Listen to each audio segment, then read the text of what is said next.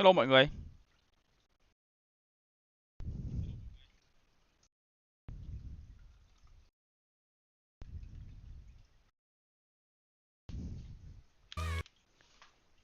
Hello em Good Boy.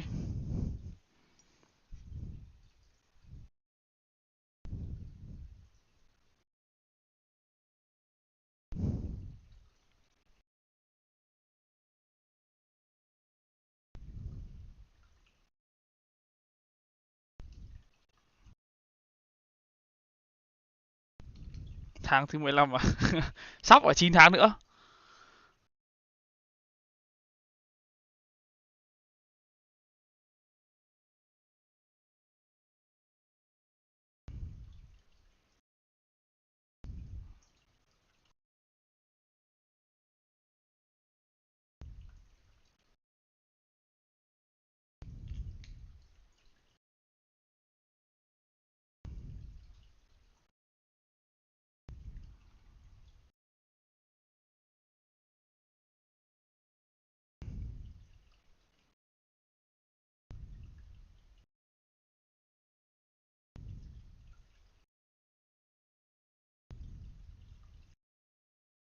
Hello em Bách. Hello Khoa Văn. Hello Lê Hoàng. Vừa xem clip anh bị chim xong. Ủa, ở đâu vậy? Có luôn hả?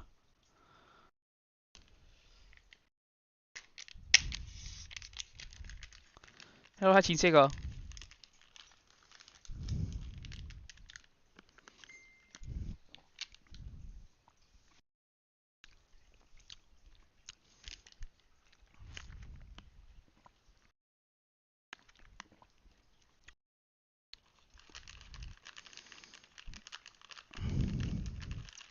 À.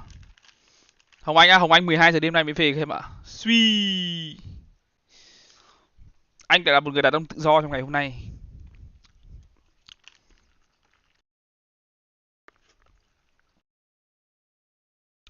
Hello say I love you.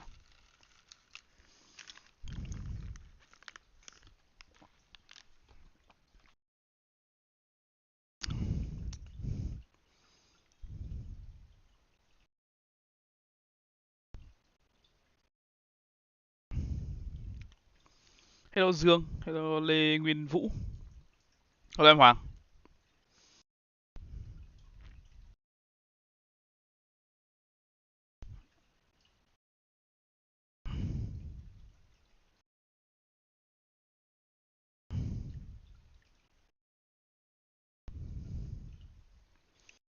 Thế anh ở nhà một mình 2 ngày liền luôn à? Chính xác em ơi.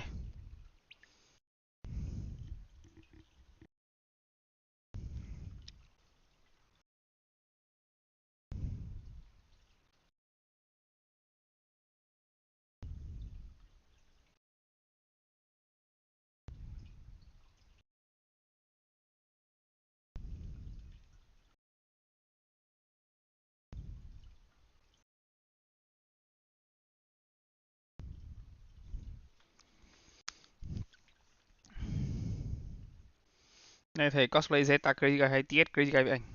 Chưa biết nữa em ạ. Cái này phải để xem gọi là mày thái độ hai team như nào.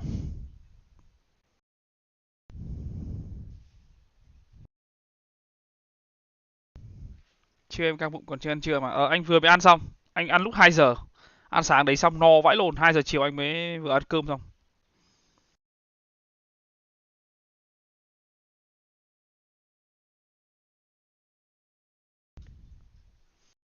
Ui, đi mà mới đi ăn sáng về xong ngủ phê vãi lồn mà. Đâu phát của Hoàng. Anh tìm ra được nước nào ngon ở Phúc Long cho anh. Hôm qua anh uống cái hồng trà Phúc Long ấy. À hồng trà đào sữa à? Cũng được.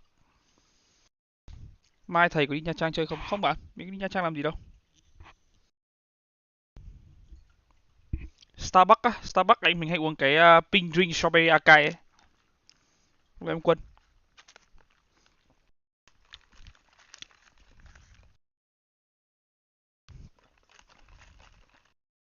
Sao công anh tận sang năm mới bắn giải tiếp vậy? Lịch của Riot nó thế bạn ạ, biết sao giờ.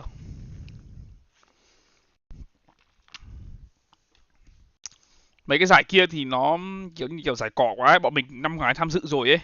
Nói thật với các bạn luôn, mấy cái giải off season ấy ở Ấn Độ các thứ ấy, năm ngoái mà mình tham gia rồi ấy, năm nay bọn mình không muốn tham gia nữa. Tại vì sao? Vì nó rất là delay tiền. Các bạn không hiểu đâu, có những cái giải Ấn Độ nhá. Anh em nào biết cái giải đâu để mình tính cho các bạn.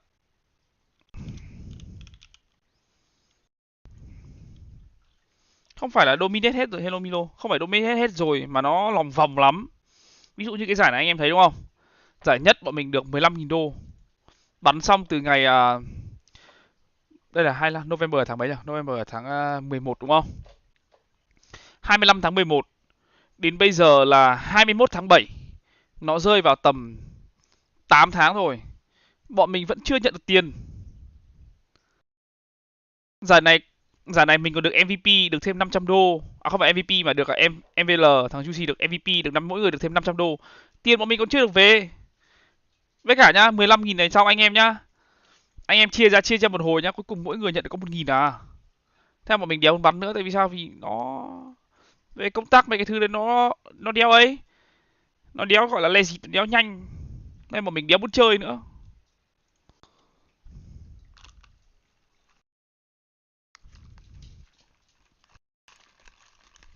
Giờ có khi lương còn cao hơn tiền giải nhiều. Giờ bắn giải lại lấy tiền quảng cáo thôi. Cái vấn đề nó không phải là tiền ít hay tiền nhiều bạn ạ.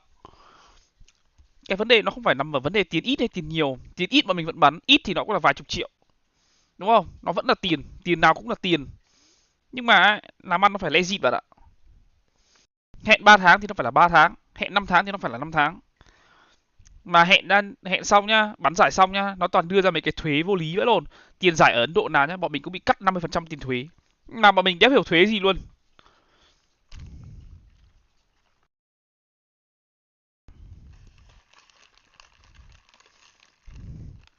Nó cứ ghi cái gì đấy thuế gì đấy và 50%. Bọn mình cũng chỉ biết chấp nhận thôi, đâu có làm gì đâu, đâu có kiện cáo gì đâu, đúng không?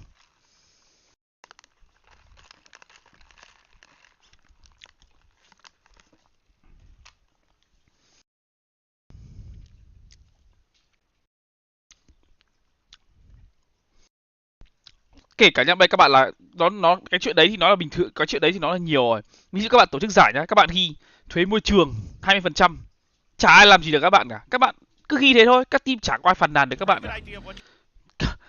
Thế là chịu thôi, chả làm gì được cả. Chứ bọn mình cũng muốn bắn giải lắm chứ. Ví dụ bọn mình cũng chỉ nghỉ đến tháng 9 tháng 10 thôi mà, đâu phải nghỉ đến hết tháng 12 đâu. Nhưng mà như thế không chơi được. Anh mua trả bì đao em ạ. Early pistol win, I mean, that's the most basic thing in the world to say. But still, it matters. Like, or at least a round 3 win, yeah, right? If they lose the pistol. That is how it starts, especially since you're attacking, too. And Laz on this chamber, maybe he's got the Headhunter, and he's going to have some theatrics with it. He's got 4 rounds already on it. So let's see how it begins. But that's the other thing. This is Team Secret's map pick, so perhaps they have something prepared. Just maybe they're not prepared for the chamber. Who knows? But then again, it is Jesse Vash and that Sova on. Mình có thằng em hữu hoàng trong kênh chat này, nhưng mỗi tội nó đang đi làm mẹ ơi. Team Secret are pushing out B. Đang đi làm thực tập mẹ. They are really far out. The real question is how ready for it. Are they going to be Crow at least wise enough to check? Yeah, the fault line hits and Dubstep, just barely able to get out of there. Got clipped a little bit on the wall, but heals are going to be able to come through here for Crow. Anh thấy nó mưa ở ngày sáng 7 giờ bọn anh ra ngoài đi ăn sáng đã mưa rồi.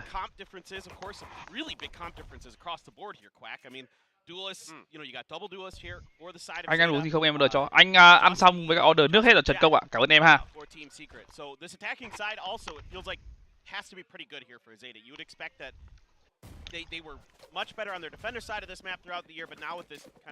Còn 2 viên. Should be able to have a lot of push and presence with Depth's Neon as well. Definitely, and we're looking to see him make some plays happen. Already just high sprinting it, kicking things into high gear on the side of A.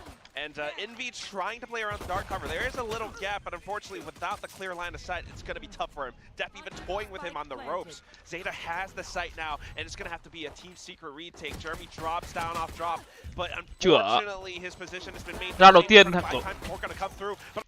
đầu tiên của ngày là các team êm nó chưa vào tay á.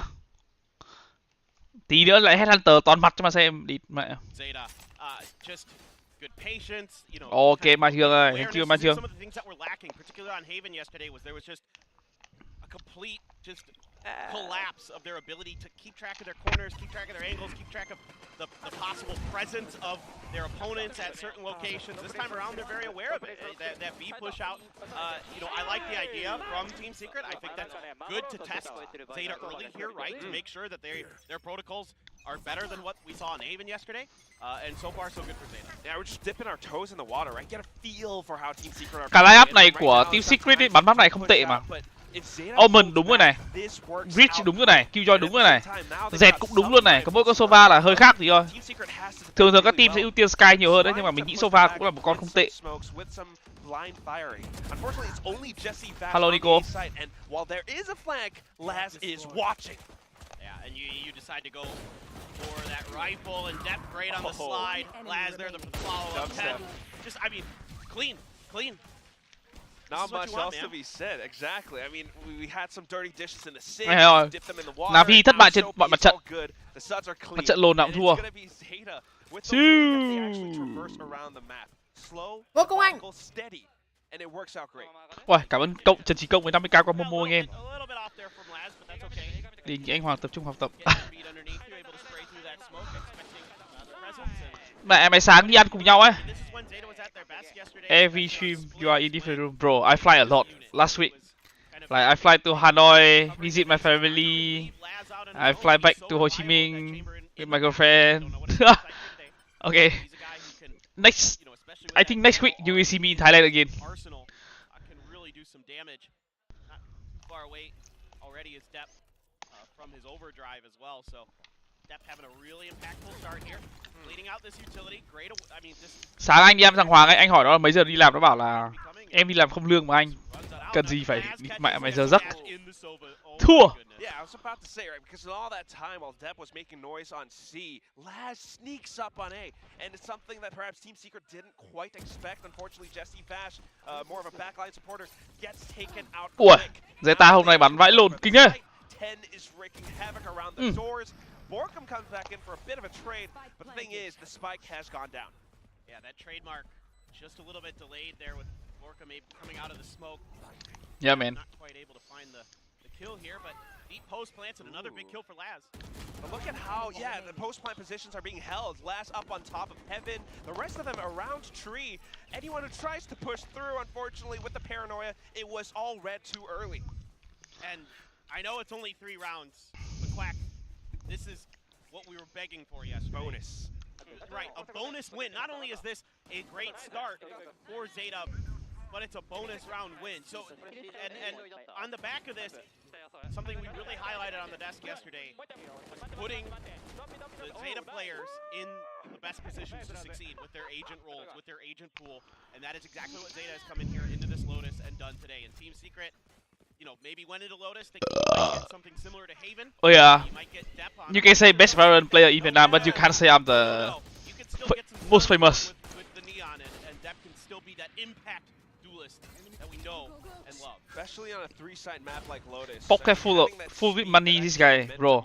My pocket's always empty. A lot quicker.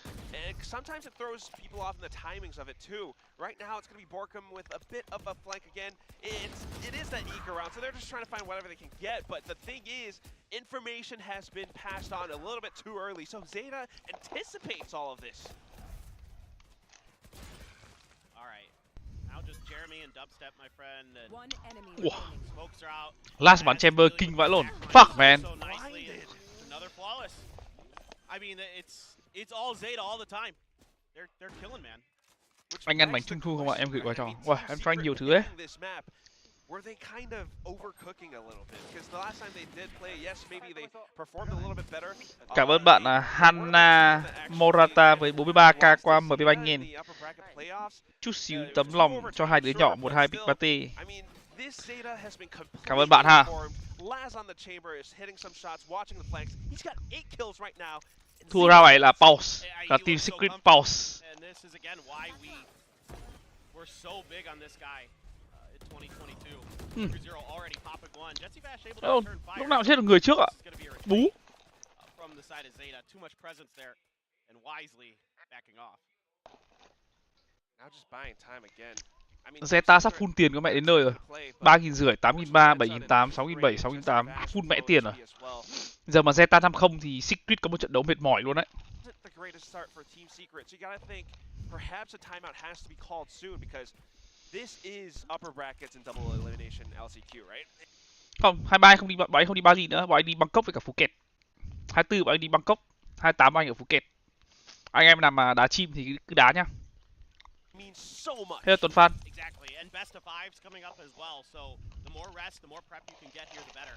Both these teams so prep heavy, particularly Team Secret. So you don't want to. I tell you what, I would not want to beat anybody facing Team Secret in that grand final with that extra day of prep. Throw there, gonna be able to get through the door, but still some pressure being applied here. Laz once again getting so deep in the flanks.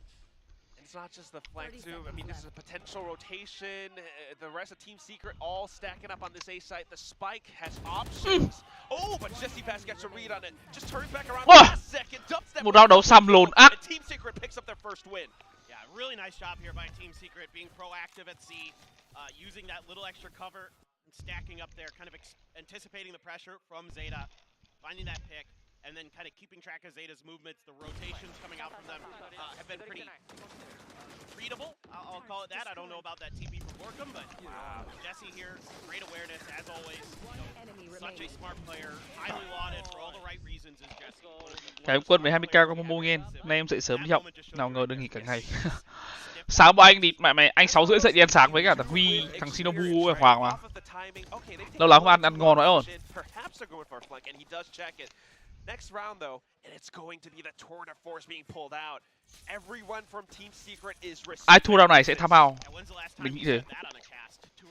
You want to play? Yeah, it's been a while. We didn't get to see it much here in Pacific, the Chamber. Yeah. Nhưng mà đội hình của Zeta này thì sang thủ mình nghĩ là hơi yếu. Maybe a slight buff. Goes in for a bit of a walk peek. Doesn't catch anyone, but this is good information for Zeta. With that, they created a little bit of space on towards the C site. Now Seeker's being sent out. Team Seeker has no choice but to back off. And that's a great response to the paranoia. Công thì mạnh, hiển nhiên rồi. Nhưng mà tí thủ thì hơi sợ, hơi khó.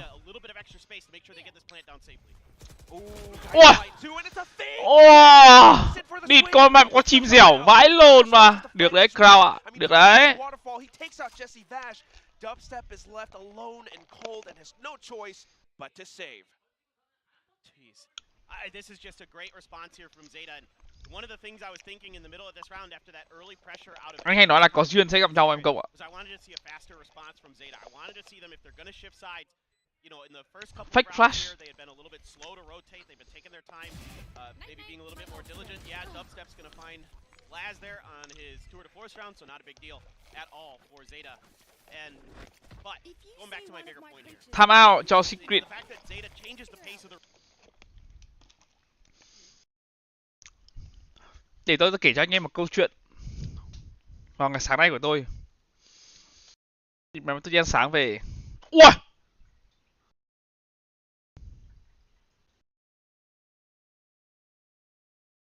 Mẹ sáng nay tôi đi ăn sáng về, tôi nhìn thấy cái gọi là máy lọc nước của hai con chó mèo nhà tôi ấy, nó đéo lọc nước. Tôi tưởng nó bị hỏng. Tôi đặt mua cái mới, hết 300.000. Tại vì thấy nước nó đéo ra, thế tưởng nó hỏng. Sau rồi khi mà cái máy lọc nước mới nó về, cái máy lọc nước nó về, tôi mới nhận ra là ủa, cái máy này nó cắm bằng USB thì lấy lồn đâu ra nước nhỉ? Mình phải đổ nước vào chứ nhỉ? Thế khi tôi đổ nước vào thì cái máy nó chạy bình thường. Thế là giờ tôi có hai cái máy lọc nước cho chó và mèo.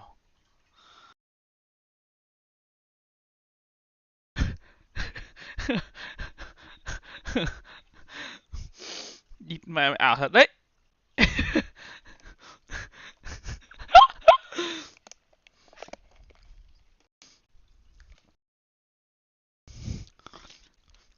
Đéo hiểu. Thế là mình để nghĩ cái máy địt mẹ cái máy 200.000 mà có thể nó cắm bằng USB ở máy tính nó có thể tự địt con mẹ mày sản sinh cho nước được nhở? Tại sao mình lại nghĩ thế nhở? Đéo hiểu.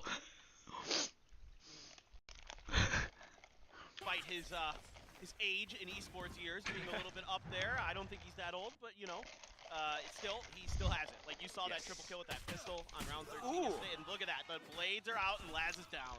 Yeah, scoped in, couldn't see him up in the air, didn't hear it at all either because he was just outside of range. At the same time now, Zeta just exploring the C side. Jeremy and Borkum are here to defend.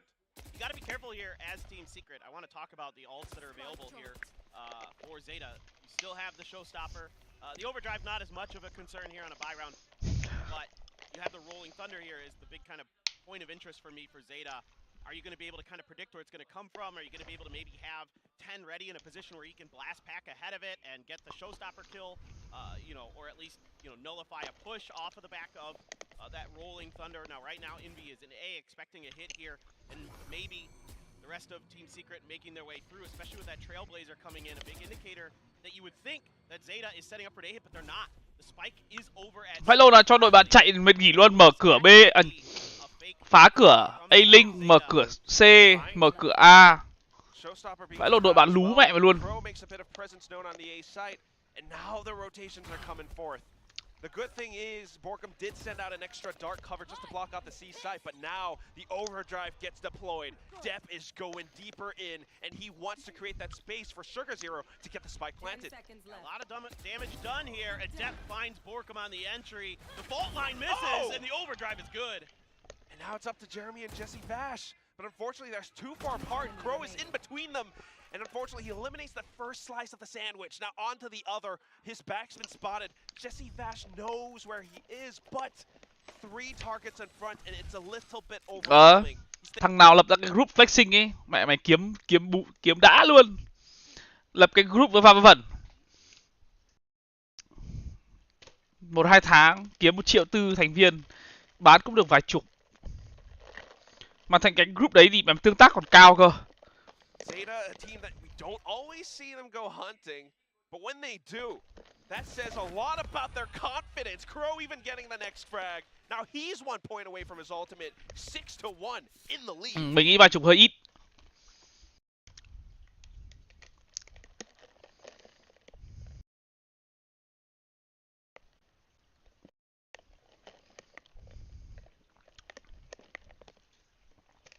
Kiếm tiền chưa bao giờ dễ đến thế.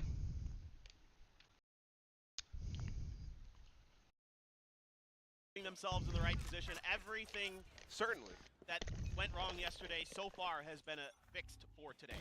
Yeah, put them in their best roles where they're most comfortable, and that was a 4v5 to round win conversion because Depp sprinted into the C site.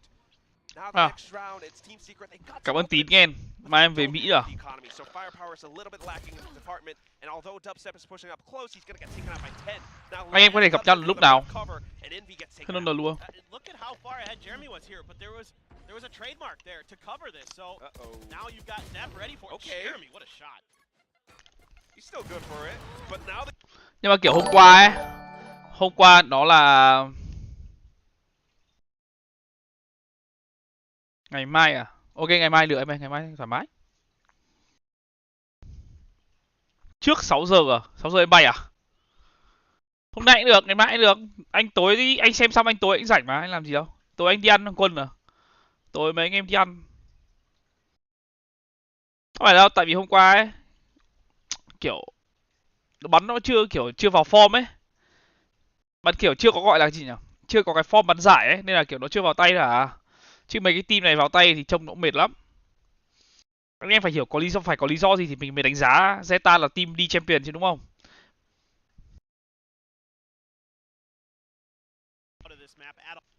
Hello anh vừa xong qua thử thách 3 ngày 2 đêm không ngủ. Phải lộn. Đi sớm đấy mà.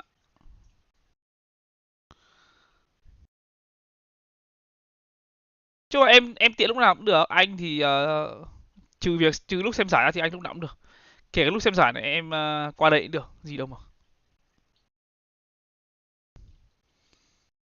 Hôm qua Secret bảo là do Secret hôm qua khỏe cũng không đúng lắm. Tại vì như kiểu Genji hôm qua ấy, Genji hôm qua là có đúng mỗi thằng Meteor và King chơi mà đâu có ai chơi đâu. God Death thì báo cả 2 game. Sylvan thì có những pha cứu nhưng cũng có những pha báo. Chứ mà mình đánh giá hôm qua là Genji yếu hơn là Team Secret mạnh. Mạnh thì mạnh thật. Nhưng mà để mà đánh giá thì mình vẫn đánh giá là Zeta mạnh hơn.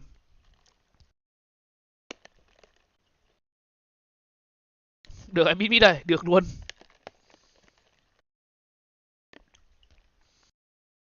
Hello BZ. Bộ dự đoán EMEA về America à? EMEA thì mình không rõ lắm, nhưng mà NA thì mình nghĩ là Cloud9 đi thôi. Team Secret now just Oh. hunkering down. 2 kills going their way. 3, and then the trades come through. 10 trying to pull it back from the break, but still not quite able to push past Borkum. It's all down to Laz, and he's got an operator. Anh không nghĩ là Navi đi được đâu. Navi đôi khi cút vãi luôn. Cảm giác như kiểu là đội hình đấy nó không hợp để chơi với nhau ấy. Không biết nữa. Ui! Turns back around though. Now Dubstep is going on a bit of a hunt. He's picked up the scent. Bloodhound slowly creeps up forward. But Laz! Never count him out! It's down to a one-on-one. And Jeremy could be anywhere. Laz, fully aware of it, puts down the tripwire. I mean the trap. Jeremy nghe rồi. Nghe phát đổi đường luôn. Ta đẩy làm đéo hay đằng nào cũng dính cái trap. Hợp lý luôn. Nhưng mà ông này lâu quá.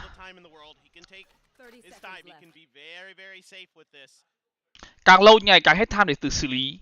20 giây này giờ đâu còn mấy time đâu. Giờ bị giới hạn rồi. Chạy về C kịp không? Chạy về C còn đéo kịp cơ. Giới hạn thời gian. Khổ thế đấy.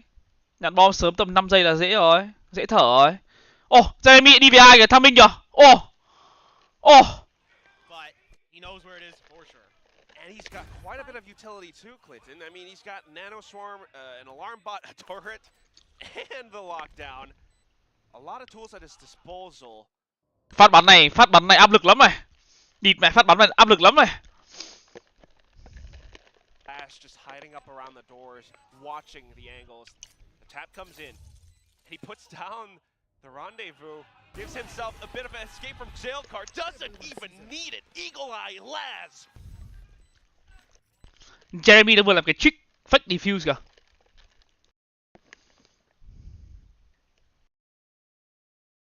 This is like so refreshing. I'm ecstatic, and I know this is tough if you're a Team Secret fan, and I really think that this was a good round from Team Secret. They did a lot of the right things, perhaps, but they gave him 1v1s. They gave Laz with an op 1v1s, and he's gonna win those a lot. ever challenge this guy when he's on an op.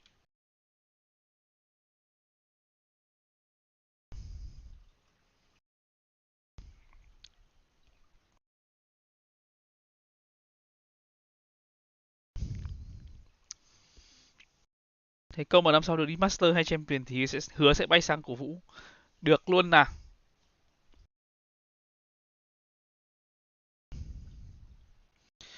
Phát đấy pha của Bokum thì cũng không có vấn đề gì lắm. Tại vì pha của Bokum ấy là tại vì last bắn hay nữa. Ném smoke xong rồi nó đi qua smoke bắn chết thì cũng không làm gì được rồi. Êm thì có thể nói là lỗi nhưng mà cũng khó. Không có pha đấy cũng không nói là sai lắm. Cái pha sai duy nhất có lẽ là của Dubstep. Hello Ngọc Long. Đứng im kê là được rồi. Lại kiểu đẩy ấy.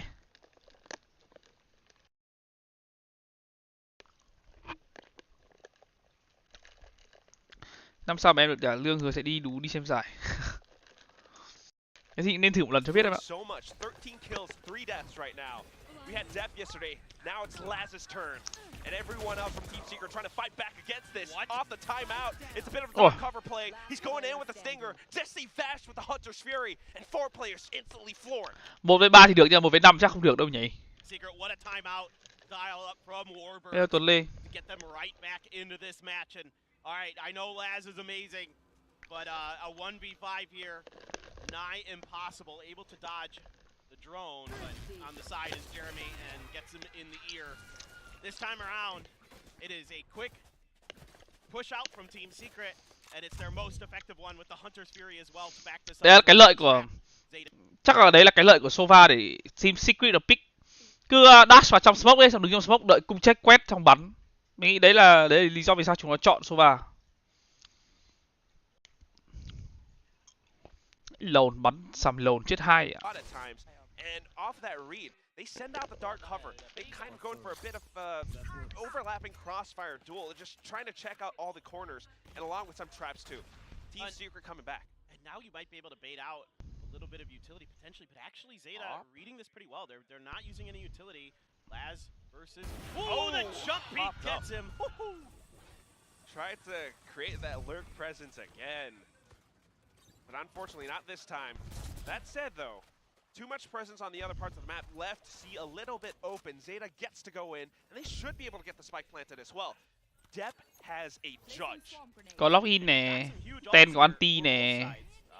Lockdown gonna be invested. 10 immediately trying to get ahead with that showstopper. Can't find his mark. I don't think he spotted Jeremy as well. So Jeremy now hiding inside this dark cover could potentially make a play. Ui. Covers it instead. Dubstep just watching down waterfall. Ôi xong, cút. Taking this slowly, bit by bit, step by step. Now they're inching Ủa, in front, but they get round này hôm nay lạ này. Ủa, round này hôm nay cũng lạ này. And like crows, you will fly away, Dep. Now trying to do what he can with the judge. He swings the hammer, and now looking for the next. Jesse Vash trying to dance along with this, but he swaps over to the shorty instead. 2 rounds for 2 rounds, and now you're running. Oh! Jumps up, and Dep swings. 2v5. I mean, unbelievable. Crow here, the hero for Zeta Division. Ui, Crow là 3 luôn mà. He is having a really good map. And I mean, if Crow's having a good map, then things are going very well for Zeta. And it is tough for any team in the world to beat them when every player on this team is in their highest form. Just really so aware here is Crow, finding the right angles, and a beautiful call. Put the judge onto Dep with that neon, and he works it so well around those corners. Sao các đội hay bị thua Thrifty vậy anh? Chung mà khởi khẩu lục hay súng nhỏ trong này cũng khỏe mà em. Nó không phải là vô dụng ấy. Kể cả cậu Classic cũng mạnh mà. Ôi ôi! Quả phát 10 điểm đấy. Mỗi tội pha bắn thì nó hơi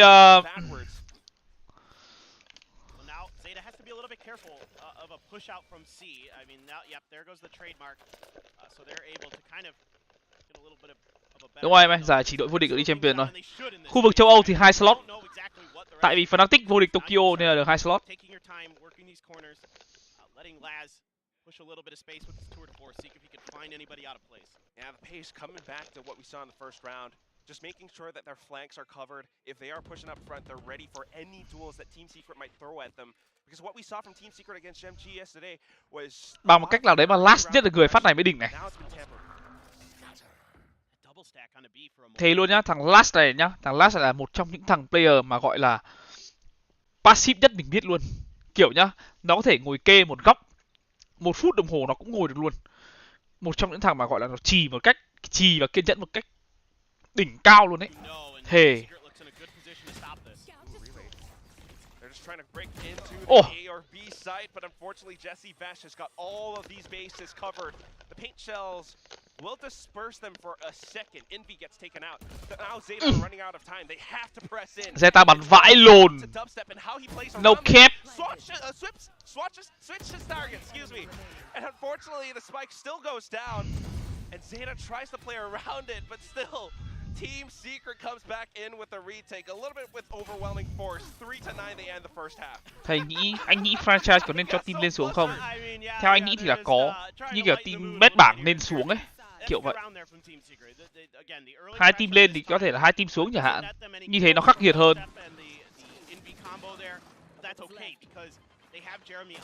Chứ còn mấy cái thằng franchise đời đầu không bao giờ kiểu nó không bị xuống ấy, nên là nó cũng hơi phiền.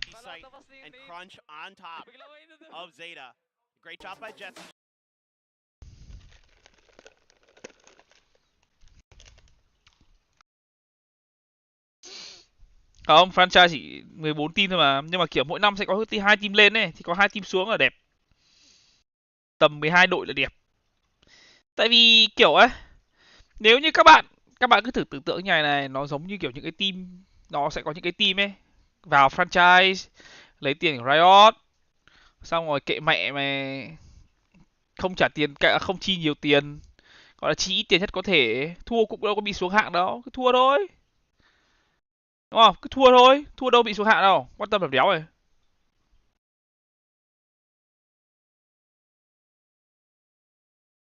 Đâu, hình như là năm nay là cộng 1 này, đúng không? Hình như là năm nay cộng 1, năm sau cộng 2 em ạ. Từ năm sau là mỗi năm đã là cộng 2 rồi. Có năm đầu là cộng 1 thôi.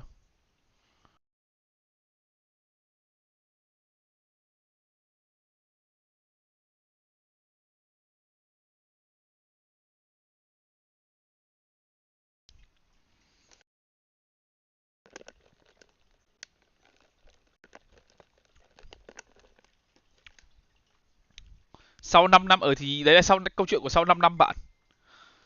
Đúng không? Sau 5 năm. Còn như kiểu mấy cái team mà leo từ Ascension lên ấy, trai hát tụt lồn ấy, xong lên tới ngồi 2 năm về. Mấy team kia thì 5 năm. 5 năm mới kiểu là xét duyệt lại, có thể là vẫn ở đấy.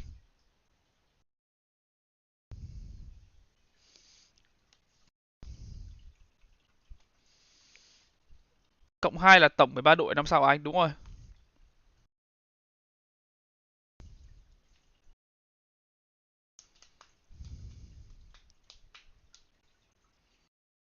Đi du học vừa về nước thì người yêu có bầu với thằng khác thì làm sao bây giờ hả thầy? Thế em nên cảm thấy may mắn thôi. Nghĩ tích cực lên em. Mình là người may mắn. Vì né được một mối quan hệ đéo ra gì. Chả có gì mà phải nghĩ à. Onto the C site because there isn't going to be this killjoy here to make it kind of a much more difficult affair to get to C. Yeah, no nanoswarms, no traps, chambers out on the A, so Team Secret actually gets free range. Của thành tích tốt cũng bị xuống anh.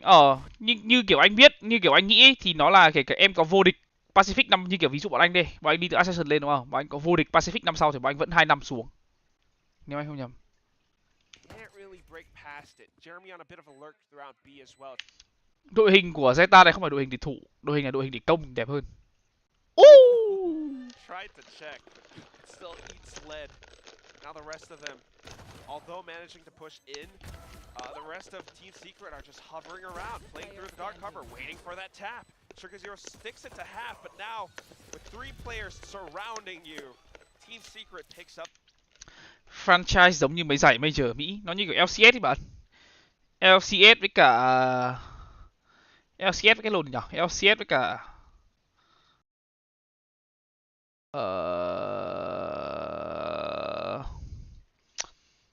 LEC ở đấy, mấy team đấy đâu bạn bị xuống đâu, bet bảng cũng thế à. Năm đầu bao giờ mà chả là nháp. Kệ thôi. Mình cứ tận hưởng 2 năm của mình đi đã, quan tâm đéo. Well, yes. But now in this round, Zeta, a 5 stack. They hit it. Nhưng mà du học sinh khó kiếm được mối quan hệ lâu dài như vậy lắm thầy ạ. Thì em không nên nghĩ như thế em. Em cứ nghĩ là thà đéo có còn hơn là có những mối quan hệ như vậy. Đối với anh ấy, đối với anh những thể loại mà những cái thể loại đối với anh ấy, những thể loại người thứ ba là một, và những thể loại ngoại tình ấy là những thể loại đéo là gì. Đấy là những suy nghĩ của anh. This is why we talk about Jesse as being such a good IGL and why he loves the Sova. It allows him to really be safe and cautious. Ủa, anh tưởng VCS vẫn xuống mà nhỉ? VCS có lên hạng xuống hạng mà. Những mối quan hệ đấy có để làm, có thì để làm đéo hay cho mệt. Bỏ ra. Oh. Keep Team Secret trapped in exit frags or what have you. But it's gonna be tough. Vãi lồn là ngoại tình lần 1 chắc chắn là sẽ có lần sau, nói mẹ thế nhanh. Not much they can do to get through this. It's gonna take a hero shot. Wow. And there's none coming through. Secret finds a flawless of their own on the anti-eco. Good response. Again, that mid-round adaptation. Jesse Vash as the IGL. And it's so good. VCS thêm 2 đội bỏ xuống hạng. Flawless round coming through means that they get to carry these weapons forward, and it's a huge boon to their economy. We talk about it all the time. And this đó, VCS cái thời mình biết nó là có VCS A, VCS B đấy bạn. Attackers half, of course. You know, I think job done for the side of Zeta. On your attacker side, I think a 9-3 is quite solid. Is definitely in the realm of what you're hoping for with this comp. You know, but again, Thì mình đã nói ngày xưa đấy còn gì. Mình có phải là người thi đấu LL đâu, mình quan tâm mấy luật lệ đó là làm gì. Cái mình nhớ nhà thì mình nhớ thế đó, mình nói thế thôi.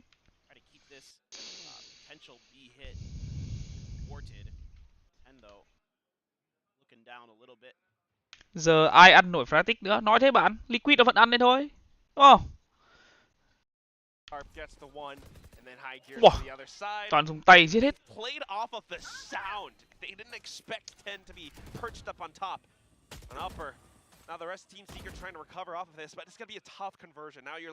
Mà mày VCS mình nổi tiếng mà. VCS mình không chơi ấy nhưng mà cũng nổi tiếng mà. Được cả đi mày support radar, đi check bản độ mà. Đã. Jesse trying to wiggle his way. Bây giờ chán VL, cả tháng nay chỉ ngồi chơi, công việc chả thiết làm nữa luôn. Rest of his team Đấy là em đang tự vứt bỏ tương lai của em vì coi nhỉ, vứt bỏ tương lai và cuộc sống của em vì một cái mối quan hệ chả ra lồn gì cả. should be coming soon. Envy though gonna Okay. take 10 out. That could be Nghĩ thông suốt rồi em, mình dùng đầu mình nghĩ thông suốt ra. I guess just going for that full round save instead. Last taking out Jeremy is a great pick for Zeta. Không thì nếu mà em nghĩ sợ em nếu mà để nói mà hơi láo lồm một tí thì nếu mà em cứ nghĩ thế thì em cứ nghĩ là nếu mà em vẫn nghĩ là kiểu em nuối tiếc thì em có thể bắt đầu suy nghĩ về một mối quan hệ chơi chung chẳng hạn, kiểu vậy. Cũng được mà.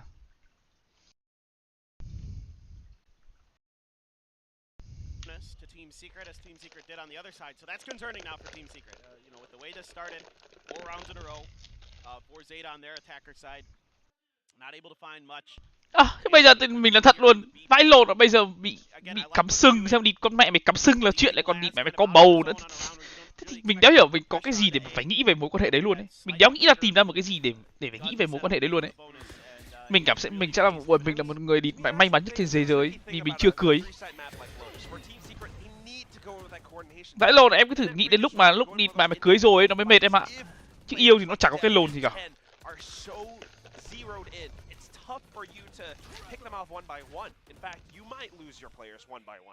So right now, it's that coordinated hit towards the A site. They're walking in, but Zeta seems to be setting up for that retake. Yeah, I think they're still worried about that rolling thunder as well that Envy's already got in the bag. They're going to be noted by the alarm bot on this flank. That's why they're playing so far back, but without Envy spending it, yep, they got to be a little bit more careful. Secret mà thắng round này thì tỷ lệ comeback vẫn cao lắm này, cao đét luôn. Jesse Vat đứng góc này thì mình nghĩ là chết chay. Đúng.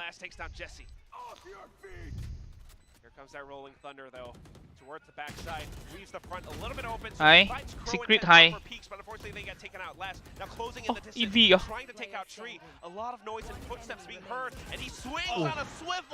Lát bắn vãi luôn. Man, oh man. Almost another last miracle there. Still not bad at all. The ideas are pretty good from Zeta. Able to kind of... Khổ. Nói chung là nếu mà em thấy buồn ấy, anh nghĩ là ấy, cái việc mà em thấy buồn ấy thì anh cũng hiểu được, nhưng mà nếu mà buồn ấy thì em nên buồn về cái việc là em cảm thấy em tốn thời gian vì đi phải mối quan hệ vô ích vãi lồn. Đấy là cái em nên buồn. Cảm giác gì là tốn thời gian của em ấy. Đúng, đấy là cái em nên buồn. Chứ còn em chỉ cần đơn giản ấy, nó là đi mẹ người này, một người mà có thể cái gì nhỉ, ngoại tình với một người thì có thể sẽ ngoại tình tiếp. Yên tâm đi, anh nghĩ là bố của mẹ mày, đứa bé đấy chưa phải là người cuối cùng đâu em.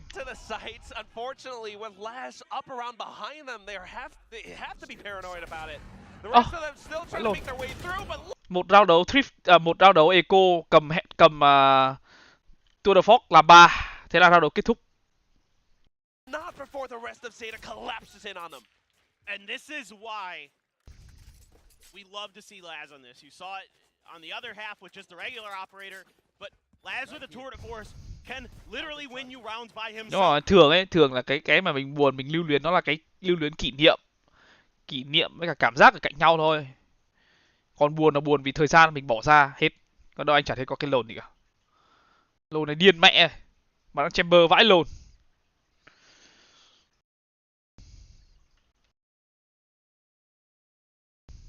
Du học sinh đã cô đơn đó thì em có thể tìm những hội bạn chẳng hạn, đâu nhất thiết phải yêu đương, em có thể tìm những hội bạn với nhau. Ui, last bắn trượt ạ, lâu lắm mới thấy.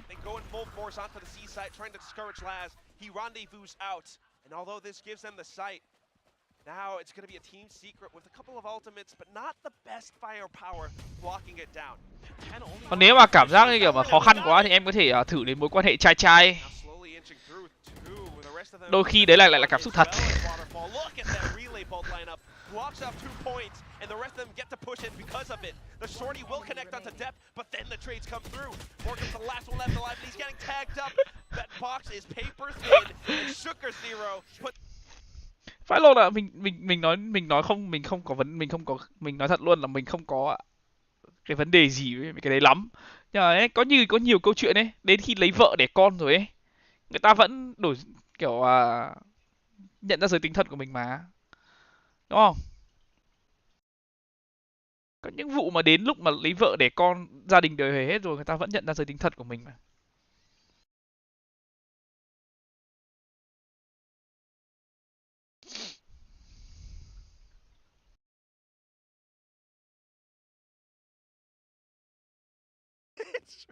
I mean, you're talking about protocols too, right? Cuộc sống mà đâu ai sống hộ người ta được.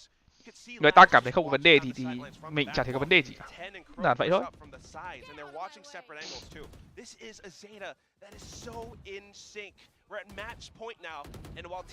Các bạn spam quá 3 cái icon là con bot ở ban các bạn á. Uầy, vẫn sống. Ngô Công Anh. Chết rồi.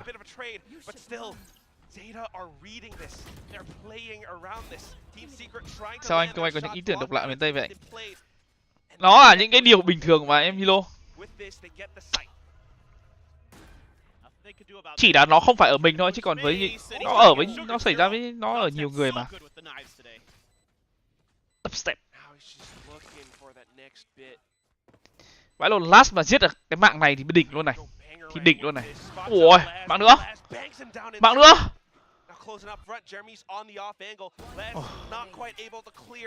The barrel sticks out far too long, and now it's up to 10. Paint shells out, Blastback's in. But yeah, it completely stops him in his tracks. Goes for the tap, and Envy just playing so safe with so many different spots on the site. Comes out huge. Yeah, this is really good stuff here from Team Secret. Dep doing something pretty cheeky, but only able to get one out of it. So Zeta is going to take a timeout here, I think. Cảm ơn Tín em.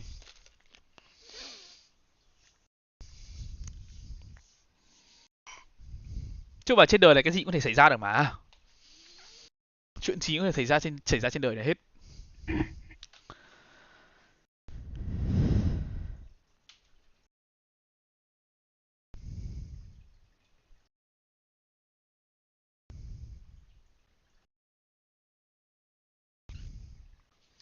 Em vẫn thấy nó ghê thầy ạ. Đúng. Những người mà thấy ghê ấy thì là những người mà khó có thể mà dính vào đấy. Nhưng mà nó không dành cho mình không có nghĩa nó không dành cho người khác mà. Đúng không? 12 rồi vẫn tham out chứ bạn. Cái game này ngắn lắm. Cái game này nó siêu ngắn luôn. Ai lên 13 đã thắng rồi. Nó không phải là như CSGO 16. Nó ngắn lắm nên là cái tỷ lệ comeback và tỷ lệ bị trôi nó nhanh lắm. 12-7 này bạn thua tầm 2 round nữa nó đã thành 12-11 rồi mà. Nice is out of Laz. It's giving me some nostalgic feelings, you know? It's kind of warm, it's kind of fuzzy. Yeah, man. I'm feeling good today. Still though, maybe economy not so great in this round, but that timeout, perhaps it's a bit of a read from Coach Junior. The rest of Team Secret right now, so far, when they go in for some of those coordinated hits, it works out a treat. 7 cộng 2 bằng 11 á. 2 round bye bạn ơi, ý mình là 2 round bye á. Chui 2 round bye nữa là 7-11 còn gì. Round này xong nè. Đúng không? 2 round bye chỉ là 4 round. Nhanh lắm, cái game này nó nhanh vãi lồn luôn á.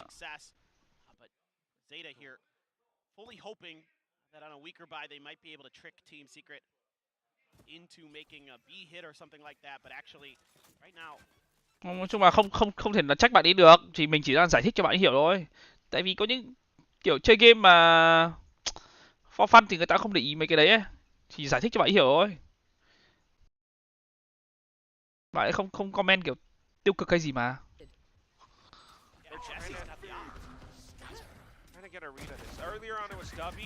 Không đụng được bạn ơi, không đụng được.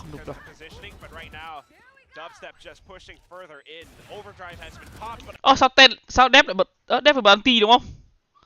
Ủa, sao Dep lại bật anti nhỉ? Now Laz from behind, but he's only one guy. What can you do? A man in a tin can, and he's throwing everything that he's got at them. Nothing left to lose, but Jesse Bash claims it anyway. Yeah, this is cái gì đây? Ông Hiệp này gì đây? Em thấy rõ ràng cả học vấn điều kiện đối xử em đều hơn. Bây giờ nó lấy thằng kia khổ như chó cay VL. Oai, tại sao em lại là người cay? Cái đấy em hãy để đến lúc mà người yêu cũ của em tự cảm nhận và thấy cay. Sao em lại là người cay? Vãi lồn, mình địt mẹ, mình có học vấn, mình có tiền, mình có con mẹ mình mọi thứ luôn rồi. Vãi lồn là người ta gì? Người ta phải thèm khát đến mình chứ mình đâu cần thèm khát đến người ta. What the fuck?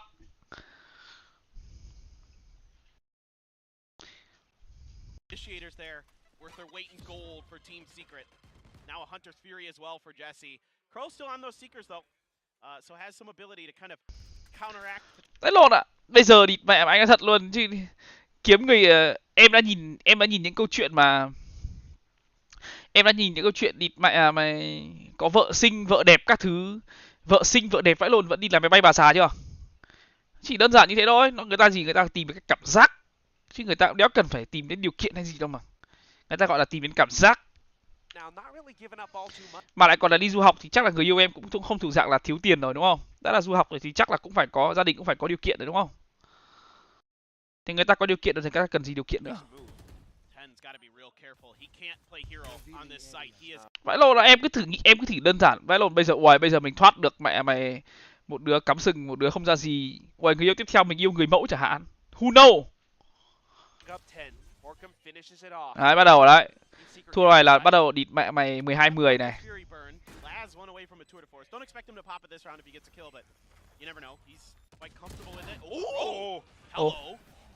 From the top of the vantage point, now makes his way in. Seeker is not quite yet popped. Ôi, timing. But now dropping down. Borkum had to spin so much, couldn't find the shot. The rest of them making their way through, and that operator is Sugar slowly Zero bắn hay diminishing away. Envy now, the last one left around Ngô the Công Anh. site, tries to stop the Ui, spike Crow. defuse, actually able to take out Crow. Jesse Vash swaps over to the Vandal, and with Dev just holding it patiently, he takes down Envy. Manages to stick it to halfway. Jesse with the shock dart swaps over to the short. Oh, And he still vẫn lets được. the shot. Just barely. Dev, if he had the confidence to stick that at half. À, em đi dò thôi, nói Việt Nam hay giả trứng. À, thế câu chuyện đấy dễ hiểu mà em. Người ta cần, người ta thích sự quan tâm cho người ta. Chứ mà kiểu khi mà dừng mỡ không có gì làm em, người ta bắt đầu nghĩ đến những cái câu chuyện khác. Uầy, như kiểu là uầy, mẹ mày tao xứng đáng được quan tâm nhiều hơn, tao xứng đáng được chăm lo, được mẹ mày được hầu hạ nhiều hơn. Nó thế nó câu ăn no rừng mỡ em. Instead of him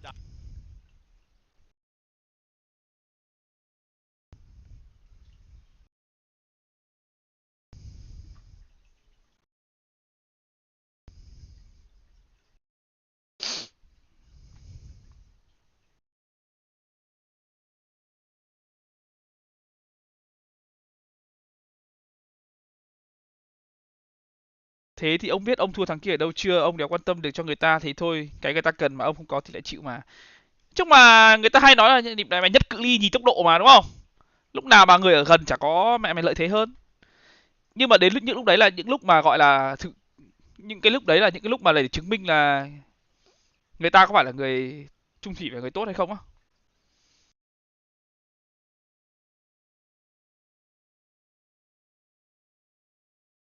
Đó là cũng khó mà, bạn ấy du học còn người yêu ở Việt Nam thì lúc nào mà ở gần ấy, ở gần mẹ dễ bị tà lưa mà. Nhưng mà tà lưa được hay không? Không phải dễ bị tà lưa nhưng mà kiểu dễ bị cám dỗ mà.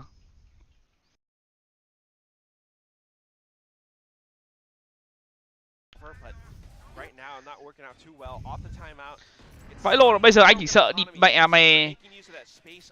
Anh chỉ sợ em thốt ra câu ấy, địt mẹ em vẫn muốn tha thứ cho người ta thì lúc đấy là chắc anh phải địt con mẹ anh phải ban em luôn mất, vì anh đéo muốn thấy những cái câu chuyện đấy xuất hiện trong cuộc đời anh.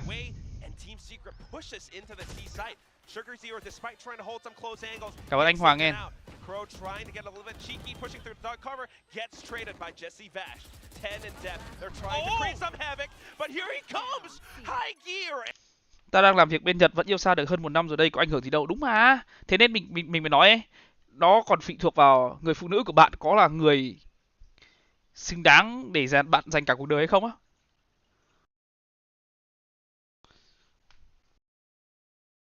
Còn nếu mà người ta mà làm gì sai trái thì mình cảm thấy mình là người may mắn thôi. Mình ổn định rồi hãy tìm người yêu, hay anh có tin vào tình yêu túp lều tin vàng không anh? Nói chung là không cần đến mức phải ổn định hay gì cả. Bạn đừng nghĩ đến việc như cả bạn phải có nhà, có cửa, có xe, có tiền thì bạn hãy yêu. Các bạn yêu đúng người ấy thì các bạn sẽ tự biết tiến bộ thôi mà. Lồn giờ nắng thế. Các bạn yêu đúng người thì cuộc sống của cả hai bạn sẽ đều tiến bộ hơn thôi. Công việc tiến bộ, các thứ tiến bộ hơn thôi. Đấy mới là mối quan hệ chứ. Chứ mối quan hệ mà cứ toxic này xong rồi kéo nhau đi xuống thì đấy không phải, mình không nghĩ đấy là một mối quan hệ tốt.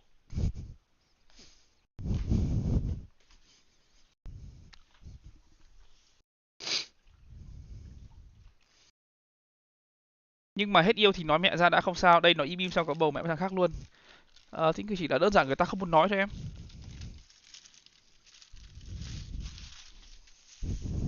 Nó cũng là chuyện bình thường mà. Nếu mà câu chuyện hết yêu nói luôn ấy, như kiểu là hết yêu nói luôn này thì nó sẽ không có những vụ ly dị này, những vụ ngoại tình đâu em. Xã hội mà như thế thì nó đơn giản quá. Xã hội này ai chẳng muốn mình là người đi mà hưởng lợi, ai chẳng muốn mình là người, ai chẳng muốn là đóng vai người tốt trong câu chuyện của mình, đúng không? Em có tin ấy là đến cả người yêu cũ của em cắm sừng em ấy, nhưng người ta đi kể với người khác vẫn nói là em đối xử với người ta như lồn này, các thứ không? Ai chả là người tốt trong câu chuyện của mình à em? Chả ai đi kể câu chuyện với người khác mình là người xấu à?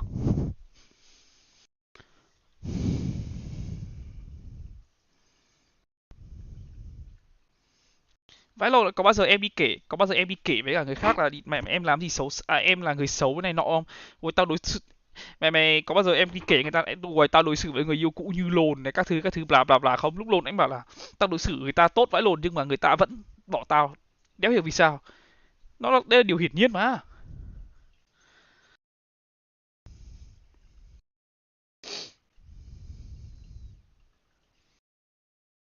Trưởng thành lên đi em, qua những câu chuyện này sẽ là cái để giúp em trưởng thành á.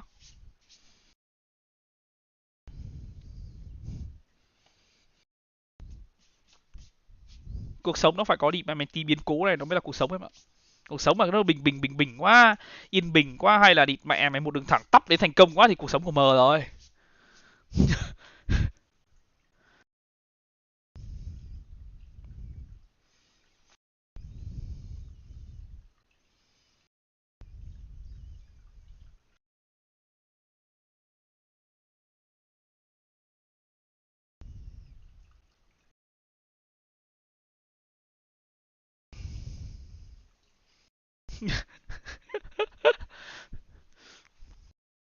Nói chứ em mờ cũng hơi nỗ lực đấy. Đi mẹ mày em mờ cũng hơi bị nỗ lực luôn đấy.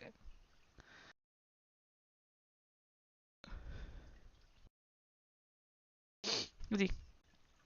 Tất nhiên là du học sinh đúng là khó có thể lo từng tí được, nhưng mà đâu thể vì thế mà anh em hợp lý hóa việc đó làm vậy được. Đâu có ai hợp lý đâu em, đâu có ai hợp lý hóa đâu. Đâu có ai bảo là em là người sai hay người ta là người đúng đâu, chẳng có ai bảo à. Chỉ như kiểu là tư tưởng của hai bọn em vốn đã khác nhau rồi. Người ta không muốn yêu xa nhưng người ta cũng không muốn nói. Người ta thích mối quan hệ ở gần, thích được chăm lo nhưng người ta cũng không muốn nói, người ta không muốn nói. Chỉ đơn giản vậy thôi.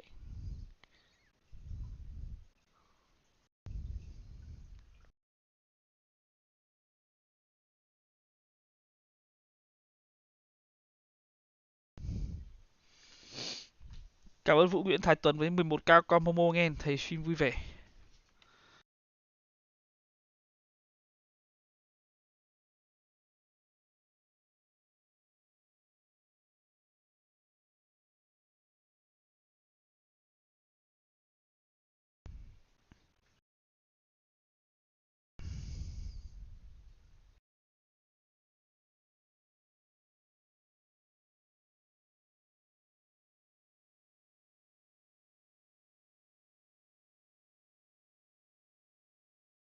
Đỗ hỏi, đi vào chuyện tình cảm nói đúng nói sai nó muôn vàn lắm.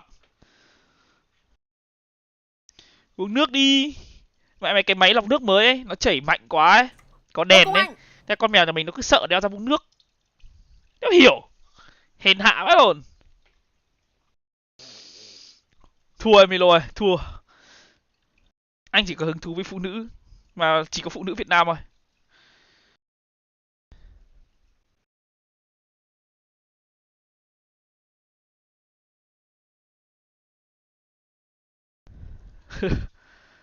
Hồng Anh, tụi mày đang ở sân bay rồi em Tiên ạ. Con mèo nhà mình hèn vãi lồn ý.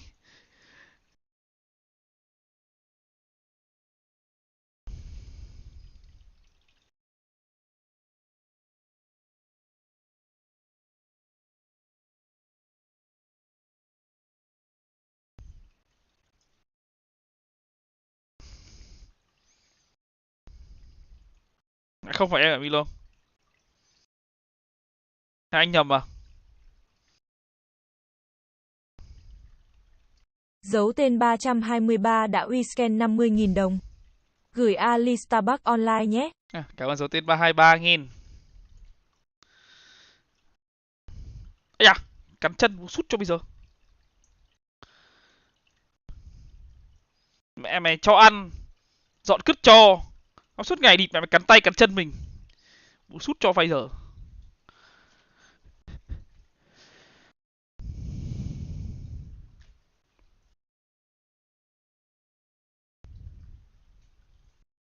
Đúng rồi. Câu chuyện của mỗi người ấy chỉ có mỗi người để hiểu thôi. Có thể như kiểu là người ta đã có ý định muốn dứt rồi, nhưng mà em không muốn, em thì lại không chấp nhận cái điều như vậy này, kiểu vậy. Và em phải, nếu mà khi mà em đã hỏi câu chuyện đấy, em đã tâm sự rồi ấy, thì em phải nghĩ thoáng ra. Em đừng có suy nghĩ theo hướng của em nữa. Nếu mà em cứ vẫn nghĩ cái chuyện là tại sao lại là như thế với mình, hay là tại sao nó lại chọn như thế cái thứ, thì nó chỉ khổ em thôi, chả khổ ai đâu.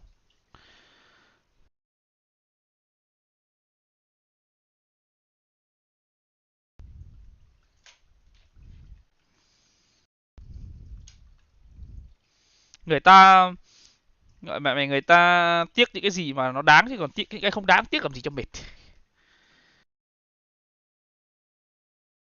Ừ. Bây giờ ấy, người ta những cái thường những ngày ấy là người ta sẽ chờ một câu hỏi. Không sao đâu, em có thể tha thứ cho người ta mà. Người ta đang chờ hy vọng những câu đấy đấy, mặc dù trông đần vãi rồi nhưng người ta vẫn đang hy vọng những câu đấy đấy. Nước ở bên kia. Cái đấy không có nước. Đi sang bên kia uống. Rất đần. Thế này.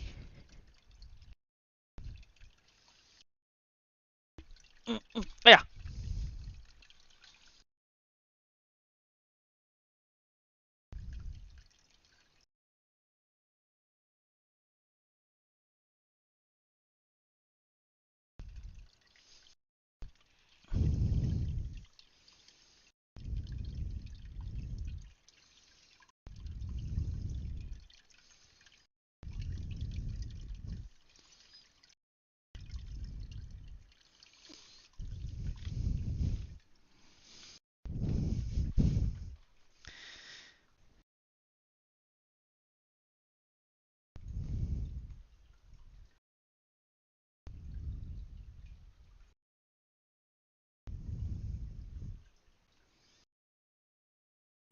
Ngô Công Anh.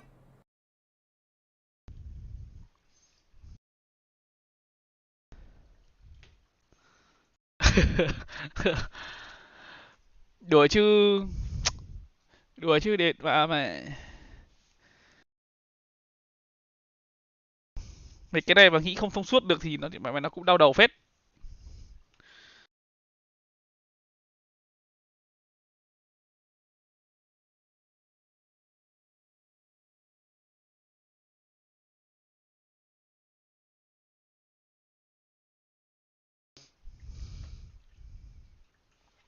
Nhưng mà địt mẹ mày, cái câu chuyện ấy từ yêu, địt mẹ mày từ yêu như thế sang câu chuyện cưới rồi mà như thế nó mới vãi lồn luôn đấy. Địt mẹ nó là câu chuyện khác bọt vãi lồn luôn đấy, thề.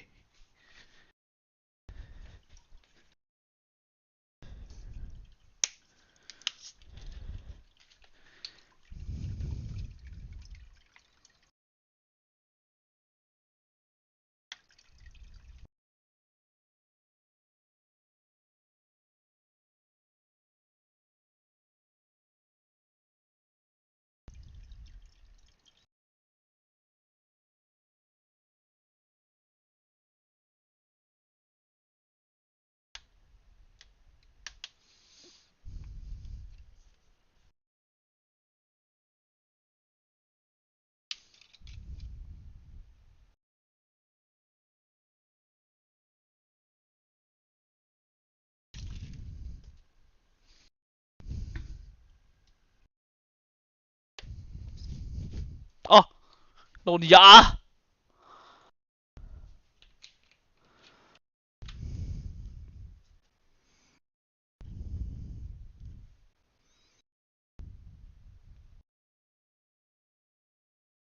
Khoan, anh Công Anh có sang Mỹ chơi không anh? 15 anh phỏng vấn đi em tin. 15 anh phỏng vấn. Nếu mà được thì anh sang. Hello Kuma.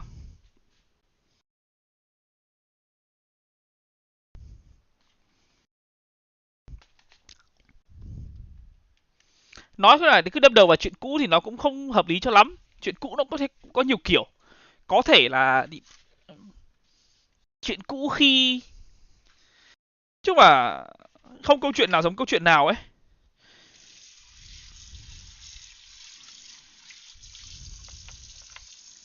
Nhưng mà những cái câu chuyện cũ ấy thường thì nó ít khi xảy ra lắm, nó địt mẹ nó hơi ngôn tình một tí.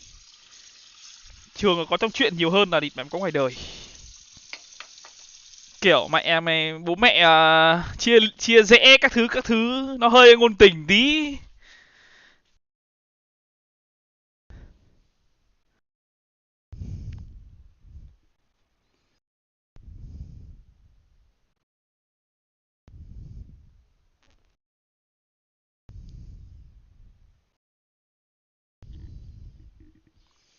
Thật địt mẹ hả mày.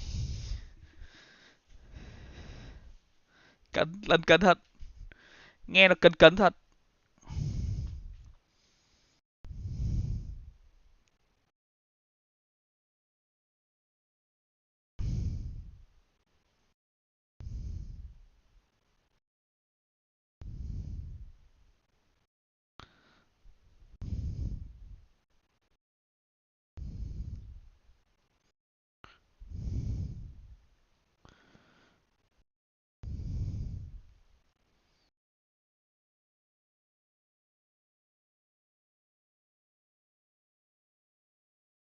Ngô Công Anh.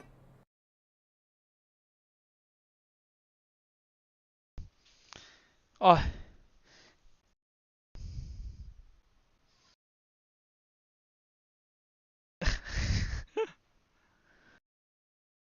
(15/8) mới phỏng vấn thì sao qua xem champion được anh. Được chứ, champion mình sang xem chung kết thôi là được rồi. Có là có visa lúc nào thì mình đi lúc đấy.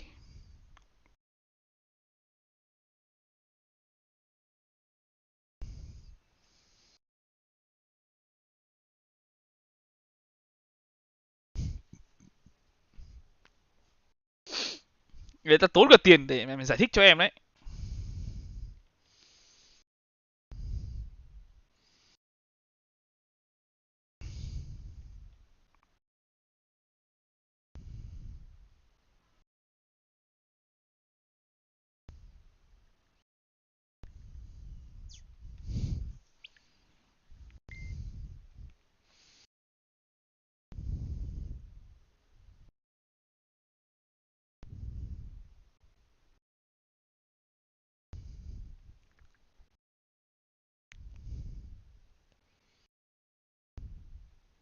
Mr. địt mẹ mày Lenny mãi mãi dự bị.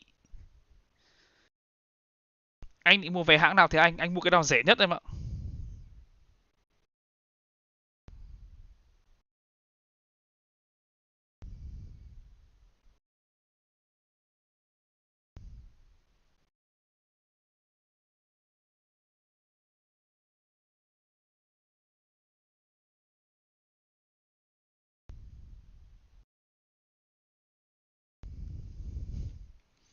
Hàng cái nào ở champion đó? Anh không biết em ạ. Chưa biết nữa. Đang nhờ bên VNG xin vé cho nhưng mà không biết có xin được không. Anh thường mua vé bay ở trang nào thì anh á? Mình hay xem ở Traveloka nhưng mà trông lại đắt. Rõ ràng là bây giờ nhá, bây giờ mình phải chờ, mình phải chờ có visa, mình phải chờ đi phỏng vấn xem có chịu đỗ hay không. Nếu mà đỗ thì mình mới mua vé máy bay. Ui mà lúc đấy mua vé máy bay thì nó đắt vãi lồn luôn mất. Mua sát ngày.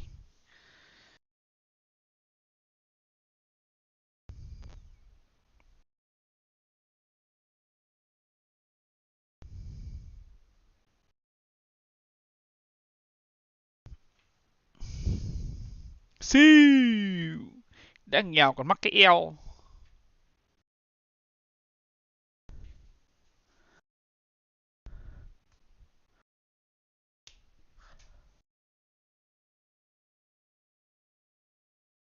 Trừ 20 triệu là ít đấy bạn ạ. Địt mẹ mày, vé mày mua sát ngày mình nghĩ nó phải tầm 40-50 triệu, đôi khi 60 triệu.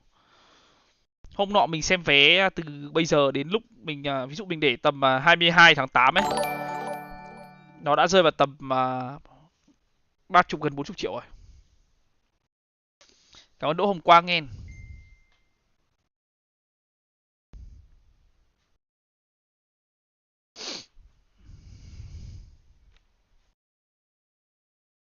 Fuck man.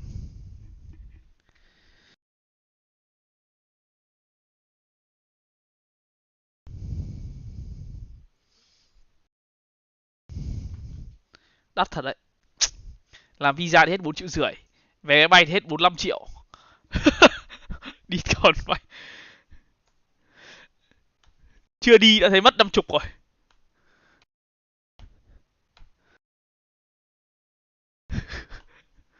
Vé 2 triệu chứ vé 1 triệu mà 50 triệu ấy, 40 triệu, 50 triệu chắc mình chết mẹ mất.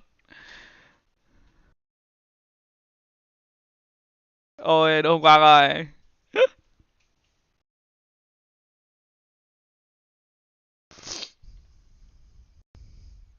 Nhưng mà thôi, chả mấy khi mình vô địch đúng không? Lại có giải nữa, lại là đất nước mình muốn đi nữa. Mọi thứ nó đều đi ủng hộ cho việc mình đi rồi, chả mấy khi.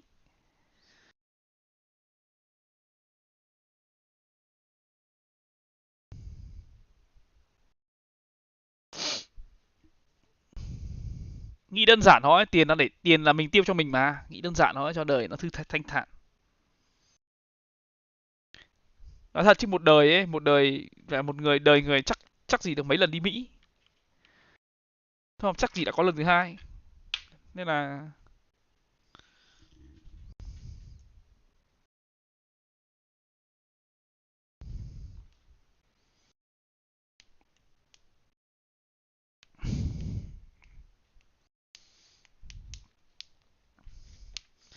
nhỡ năm sau vô địch Pacific luôn thì sao anh? À nếu mà vô địch Pacific thì anh còn nhiều chỗ muốn đi lắm. Mình làm một tour, vòng quanh châu Âu chẳng hạn này. Thụy Sĩ này, Pháp này, Ý này. Mấy cái thành phố kiểu cái gì nhỉ? Séc dùng các thứ này có mấy cái chỗ gọi là thiên nhiên đẹp ấy.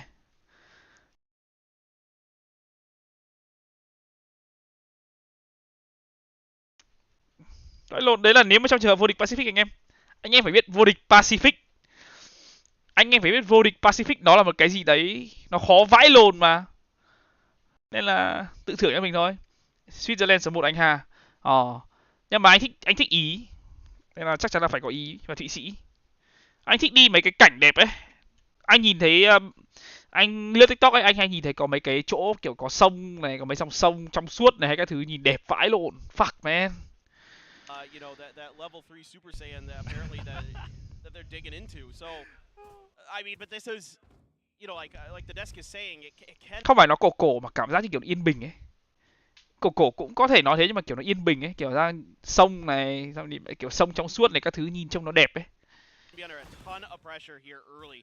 A little bit shown from Borkum over towards A, but everybody else swinging into B, and Laz wisely gets the. Thôi quay về game anh em ơi.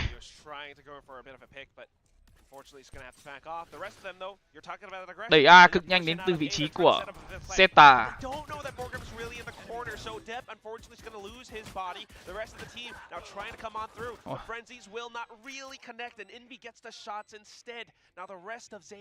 Có vừa rồi mà Zeta êm chính xác hơn một xíu là đẹp rồi.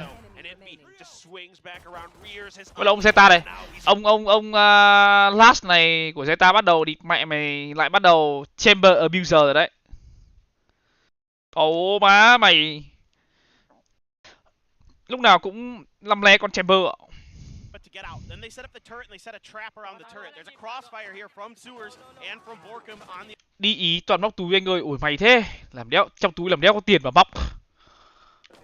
It's hard to draw it up much better than this for Team Secret. This is an absolutely well thought out pistol round that completely put Zeta into a position where they just fall right into the traps of Team Secret. So good read here to start from Team Secret.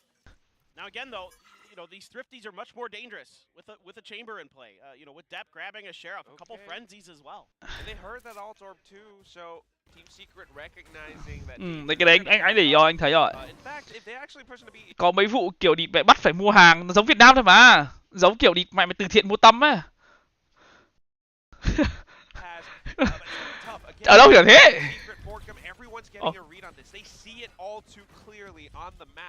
And at the same time, you've got Jesse Vash inside of tunnel, and he's going to be able to peek out with the Vandal. But Tem goes in close. Could be, he's going to pick up the Vandal, tosses it over onto Depp instead. Although there is a kill coming out from Jeremy, so Team Secret now a little bit more aware of this. That's a little bit of a misstep. Dubstep trying to cut off these reinforcements. Just trying to go in for it though. Trying to create a bit of that chaos. The rest of them swinging out from the sides because of it. They're trying to get as many kills as possible, but yes, 2-0. Unfortunately, they're all going to have to back off, and Sugar Zero dying to the spike. Well, all things considered here for Zeta, that's not a terrible round. And again, I think Team Secret has a pretty decent idea of what Zeta's hai duelit à? Hai duelit thì lại hai duelit cộng chamber thì chắc chắn là bắn bên tấn công khỏe hơn rồi.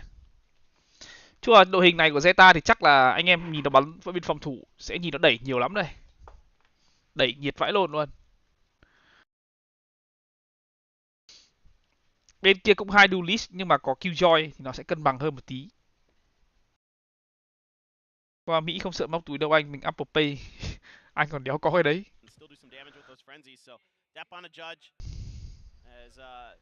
Now the arcade pressure that had been shown so much from Team Secret here early is where Zeta is putting a little bit more of their attention, but it's actually the dish push.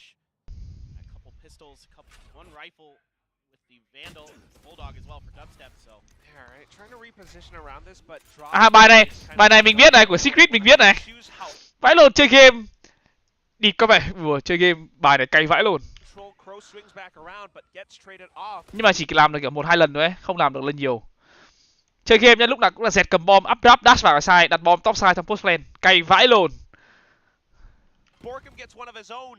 It is all up to Depp and Laz. Although they are in position, they don't quite have line of sight. Just another bit of a kind of misread here from Zeta on what Team Secret's adaptations are going to be. Really, Bull is going to come Jeremy. Laz. Post lane rồi, 3-0 rồi. Vãi lồn chưa tìm ra cách thua.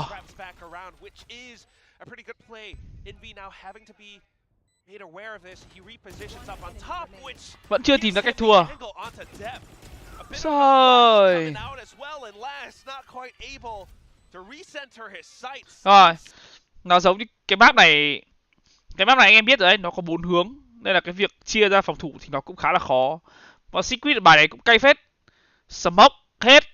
Xong rồi chỉ cho con dẹt dash vào side đặt bom thôi. Chỉ đặt bom thôi.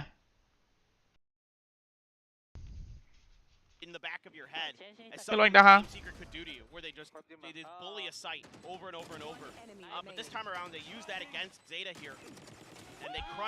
Không. Mày tầm này những cao lờ nổi tiếng mà đi mấy sự kiện đấy là được bao hết vé rồi. Như kiểu Super Bird các thứ ấy. Là được bao hết vé rồi. Người nổi tiếng cũng có giá trị của người nổi tiếng. Sầu. Đép là một. Bùm bùm bùm. Bảy né phát vãi lồn. Ô. Vua súng. Vua súng. Yeah, and this is a really nice reaction from Crow in this round. He hears the alarm bot being placed outside of the door, doesn't opt to go for that kind of, surprise door open with the stinger, thắng đi. try to get the kills instead. Trận này em đánh giá cao Zeta hơn anh ta. Vé xem tầm bao nhiêu anh á? Hôm nọ bọn mình xem á, cái vé ở tít xa ấy, nó rơi vào tầm kiểu xa vãi lồn xa ấy. Nó rơi vào tầm 500, 200, 300, 400, 500. Còn cái vé mà kiểu hàng gần, hàng 1, hàng 2, hàng 3 gần ấy, nó rơi vào tầm hơn 1000. Thế nên mới phải nhờ bên VNG xin cho vé. Không là tiền vé cũng là một khoản tiền khá là nhiều. Này nó vào TS à? Trông mà cũng hơi mệt anh ta hạ. Vé xem champion đấy. Versus Laz, those ops going to be a point of interest for sure on this map, but right now, Laz is on the other side. exactly. And Laz is completely on the other side. You read my brain there. Like Laz isn't anywhere near this. But look at the way that Zeta's setting up for this. They've read this pressure here from the side of Team Secret with that fault line as well. So the catching Jeremy here, kind of nullifying this showstopper. Zeta with a really smart potential retake coming up. Yeah, so far Zeta's been pretty good on reading how some of these ultimates will be played, and that's why they play so far back. Dep trying to stop them from getting the site as well. Throws out the fast lane, throws out the relay phone, and then kicks things into overdrive. He's looking to push off Sugar0. Last là một.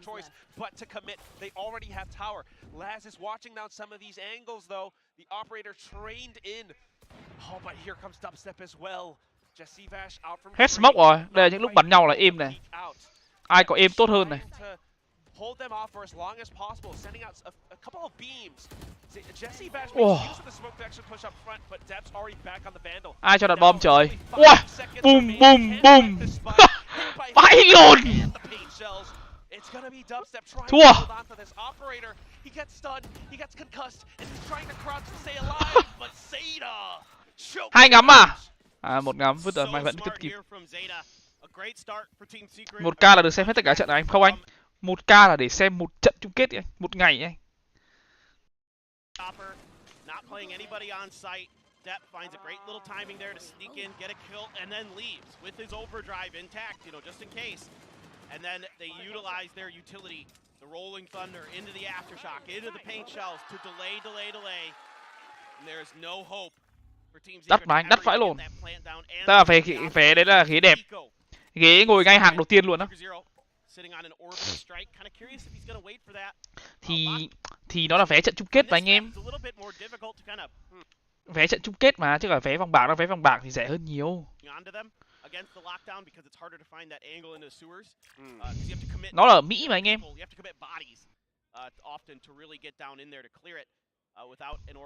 Nước Mỹ thì có cái gì rẻ đâu.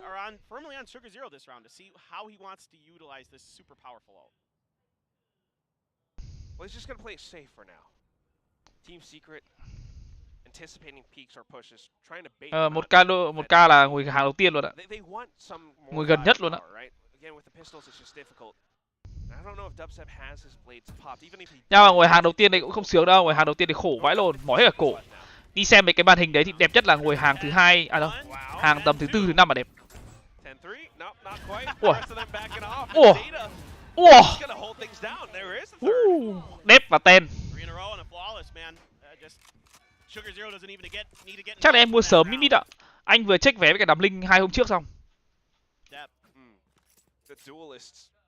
I mean, this is looking fantastic as a response from Zeta. Although they lost the bonus, now coming back 3 rounds right back at Team Secret. It's a lot of patience and reads coming out from them. Knowing that it's an eco, they might, you know, be up close. They might be trying to make some plays around the spot. Laz calls out the B is clear. They're holding out around Hall and drop. Sang Mỹ làm content xin tiền ở phố, xin tiền ở địt mẹ vỉa hè. Xin được bao nhiêu thì hôm đấy ăn từng đấy là đẹp.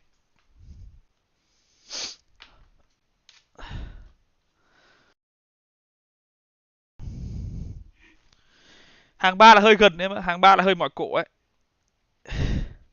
Anh đã mua đâu mít, anh còn chưa có visa mà, anh đã mua gì đâu. Nói được làm được. Mặc áo blitz đi xin tiền.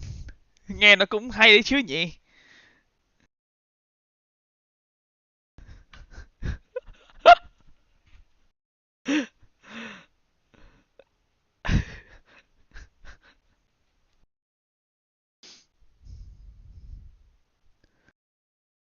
Có gì đâu, đi mày cùng lắm mà em đam linh à, nếu mà mày cảm thấy mà đến bữa ăn mà anh chưa được đồng nào thì mày ra mày vứt cho anh 5-10 đô. There's some execute that he sees could open up a site, but if Zeta goes on the counteractive as well, it might throw them off. At least for now, it is happening. They're pushing out from bridge side of the spawn, and Dep manages to catch Dubstep in the back. Beautiful. First rifle gone now. Jeremy comes in. Đẩy đúng là em thấy không? Zeta nó đẩy vãi lồn đẩy. Chơi game chỉ đẩy. It ends out to Barkham. He's coming out from sewer, anti đi. but unfortunately not quite able to make it happen. Jesse, 1 HP. The shorty's gonna end his streams, and Zeta puts themselves up on top 4-3. This is a beautiful timeout from Junior. He did exactly what I wanted to see here. I wanted to see them get aggressive. I wanted to see them set up some kind of crunch onto Team Secret, and that's exactly what they do. With Depp leading the way with that Neon, he is able to buy you so much space. Đã xin rồi lại còn đòi ăn 15 đô, em Hoàng này, mẹ vương giả thế. I was a little bit worried about Crow there for a second, left on his own. Didn't matter. Didn't even get to the point where Team Secret got to the point where they made contact with him. Oh yes, fantastic. Truly reformed Zeta, now going on the offensive at times. It begs the question for Team Secret. They might start to leave people around spawn area just to watch in case they're flex now. And off of that, again, back to another eco. Yes, Jesse Vash on the Guardian, Borkham on the Stinger. They're trying to find whatever they can get. Dubstep pulls out the knives, and here he comes, out from on top. He takes down 10. Orbital strike just to hold off the rest of the squad, though, and Dubstep's kind of alone. Just a beautiful stun from Envy to set him up for that. See if Zeta can get something going here, but that's a great execute for Team Secret. Here he comes, just hopping around. He managed to get the sight. The question is, yeah, he's still around the back, and Zeta are surely paranoid about this. Dubstep, oh, he's going for it again. Down to 1 blade, however. Một dao. Vãi lộn là một dao thì chịu rồi, có phải crazyguy đâu mà đòi giết người.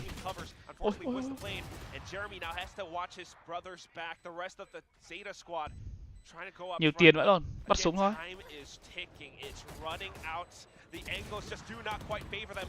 Depp tries to go in for a bit of heroics, but Envy strikes him down from behind. The last one left, and with such a valuable weapon, he backs off. He keeps it in his pocket. Yeah, this is a great response here from Team Secret. A pacey hit on the back of this Blade Storm. Envy. Hình như Ray sắp tới được búp lại phải không nhỉ Công Anh? Tối qua vừa thấy trên TikTok này. Công Anh chưa xem á nên các bạn không biết. Các bạn chưa xem, chưa thấy cái content nào gọi là leak về bản update mới cả. Ui.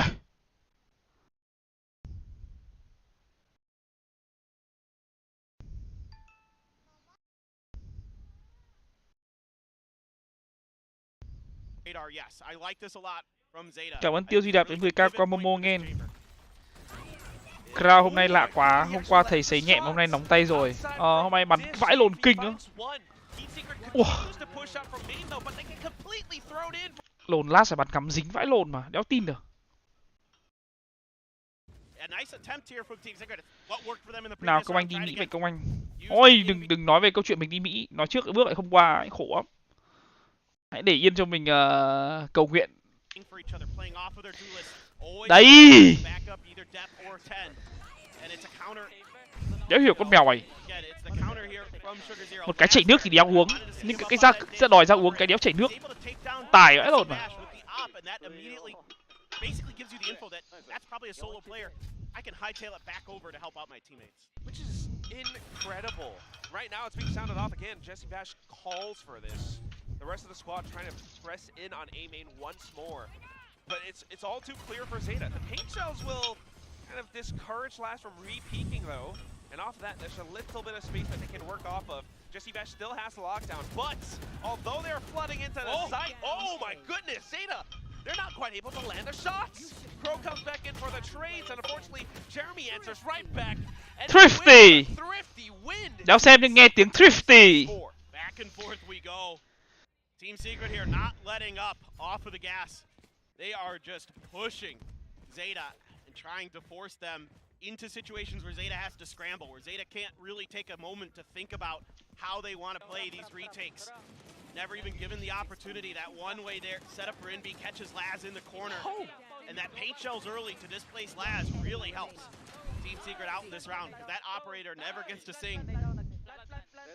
Such a little thing, and it causes so much mayhem. Laz now once more, unfortunately not quite able to make it sing. But now Cháu hơi đen tí. And the rest of Team Secret continues to push through anyway. Thấy không anh em thấy không? Bế nó chỉ được 5 giây rồi là nó dãy rụa rồi. Cày vãi lồn. Tốn tiền cho ăn. Bế nó cũng đéo được. Vãi lồn game gì đấy? Game trốn tìm à? flawless luôn mà. Team Secret not able to push in. Well, if you had told me that this is what we were going to see today with Team Secret versus Zeta Division is some W keying, I would have told you no. You're an idiot. Yeah. But this is awesome. I mean, it is a lot of fun. Coming out from the regular season of Pacific, not at all what we expected from Zeta, but a very welcome sight. Team Secret, on the other hand, trying to fight fire with fire. They managed to pull themselves back in for just a moment, but now here we are. Last round of the first half, and it's 6-5.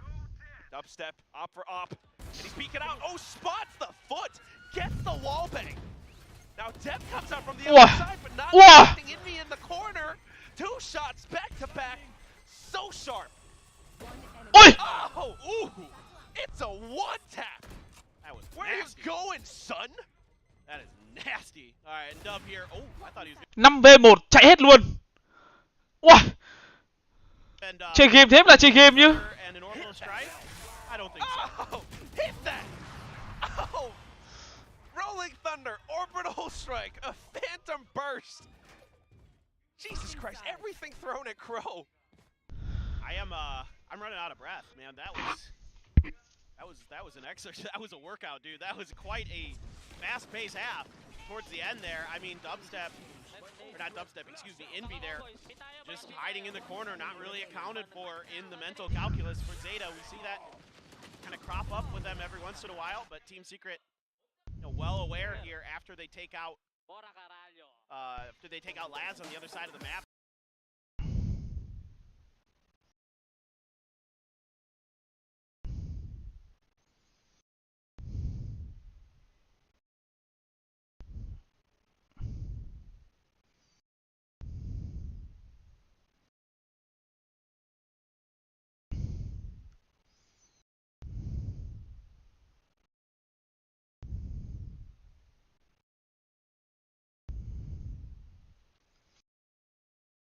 From it. Thì thế mình bảo là chơi game như thế mới là chơi chứ. 5v1 vẫn không đi throw.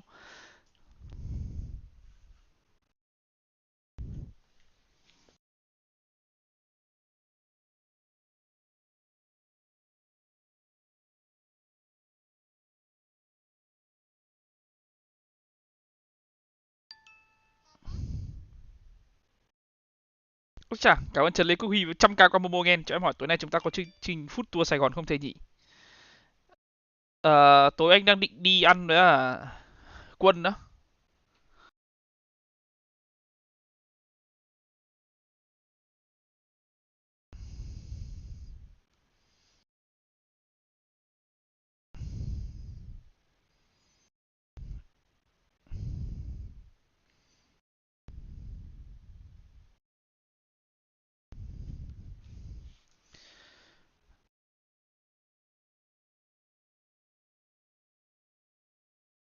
Tối em ơi.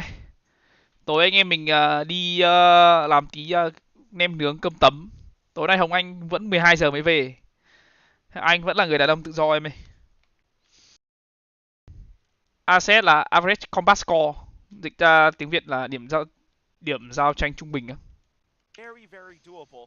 And it comes down to how well coordinated Zeta can be on their attack. And that puts a lot of pressure on the 10 with those paint. Đi massage không mệt thì đi em ơi. Đi massage không mệt thì anh với Hồng Anh đi nhiều lắm.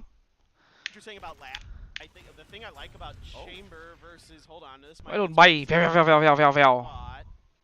I think Team Secret's gonna let this plant happen. Envy just doing a little poke checking here. Well, the sky smokes are down. Spike will get planted too.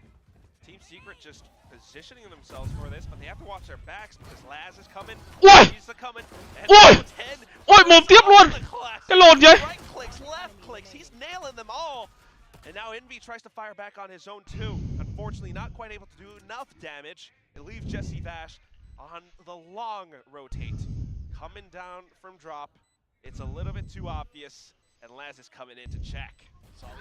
Bọn Công Anh với Hồng Anh hay đi một chỗ ở bên huyện Bình Khiêm á, nhưng mà chỗ ấy người ta đóng mẹ cửa, đéo hiểu vì sao.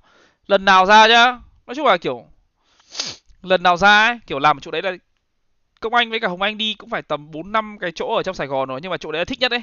Mà lần nào ra ấy, lần nào ra kiểu cả cửa hàng cùng lắm chỉ có Công Anh với Hồng Anh cùng lắm thêm được 2 khách nữa. Chắc đấy là lý do vì sao. Shot even. With the classic, you're not going to get that kill, but yeah, Laz is ready for it after seeing the elbow. Look, one of the big differences I want to talk about here is the chamber versus the killjoy, right? On this attacker side, the killjoy is more of an information gatherer, more of a flank protector. Nó là cái gì Laz anh is ta hạ also in em that quên flank mất. protecting role, but it's more dangerous because if you run into him, it's a lot more likely that you're going to die to him than it is if you're going up against a killjoy because of the natural chamber utility, right? That's one thing that I really Di like chuột from cả. Laz right now, because first of all, the rendezvous, and also with how he goes for lurks sometimes. But here come the right clicks. Jesse Tại sao lại chạy vào trong smoke vậy trời? and then the automatic weapons fire off.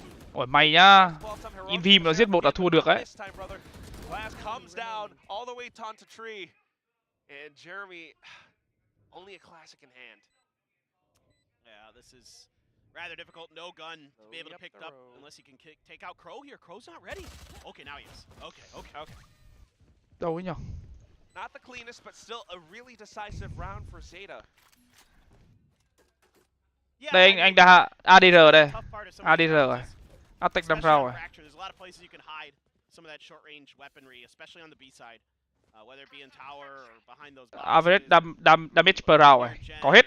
Nhưng mà nó phải lên web xem anh ạ. So many of those little angles, and it can be really difficult. Hội đồng dưỡng sinh cũng phê. Hội đồng dưỡng sinh cũng thích. Đi tròn hả? Cái thề luôn nhá. Người ta thì cứ đi xem phim, đi ăn thì uống ấy. Công Anh với Hồng Anh nhá, chỉ có đi mà hội đồng dưỡng sinh và massage. Người già moment. Kind of a different look here. They're going to let Laz lead the way. I think this is Zeta trying to sell kind of a fake. Cha hát đến mức mà ở Hà Nội ấy còn mua cả địt mẹ mày. But Laz! Oh, the eagle eye! Bonus chỉ thế thôi à? Một ra bonus đi như thế thôi. But the site, it's already been taken. Borkum as well as Envy kind of close, but Jesse Vash, I think he's calling for the save, not moving away from B site. Now just looking for some exits. And all it took was 2 headhunter rounds. I mean, I thought this was going to be more of like a trying to maybe sell some false information, but Laz is just too good, man. He should never play anything but chamber ever again. Thầy bắn chamber kinh lắm. Bảo mà thầy bắn chamber kinh vãi lồn mà. You heard it first here, folks. Paper thin 2023. Nothing but chamber. Ui. Oh my god! Another flick. Well, Borkum answers back, but it's just to hold on to these rifles. Zeta, Thảo. they're going hunting! I mean, the confidence here, Quack, from Zeta through the roof. Wow. This is not the Zeta that I'm used to seeing. This in regular season of Pacific? No, we did not. And that's what we've been begging for, right? Like, as everybody, fans, analysts, talent, everybody across the world. Boom, boom. I just threw my pen in disgust. That was nasty. Paper thin prophecy foretold. Junior execute. Never again. All right. Last on chamber. Ui, Crown game trước thì địt mày nhì bảng. Game này thì nhất bảng. It turns out you don't want to play Zeta on these maps. No, Jeremy going for the what I call the Jing box. Yeah. Jing loves that box. Double satchel Depp. up, but woo! He bypasses it with the fast lane. Slides underneath him too. Jeremy managing to get Laz though. So that's a little bit of impact gone. However, Oh, now. Watch out for Sewer. Borkum coming back up around the top. 10 just watches it down. Jesse Vash trying to pull some hijinks, but Depp has got it covered. And only Depp on 5 health there. Jesse just pulls the trigger. Man, not too big of a problem now. Jeremy trying to find some of these angles, slowly traversing across, isolating it. But look at the angles being held. Depp, 5 HP, not able to survive, but Crow already trained it. 4 in a row for Zeta. 3 away. Cái gì đây? Lại đi thêm ông gì đây? Quen bạn gái giàu quá đi chơi bị so sánh với mấy thằng khác thì nên rút không anh? Bạn gái bạn không thấy có vấn đề thì bạn thấy vấn đề gì? Lấy đấy làm động lực mà cày tiền, gọi là gì nhỉ? để trả cho bạn gái sau này. First, yes, yesterday was a little bit weird, but this fracture, I mean, maybe they saved this up, but look at how they actually. Bây giờ mình chưa có thì người yêu mình hỗ trợ mình, thì bây giờ bạn lấy đấy mà làm động lực phấn đấu lên. Về sau mình báo đáp lại, không phải báo đáp lại mà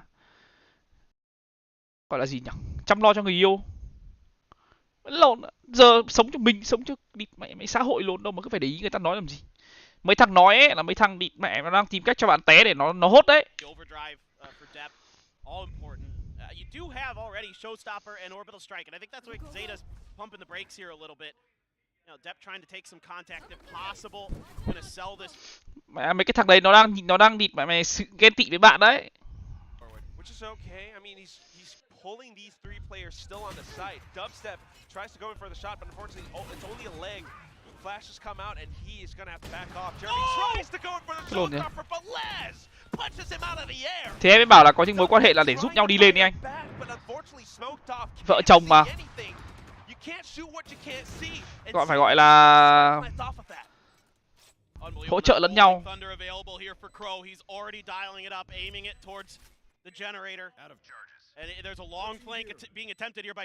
Người đầu giữ sinh nổi mà nó cũng không cần chi nhiều ấy.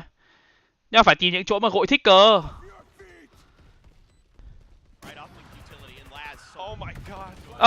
Anh đép làm gì ấy?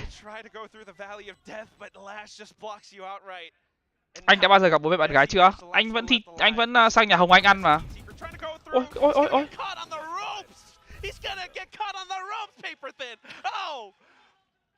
Caught on the ropes and Team Secret is on the ropes in this match. Zeta 2 away. Slim đã rescan 10.000 đồng. Thấy EMEA còn 2 slot vô champion thì là lấy 2 đội vào Grand Final à thầy. Chính xác luôn Slim ơi. Kinh vãi ơn last.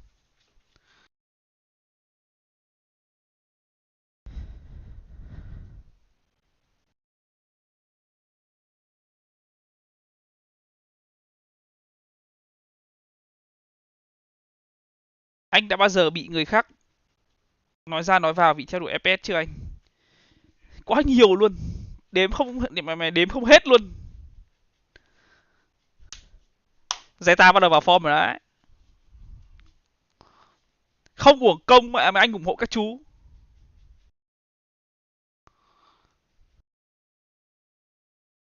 Ascension lấy 2 slot năm sau làm em thấy trận chung kết không còn hấp dẫn. Chung kết không còn hấp dẫn thì còn chung kết nhánh dưới em. Chung kết nhánh dưới sẽ hấp dẫn đúng không?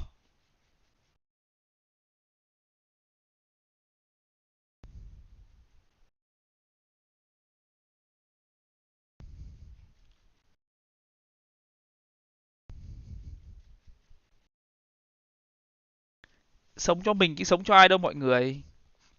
Mình có niềm tin vào mình thì là được rồi. Cuộc sống chỉ khó khăn khi bạn mất niềm tin vào chính mình thôi. Một slot em ơi, ai vô địch mới được đi.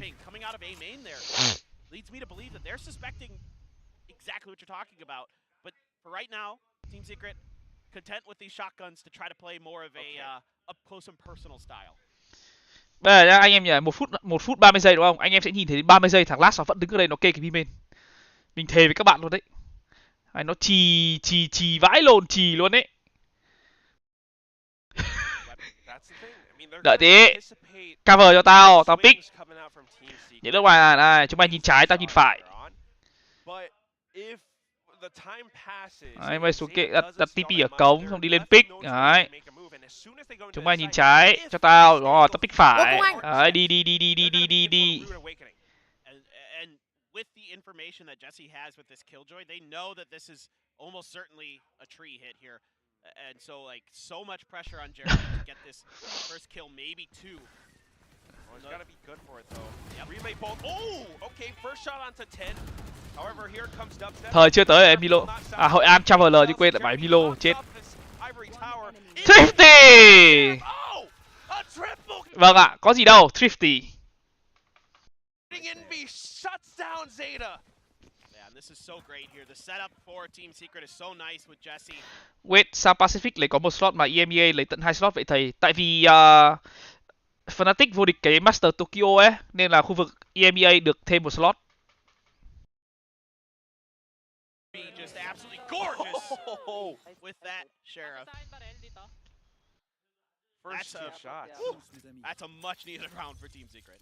Khu vực vô địch thì sẽ được hưởng thêm EMEA. Oh, but here comes the up. Here comes the party. I mean, I was just about to say the tour de force is ready. Dubs got his op. Can he win that battle again? Trung Quốc 3 slot. It's going to go to Laz.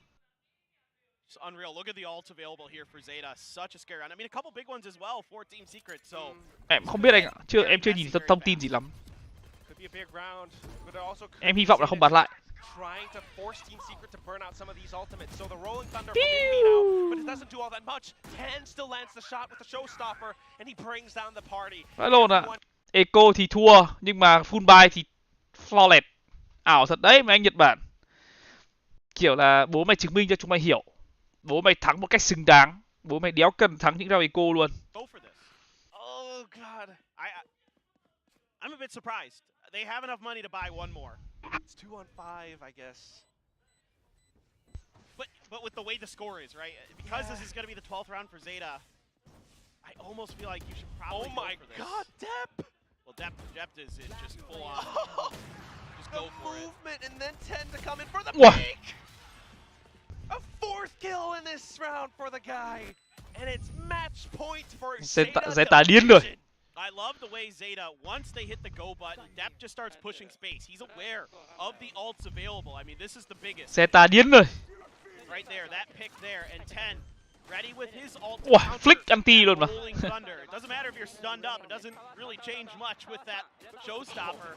But also, Depp is pushing space. He's clearing out any of those angles and getting away from where that rolling thunder is likely to be coming from. So he's able to kind of help bail his team out if that rolling thunder hits, you know, at an inopportune time, but still all of the protocols so good for Zeta in that round. His talent is unmatched now. I mean, along with the hard work, you can tell he's been spending some time in the lab on this Neon. Dubstep trying to go proactive with the blades. But it's going to be tough. Match point. Again, so much pressure. Goes in for the swing. It's not meant to be. Crow and Sugar Zero. GG! Team Secret, how else do you anchor down the sights now? Again, all for the upper bracket final, and Zeta are right at the very edge, right at the precipice. They want to take it home. Laz, watching down the sky smokes. Jesse Vash, getting a little bit curious. Yeah, this is great awareness here from Zeta. Sensing that something's amiss with that smoke, and they don't want to mess with it. You know, Laz willing to invest a couple headhunters. Envy has to go nuclear here if this is going to go anywhere for Team Secret. Just got a Vandal, a couple of flash points, but he doesn't know that they're there. Can't really peek out either. Why? Oh, and it's the wall back. Take a dirt nap, Envy. It's time to go to sleep. Zeta has the Góc đấy là góc lợi cho góc đấy là góc lợi cho Last, tại vì Last có lợi thế về góc nhìn. Phát đây anh em nhìn Envy đúng không? Envy ngồi góc đấy, Last pick từ A main thì Last sẽ có góc nhìn thấy trước là Envy. Những góc như này ngồi kê thì được này, những góc như này ấy, thì là Last sẽ nhìn thấy Jessivat trước. Mấy cái đấy anh em phải lưu ý, chọn góc cũng phải lưu ý á. Đéo trượt luôn, vãi lồn vẫn trúng, đéo trượt luôn.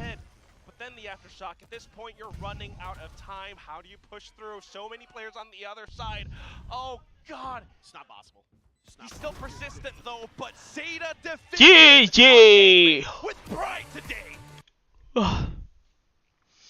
Zeta tới chơi. Chọn góc có mẹo không anh có chứ. Em phải biết góc. Lúc nào em cũng phải là cái khẩu súng của em ấy.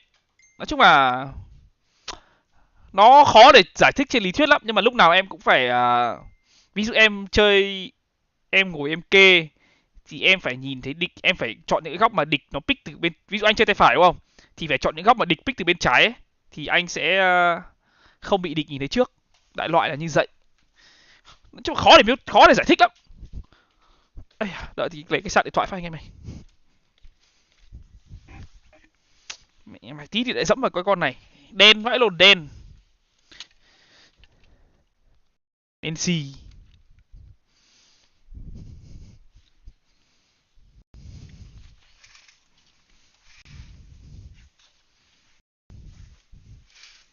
Cho mọi người bơi vui nhỉ.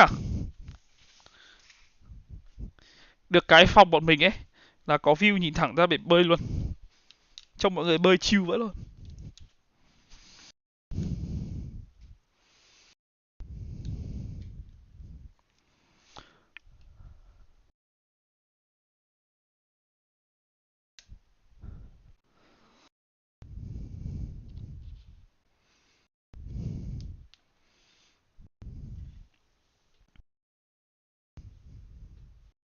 Không phải đâu đi Lâm ạ.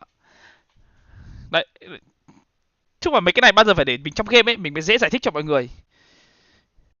Cam anh đang dùng á, anh không biết nữa em Cacao ơi, nó là cái Razer gì. Rồi, ra bơi lại phải khoe địt mẹ mày cơ bụng 6 múi dồn 1 mệt lắm. À,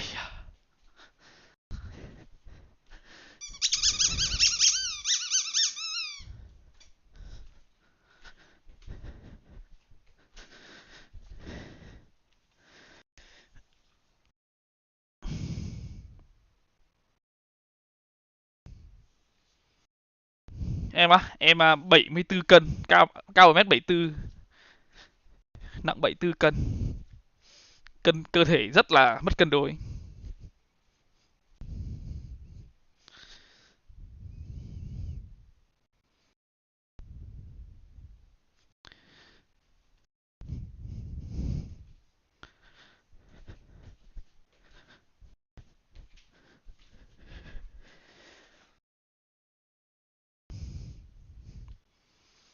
Không hề cân đối một chút nào.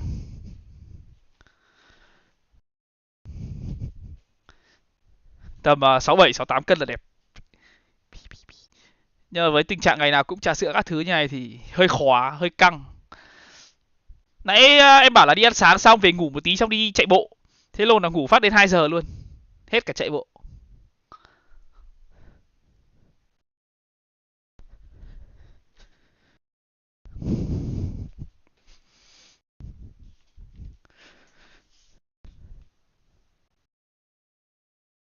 Mình bị béo mặt với cả béo bụng á. Béo người với cả béo mặt.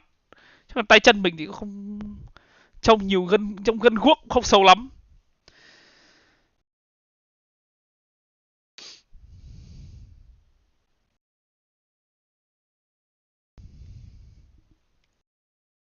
Mình chỉ gọi là béo mặt là chính đấy các bạn ạ. Béo mặt và béo bụng thôi.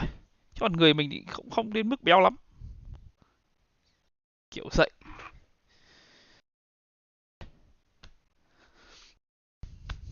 Ước được như thầy em ăn mãi vẫn không gầy, không thể hiểu được là thế lồn nào. Không béo ấy hả? Giảm chất béo thì mặt hóp lại ngay.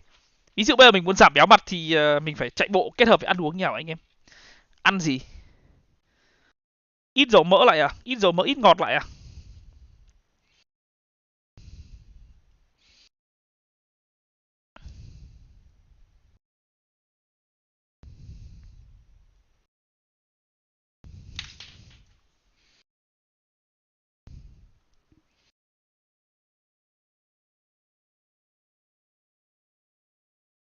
Ít tinh bột, ít dầu mỡ, ít đường, ít muối tí.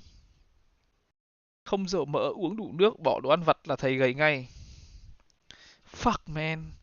Bỏ hết như thế mà mỗi ngày mình cứ được uống cốc trà sữa không?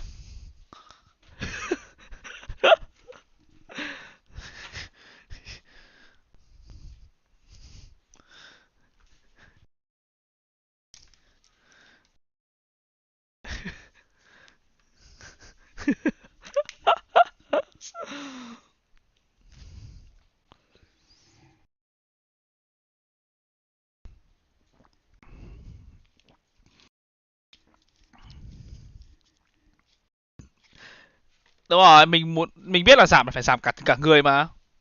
Kiểu mỡ nó phải đi hết chứ, đúng không?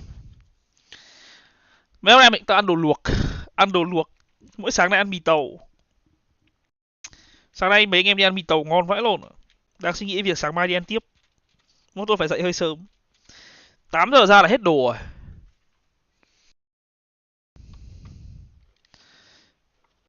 Hả? Cả em tín nghe, nhưng mà em đang viết cái gì đấy? Calorie deficit là cái gì hả em? Ăn nhiều protein, protein là gì? Protein là đạm hả?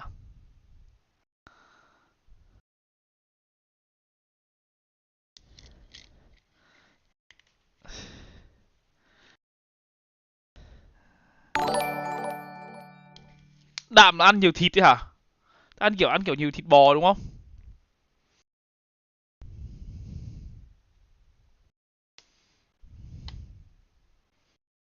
Không được em ạ, khó. Anh ăn thịt bò giờ là gút con mẹ em luôn đấy thề. Giờ anh ăn thịt bò là gút luôn. Bắt đầu anh cảm giác cái chân anh bắt đầu nó mà có những lúc mà kiểu mỗi lần anh đi ăn nướng hay anh đi ăn hay đi lao ấy, mỗi lần nhá anh nướng miếng thịt lên nhá, anh cho mồm phát tự dưng chân anh nhói. Ý nó bảo là ăn ít con mẹ à mày thôi. Ý nó là như thế đấy.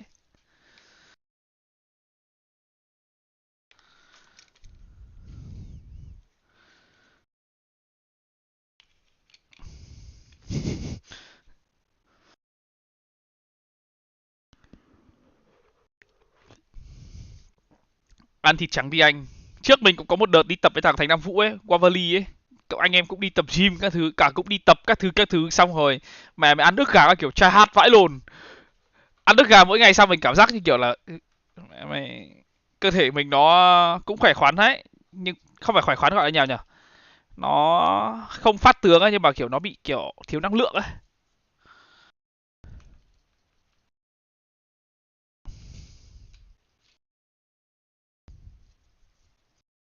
Anh ăn nước gà ngày đầu tiên anh bảo chứ bình thường này ăn được ăn thoải mái nó cũng bình thường mà không đến mức chán lắm. Ăn đến ngày thứ hai cũng được chả vẫn chưa sao cả. Ngày thứ ba ngày thứ tư thì đĩ mẹ cái món này luôn.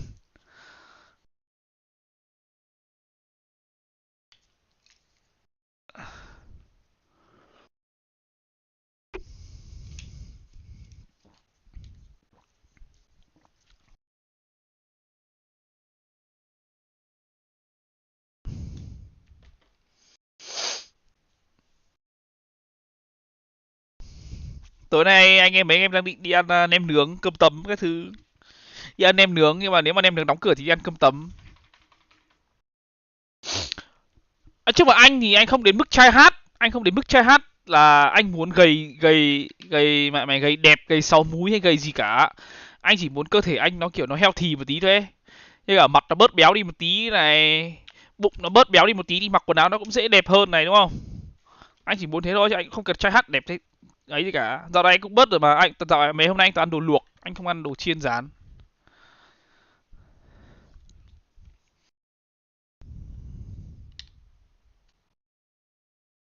Còn em muốn mập lên mà ăn khoai không mập được luôn. Mẹ mày, ước muốn của ngày này là mẹ mày cái gì nhỉ, gọi là gì nhỉ, nỗi khổ của ngày này ước muốn của người kia chứ.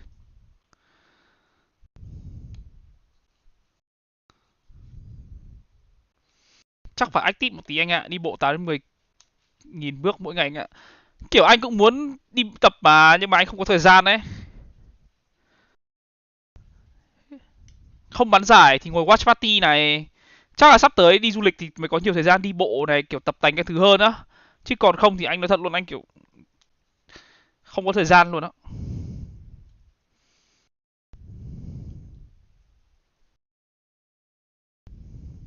Mà anh Công Anh không có dâu nhở? Đâu, Công Anh cạo dâu mỗi ngày mà. Cạo mỗi ngày luôn.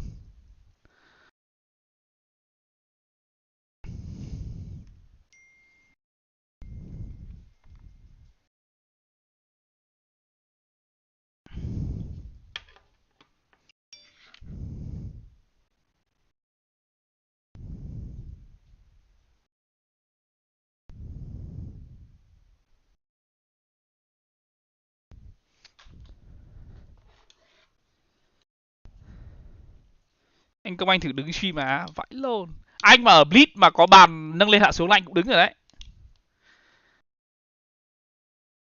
Ngày xưa nhá, đây nhá, ở Blitz nhá, ở Blitz của anh ấy, routine mỗi ngày của anh nhá. Anh sáng anh dậy, anh tập thể dục vươn vai các tí, giãn cơ, chống đẩy hay là kiểu plank tí, chống đẩy 10 cái, plank thì plank tầm 1 phút để gọi là kiểu giãn cơ cho máu nó, cơ thể nó mẹ mày khỏe mạnh một tí. Xong rồi trưa, trưa thì ăn uống, xong rồi tập tài tập tập team xong rồi anh ra anh nhảy dây. Anh nhảy dây, tầm 1.000 cái tùy mỗi ngày, từ 8 dao động từ 800 đến 1.000 cái, từ 800 đến 1.000 cái. Xong rồi kiểu hôm nào mà kiểu xong sớm ấy thì đi chạy đi bộ với đi chạy bộ quanh nhà. Nó như thế mà. nó không nhiều ấy, nhưng mà ít ra mình cảm thấy cơ thể mình nó còn vận động ấy, nó còn có kiểu năng lượng ra ấy, chứ đéo chỉ có đi mạnh nhà mày, nó không kiểu là chỉ có ăn vào ấy mà nó không ra ấy. Còn giờ đúng nghĩa là chỉ vào thôi chứ không ra anh em ạ.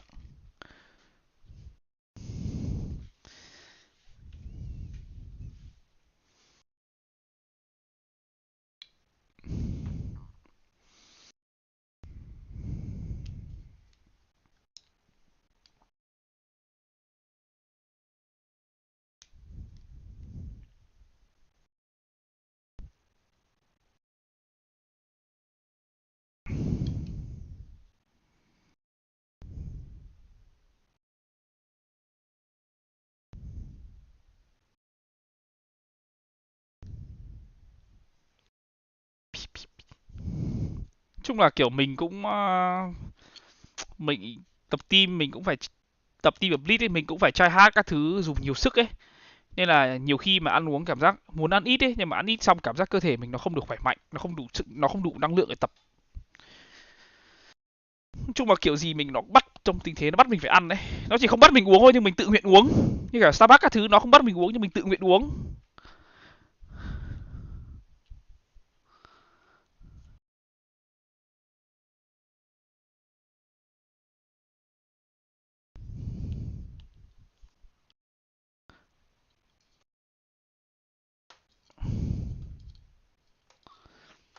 Thế nên mấy hôm nay mình cũng bắt đầu mình uống bớt bớt lại rồi.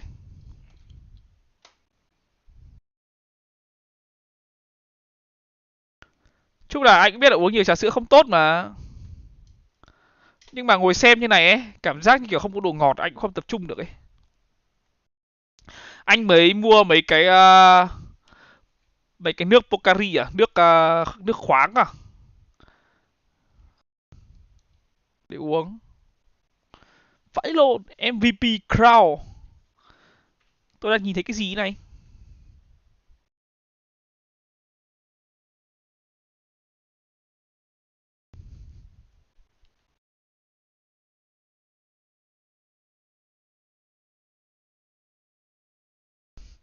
ủng hộ doanh số ạ.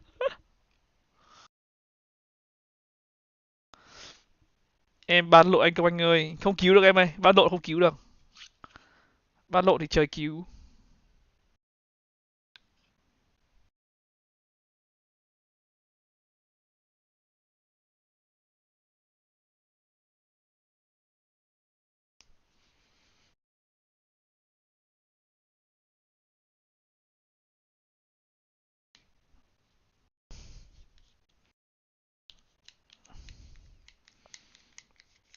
Maserati vào đây muốn chơi game cũng khó, tại máy Hồng Anh chơi game.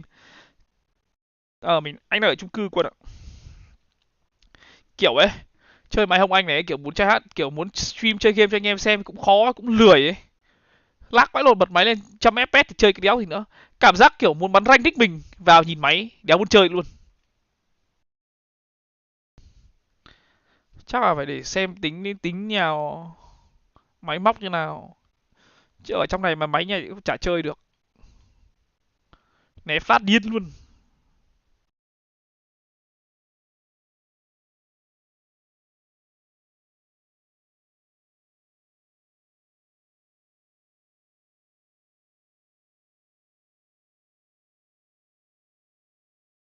Máy này á, i5 12400 1050 Ti.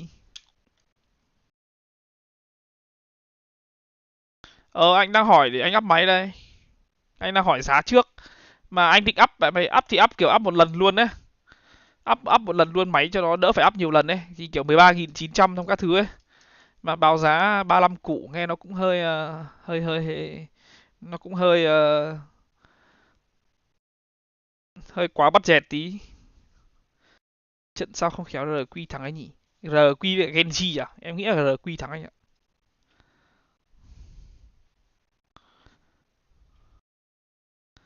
Anh định up lên là ông em ấy bảo là i9 13.900, kiểu anh cũng muốn up lên 13.900 ấy. Với cả nó cũng recommend là anh là nên dùng 3070 ấy. Thì hơn là 3060 ấy thì anh nghĩ là giá đấy thì cũng đành phải chấp nhận thôi. Tại vì build là build máy mới luôn mà. 35 là không mau mà nếu cũng mà. Công anh định là bán cái case này bán cái case này xong mua một cái case hoàn toàn mới luôn đấy. Thì đấy, nó là rơi vào tầm 35.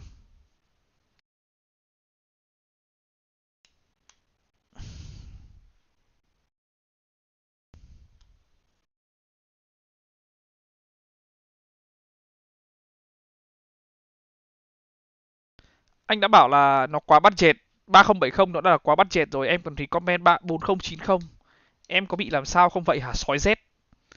Mà em bắt đầu giống những chú mẹ mày, sao cứ mỗi lần mình nghe chữ woof này mình lại nhớ y hệt mấy chú chó dũng cảm ấy nhở?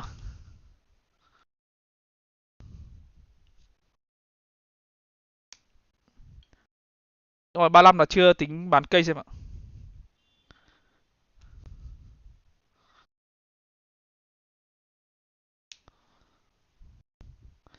Mình đã bảo 3070 nó là 35 củ, nó là quá budget rồi các anh em.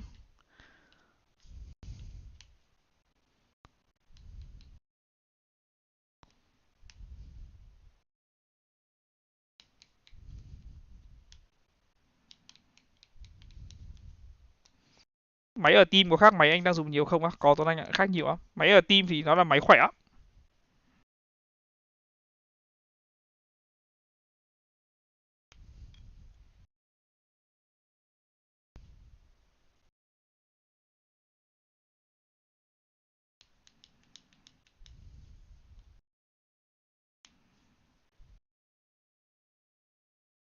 Ba 3 triệu có 13.600 4070 luôn anh ơi. Anh định lên 13.900 luôn đấy, tại vì kiểu đã mua thì mua cho nó tối con mẹ mày giảm tối đa luôn đấy. Tại vì anh stream thì nó cũng ăn CPU nhiều mà, nên cái CPU mới là cái quan trọng. Chứ còn chip, chứ còn cả màn hình thì cũng không quan trọng lắm. Ngô Công Anh. Máy team là 13.900 bạn ạ. Cái Milo tiên phong nhá. Mình không thích dùng AMD lắm tại vì mình không biết setting máy ấy bạn. Mấy cái máy móc mình không biết setting.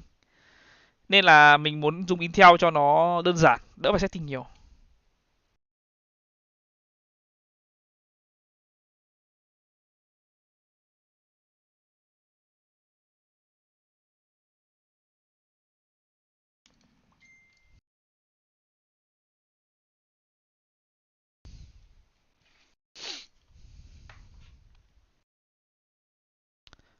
Chip AMD thì update win, còn các AMD nó mới lỏ anh à. Không phải, mấy cái set BIOS các thứ anh cũng không biết ấy.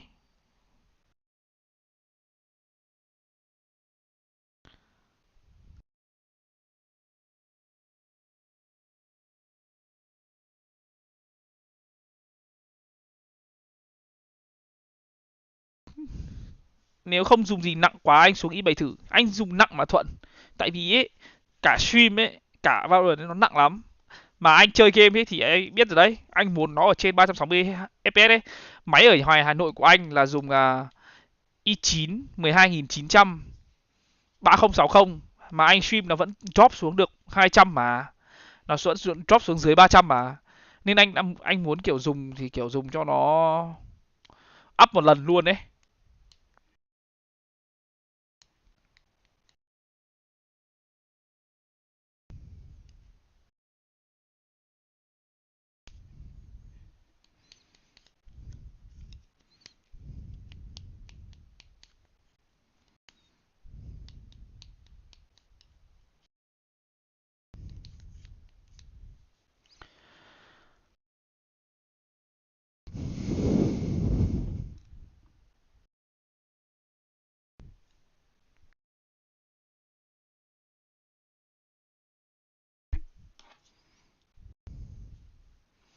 Rồi mua 13.900 thì nó dùng được theo tính theo năm luôn, nó không phải lo nghĩ nhiều đúng không?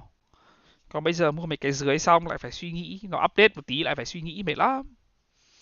Đợi Intel 14 ra từ mức cho anh. Thôi, mấy cái đồ mà công nghệ mới ra ấy thường là không nên mua anh em ạ. Nó giống như kiểu iPhone ấy, vừa ra phát anh em mua làm gì?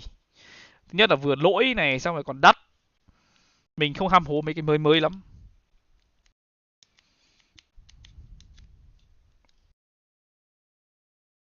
Em hay mua hàng lướt cho tối ưu chi phí. Thì cái đấy là kiểu em biết để em còn mua ấy, chứ anh đâu có biết gì đâu à. Thế là anh toàn nhờ người ta mua hộ à.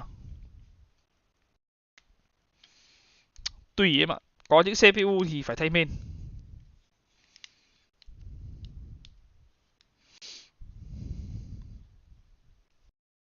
Cảm giác chuột wireless nói chung hiện nay có bị delay so với dây không hả anh? Không em ơi, chuột wireless giờ ngon lắm rồi.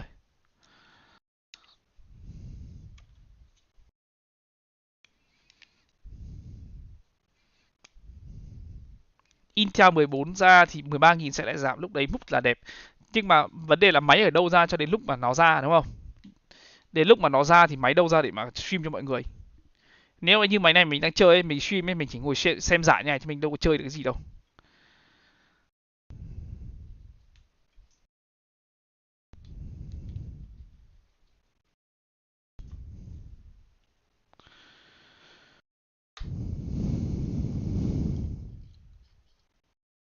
Chơi được mà anh Hoàng.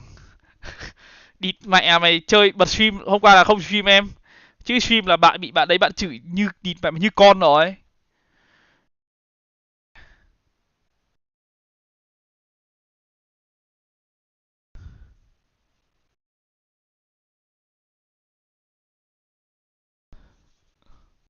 Vãi lồn bạn đấy, địt mẹ bạn đấy toxic vãi lồn à, đéo hiểu.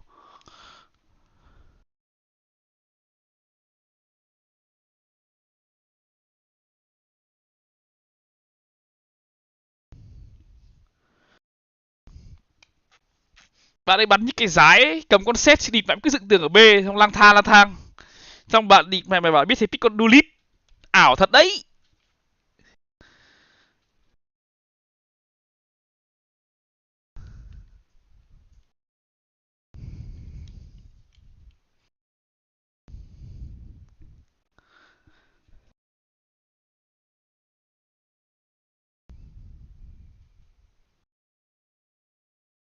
Có con Karabit để cầm nhau nhỉ?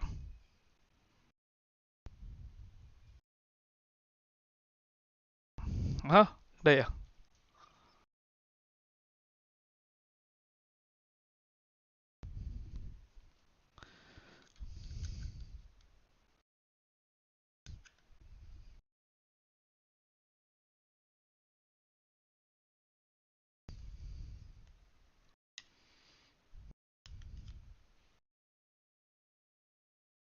Có gì đâu, hôm qua mình thằng Pina với thằng Huy Bẹn kiểu dùng nick clone vào cộng đồng để trà trộn chơi game. Thế là kiếm hai bạn nữ vào chơi. Xong rồi thì mẹ có một bạn tên là Sữa. Bạn ấy vào bạn ấy pick con set. Xong rồi bạn ấy bắn thì mẹ ở đâu trên bảng xếp hạng ấy thì mình không biết. Xong rồi bạn ấy bảo là biết thế pick con dẹt, biết thế pick con dẹt bắn các thứ.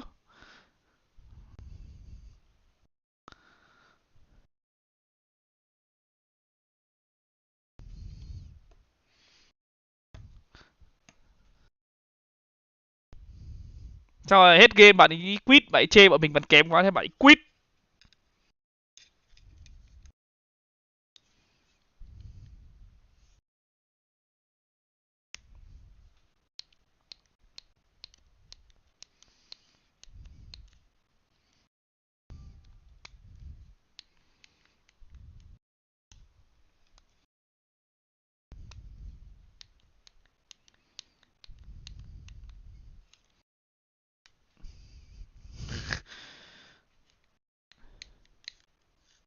Anh vào Discord cộng đồng, Discord cộng đồng á, để mình nghiên cứu, mình suy tính về máy xong rồi để mình làm thêm mấy cái chơi với cộng đồng này. Để mẹ mày hóa ra là ranh dưới người ta toxic như vậy hả anh em? Nghĩ mẹ mày hóa ra tôi cũng bị chửi không riêng gì anh em.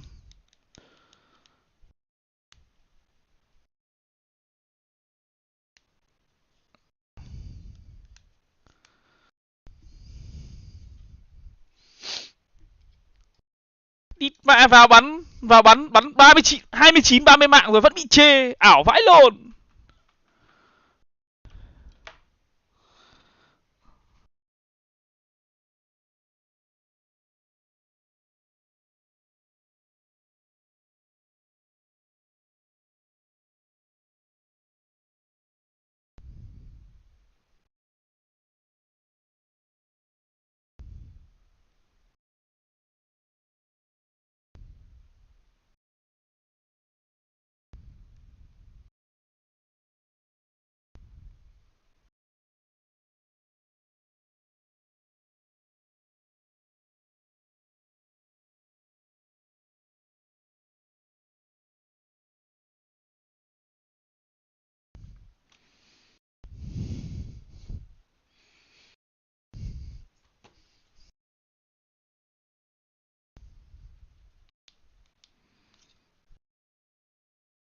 Nhưng mà mình không biết đâu. Mình không có ý gì đâu, nhưng mình chơi game mẹ mày. Gọi là những cái người mà không biết ai với ai ấy cứ vào toxic xong rồi này nọ xong rồi blame này nọ thứ mình thấy nó kỳ kỳ. Nên tối nào cũng vào cộng đồng ngồi chơi với bạn bè tận tới sáng. Chung mà vào chơi vui vẻ anh cũng vui vẻ mà, anh thì cũng vui vẻ, anh đâu có ý định lồn gì đâu, nhưng mà bạn mày cứ thể hiện cái gì ý.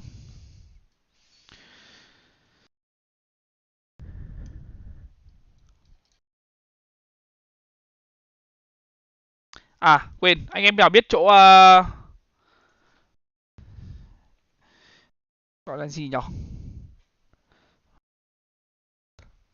Mấy cái gọi là máy vệ sinh cho mèo là gì ta? Kiểu Việt Nam mình có mấy cái brand nào gọi là mấy cái máy vệ sinh tự động cho mèo không anh em?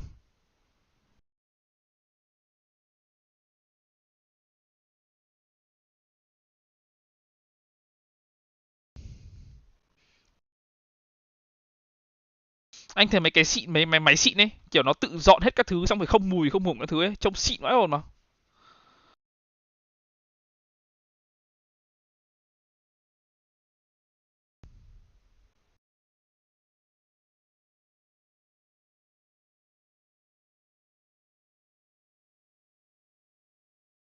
Không đến 20 triệu đâu anh em, không đến 20 triệu đâu.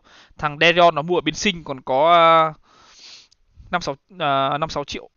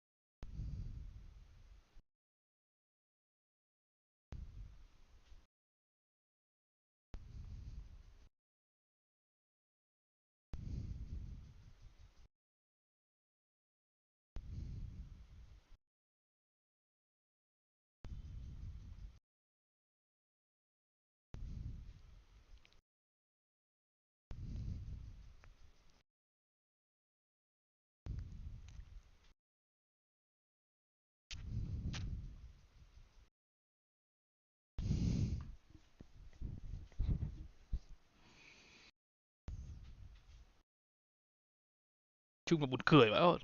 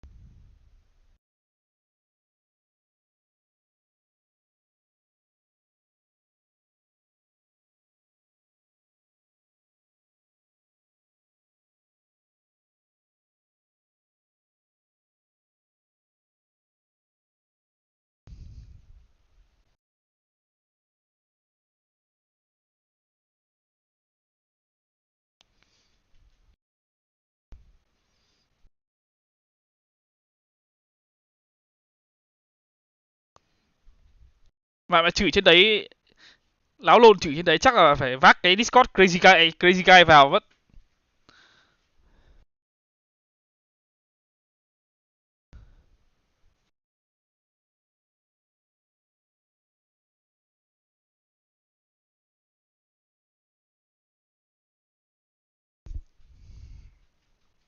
Discord crazy guy thì mày mày có cả role caller mà.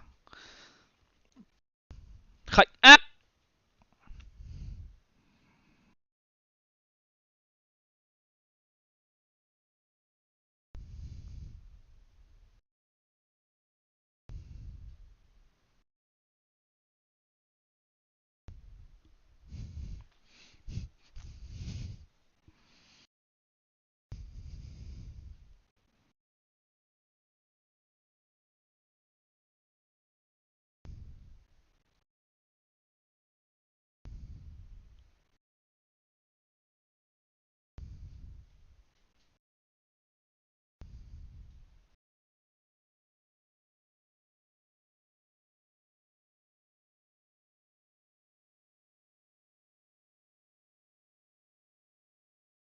Genji hay RQ á? Mình nghĩ là RQ.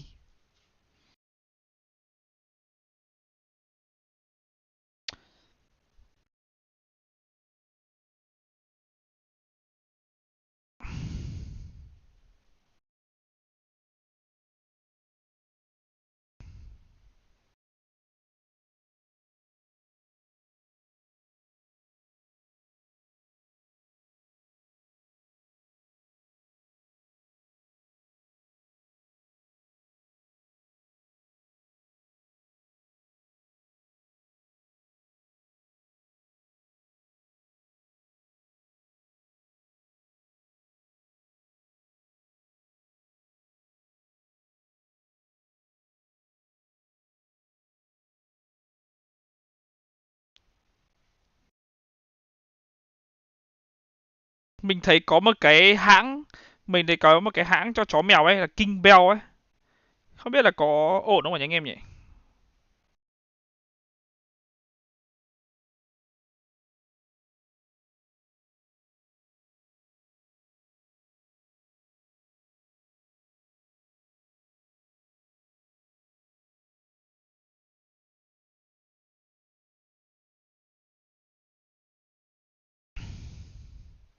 Bắt đầu hôm nay là ngày tư vấn tình cảm các bạn.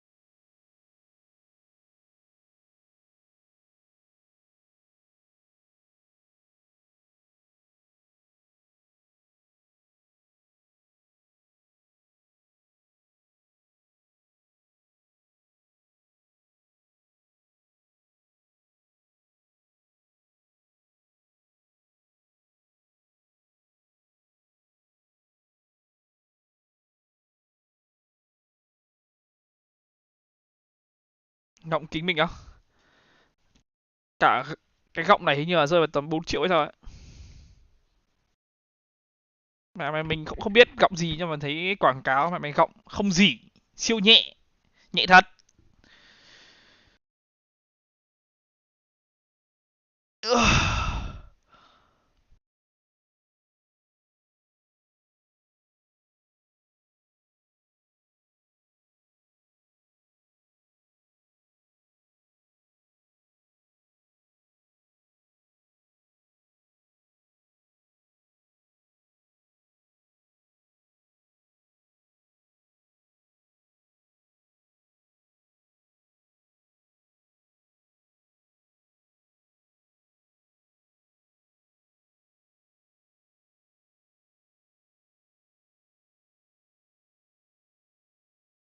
Giờ meta là bán quần áo à? Ai ai bán quần áo ạ?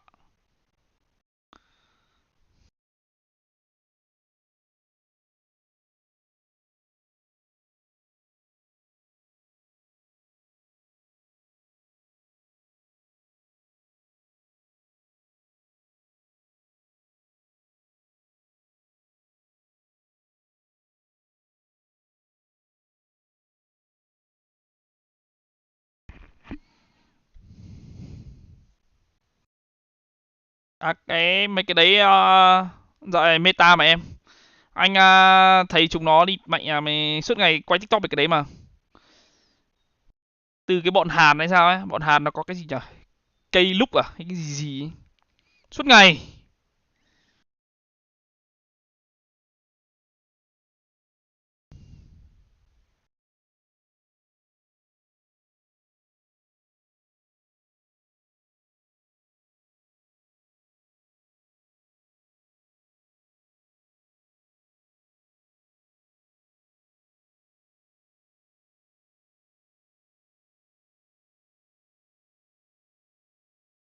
Là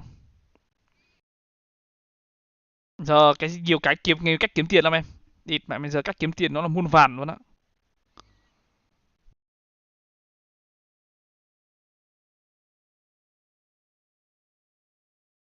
Cái đồn giống mấy quả dancer ở Hạ Long ấy, ở Quảng Ninh ấy, đéo hiểu ngày kiếm bao tiền.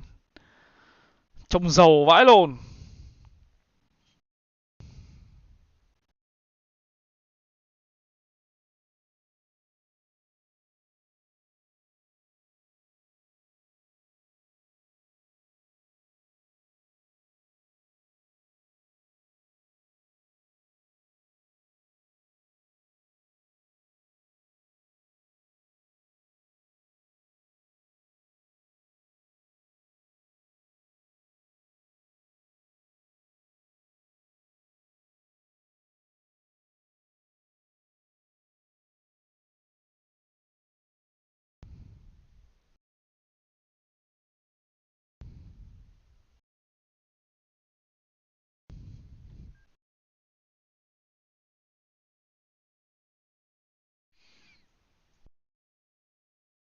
Cứ nghe bài nhạc đấy là hiểu luôn là đang xem cái gì.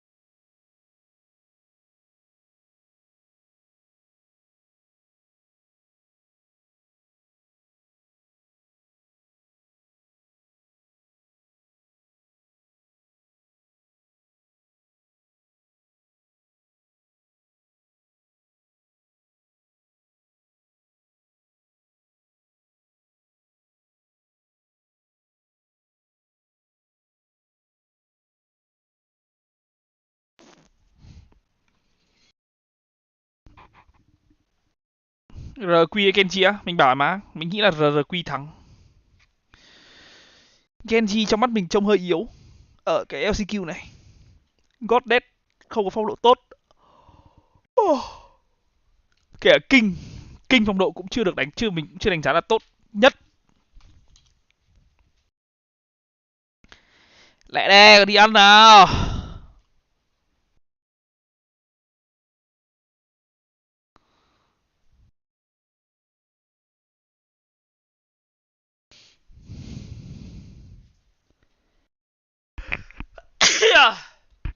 À.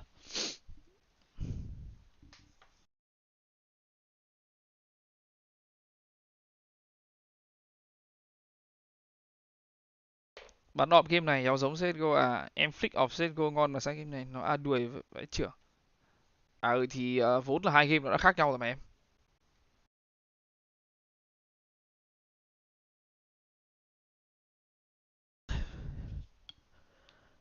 Không biết là các bạn mấy anh AQ này biết mẹ biết chơi đùa với cả người xem lắm. Ui, chính xác luôn.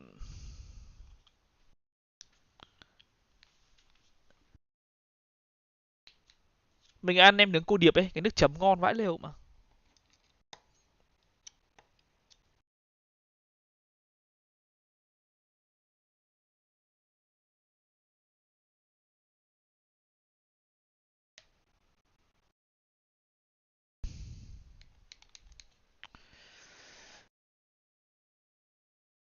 Ôi em Hoàng ơi, bye bye.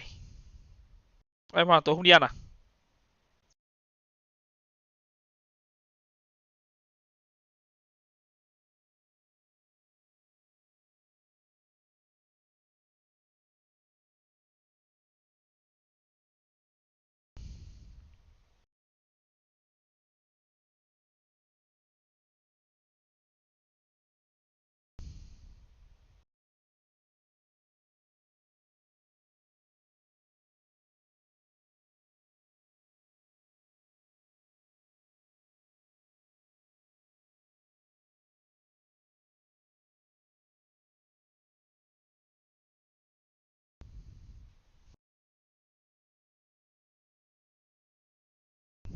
Xong trận này em Hoàng.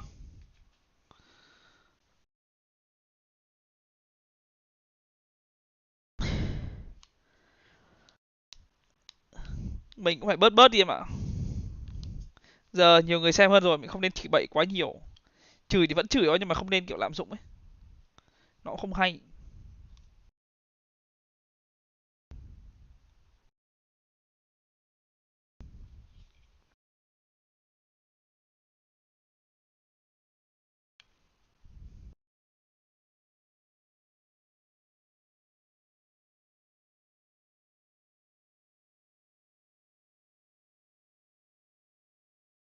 Ok em Hoàng ơi.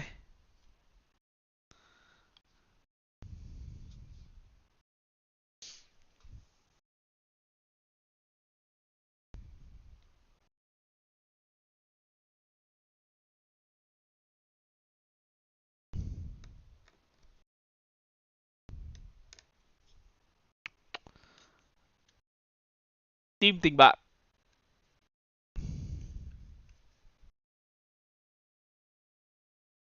Có cái hãng giày của thằng Tuji ấy đang đi ấy, trông giống cái đôi giày thượng đình vãi lều mà. Nhưng hóa ra là nó là một cái hãng Tiger cái gì đó. Lúc đầu mình nhìn vào đấy mình tưởng ủa sao người ta đi giày thượng đình nhiều vậy?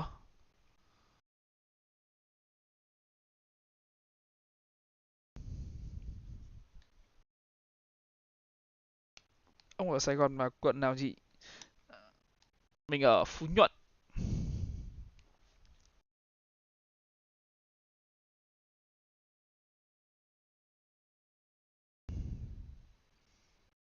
Hôm nay không để giấy vào mũi nào? Hay là chưa đến giờ?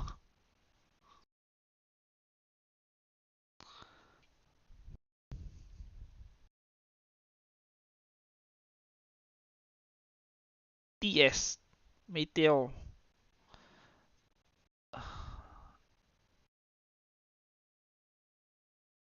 Giờ cái lồn.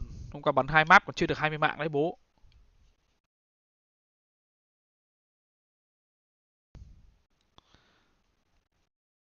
Không, hoa hồng, hoa phượng đấy là... À, đấy là bên bạn Phan Xích Long rồi. Từ chỗ tôi ra chỗ đấy cũng hơi xa.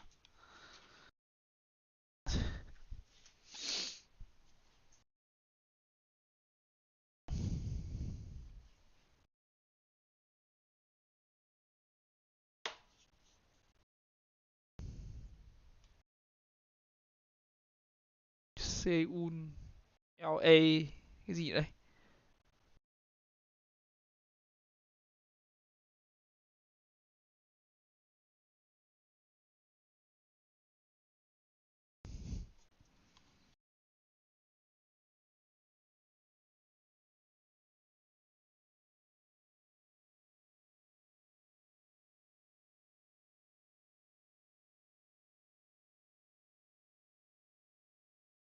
Nói lâu ấy.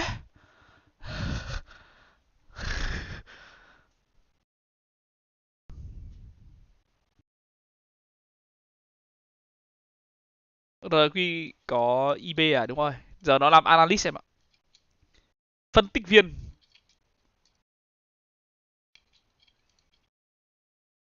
Vợ bé anh Vít còn quen Flip Gender nữa không ta? Không, bạn này chia tay lâu rồi.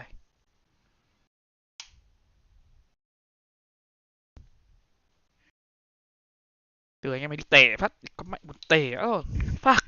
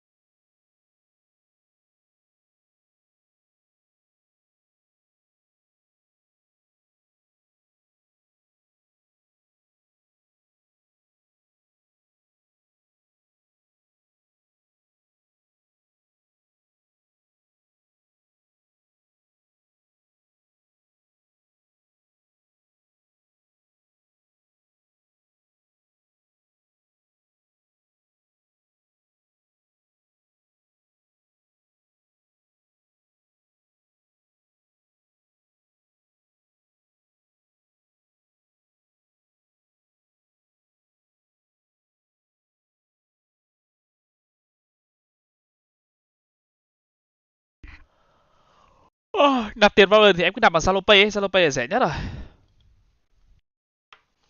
Thế là chắc mọi người cũng chuẩn bị đi về rồi nhỉ.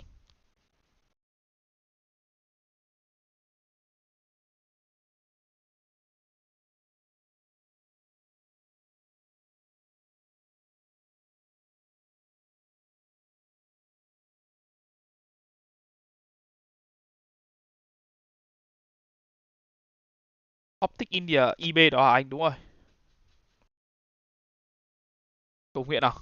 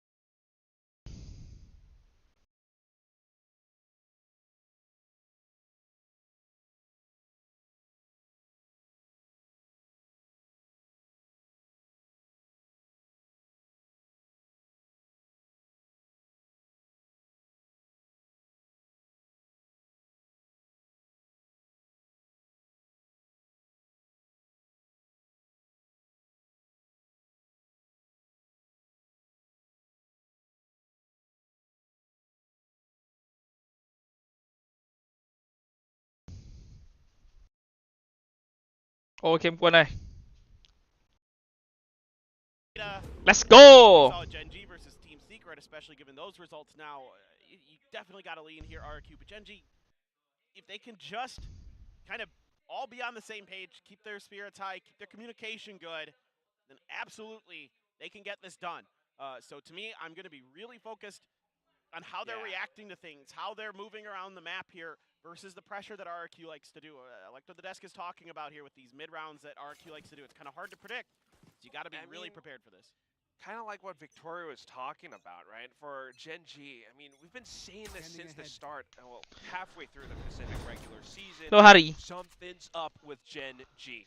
These guys now, I mean, the mental Sao anh game Công Anh biết has Chamber to sẽ be quay at lại the và right last lại cái game, kèo với because anh? if not, Em thấy coach you anh are có đánh going giá home coach empty-handed. đánh giá Zeta cũng sớm. RQ, yesterday we saw that Đấy their gọi là against Zeta was great, but of đầu óc của course, một no IGL em ạ. stop on Meteor for some sharp shots. He's going in for a second one as well, but Gọi là Meto với khẩu after a với couple cả map wins, Haven à? manages to recenter and gets into this mess center Wow. of Elmimore. Goddead comes in through to assist his teammate as well, so this puts up a roadblock for RQ. This is just all on Meteor this round. The way he's able to react here, the spot as well. Ui! Gives him another easy one.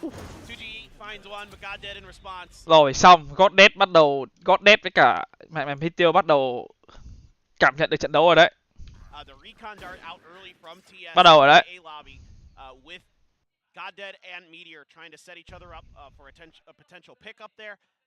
Nobody pushes out here, but at that moment, Meteor does stick around. He decides to just kind of wait this out and see if there's a rotate, even though there was a huge presence from Gen.G on the other side of the map. Meteor is able to pick up right where he left off yesterday on Haven, putting up some big frags. Yeah, I mean, he had like 6 RRQ hôm qua thua Zeta. Đúng nhỉ? Rồi. Genji thua Secret à? Rồi, bắt đầu địt mẹ mày, hôm nay chúng nó bắt đầu chuyện tử rồi. Ui! Okay. Okay. Two players left from RQ, and Elmimore is another one of those sentinels that we need to watch pop off. And wow, crouch peeking into it, he takes down Meteor. That's huge. The damage already done to Meteor, but getting that extra kill there, really, really nice. Meteor there, lucky to get away with that first one versus that classic. A lot of those bullets hit head, but a few went high. Ui, King thông minh không? So Elmimore able to find something, but I think King. Phát đẩy này làm phát cực kỳ thông minh luôn. Thông minh vãi lồn luôn. Có anh em biết nha, cái map này có 3 sai ấy. Khi mà bên phòng thủ ấy nó đẩy được một sai nhá, cảm giác thông tin nó nhiều cực kỳ luôn. Nên là cái C đấy người ta hay có kiểu là đẩy sớm hoặc là kiểu gọi là chiếm đẩy muộn ấy. Phát này đấy bắn nhau ở C xong rồi Meto chết ở B, thế là mày kinh đẩy luôn. Good. Maybe with a few extra days here, a little bit extra practice under his belt, you start seeing the silver Yeah. the Genji Vãi ồn, trông buồn vãi ồn. Genji Watchparty there at the Genji HQ. Oh, fast hit, a pacey one, but Meteor shutting it right down. Oh my god, Ôi, cái lồn gì vậy? Ố, bringing back a bit of stability is Elmi Moore, but God dead, just up from behind King as well. It puts them dead down, and Genji picks up the bonus. vãi lồn à, Genji với cả Zeta hôm nay khác bọt, vãi lồn mà. And this time, it is just a go button towards this A main area. And Meteor able to sneak underneath the noses. We saw this with Jeremy on the raise, getting to this corner, put up one of the most disgusting aces I've ever seen. Wow. And with all this information, Lâm bị mò bắn quả cũng kinh cơ. Good job by X-Pharaoh, but King, W King the whole way through window there, sneaks right behind enemy lines. Takes a couple down. So the aggression here paying off early for Genji on this. Ngon đét, bú, không tí đừng chửi player team bạn là được. RQ are not phased. They continue to push on.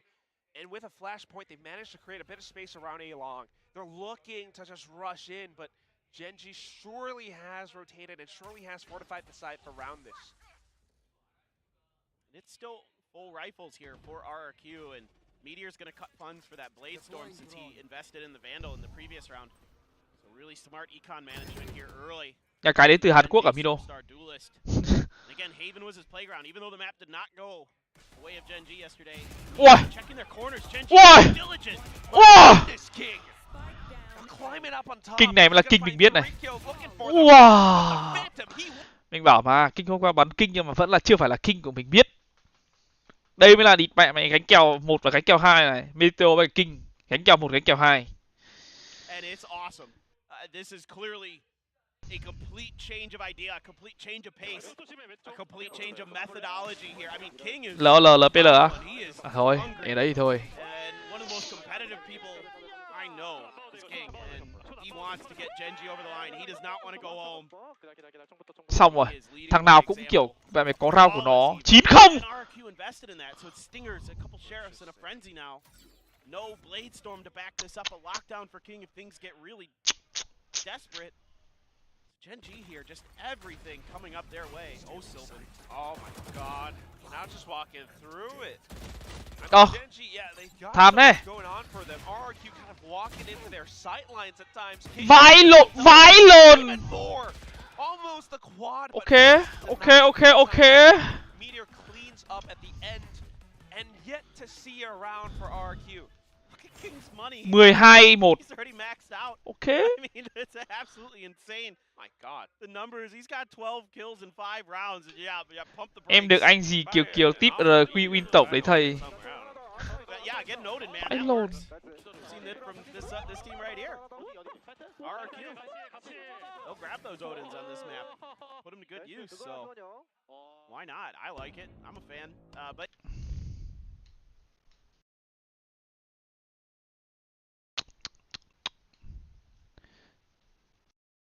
Đây anh bảo mà ở cái team này mình đánh giá cao cái Meteor với cả King lắm. Thằng King đấy nhá, nó là một trong những cái thằng từ thời đầu luôn. Mình đánh giá nó đi mẹ bắn hay vãi lộn ở cái team Vision Striker. Nhưng mà không biết vì sao lại phải ra đi. Bây giờ anh em thử tưởng tượng đi, mẹ mày thay bớt bắn Killjoy bằng King thì nó là như nào? Mẹ mày chảy hết nước.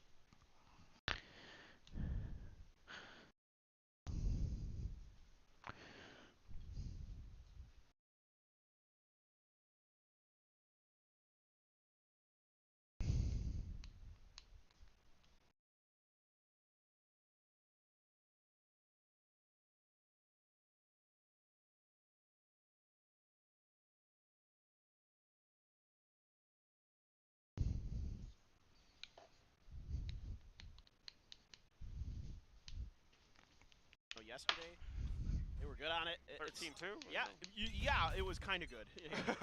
But again, it's Genji coming out here with a completely different methodology from what we're used to from them.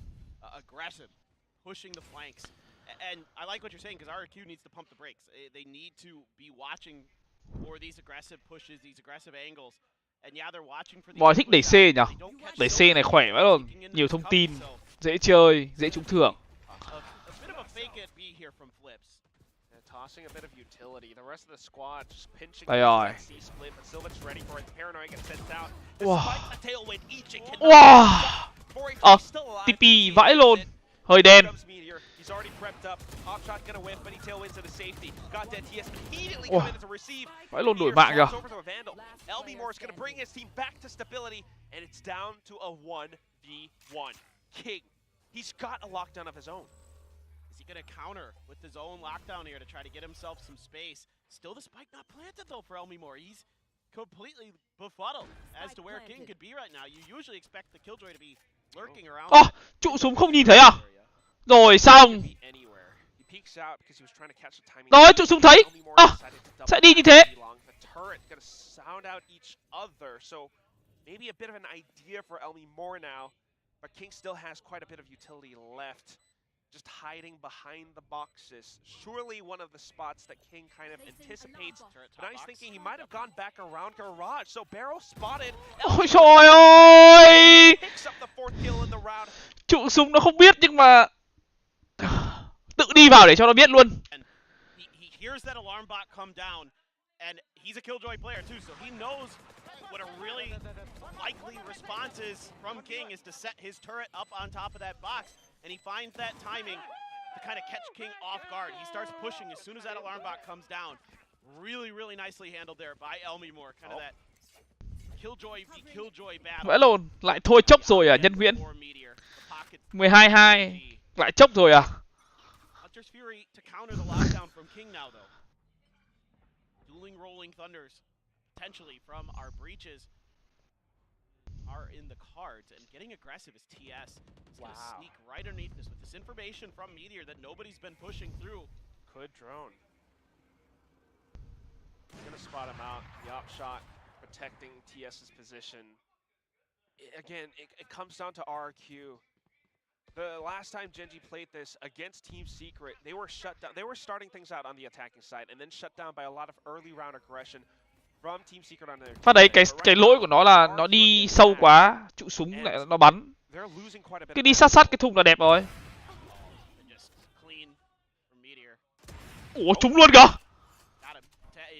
Just enough damage. It's 5 HP. Lockdown now coming through. Thôi chịu, bắn thế chịu.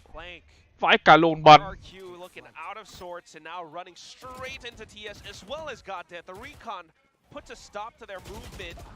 Zafera still swings. And this could be a little moment, but it's not going to be easy because look Anti lại luôn. at the utility. Anti trả luôn. On the other side. Rolling Thunder Anti hits, trả. however, King left undetected, able to sneak up on top of Heaven. As soon as that Nebula drops, as soon as this Rolling Thunder hits, it's going to be RRQ eating the dirt. King comes in with a double kill. Yeah, this is just so well thought out right now by Gen.G. It's Meteor showing presence in sewers early, setting up for a potential. Chung là Genji hôm qua nó cũng chung là thường là bắn mấy cái giải này trong trận trong ngày này ấy, sau ngày này ấy, thường là xem team nào sẽ học team kia tốt hơn nữa.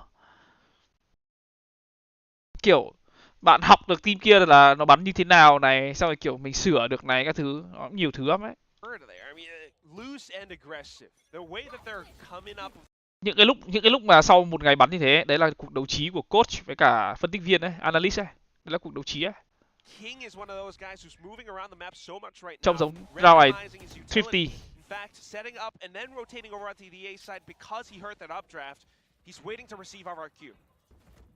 Look at that turret placement onto B and Meteor there. Taking out the lurking Elmi Moore. Sylvan as well, stepping through into spawn, dodging that alarm bot. Crazy, they're pushing out everywhere. Using the Nebula though, trying to sneak in. The timing a little bit better for Meteor. And RRQ just gonna be pitched down in this one spot outside of Garage. It comes down to EJ and some heroics managing to pick up a Vandal. Ôi, phải bắn trúng thì vãi lồn. Shorty in the hands of Meteor, and he's looking to strike down upon EJ. This is out of control. This is not the Gen.G. Fuck man, bắn vãi luôn. I watched a lot of these players. Gen.G, you know, a lot of these players used to be on Slayers last year and things like that. This is a different breed. They are fired up today. This game plan is brilliant so far. And they are playing with confidence. Everybody's doing their job. Lâu lắm mới thấy Charlie này. Like you're talking about, King's all over the map right now. You know, leaving that turret into B. kind of allows them ZOWIE, to just keep pressing on the flanks. ZOWIE với Sova anti. RQ's got to play some defense here on this early aggression. They've got to be a little bit more aware, or just go for a fast hit to try to get around it. I guess that's what they're going to do on the C side. You got EJ already tailwinding into position. TS just hiding right behind. Sylvan with the sight dart cover, and it's doing so much. Vãi lồn Sylvan 30 máu làm 2. Sylvan goes in for Ủa? some line shots, able to cut down flips. Now we're down to 2 players left remaining. Despite all of those efforts to push onto site, they can't quite break through.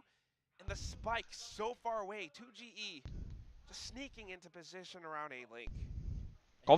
Có vẻ như kiểu Genji biết là AQ đánh ở đâu ấy, là đánh với số lượng lớn đấy, số lượng lớn thành viên đấy. Ha, kiểu nó cứ đẩy ngược lại à, đánh A thì đẩy C, đánh C thì đẩy A. Ai là hay này.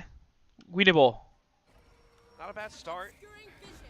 Because he sneaked through so far. I mean, it's a Trong lot đoạn chơi more trò này smart bạn được from 3 Genji. trận đau hết Now đầu. they know Tại chưa quen nha anh. around Quen A-Link, rồi thì nó cũng bình thường à. but that could mean heaven Uầy. even further back into defense. 7-2. Zafiro now just coming down onto the site to defend, and he gets the spray transfer. A quad kill for the guy, and a second round win for RQ. They need to keep this up. The fact that 2GE is able to sneak through in towards A-Link there and get that kill on a TS changes the dynamic of this round big time. Little bit of a miss here from Meteor, not quite ready for X-Pharaoh's push out. But this initial hold from Gen G is gorgeous. Even though X-Pharaoh finds King with the Hunter's Fury, that is completely thwarted by Gen G. Gives him a great opportunity to win the round, but some very, very smart stuff there from 2GE sets them up for that round. And all it takes, because I think TS was somewhat prepared. Sure. 2GE wins the battle. I mean, Gen G are trying to get a good read on some of these moves. This style of RQ rotating multiple times across the map is something that afforded them that one map win over DRX back in the regular season.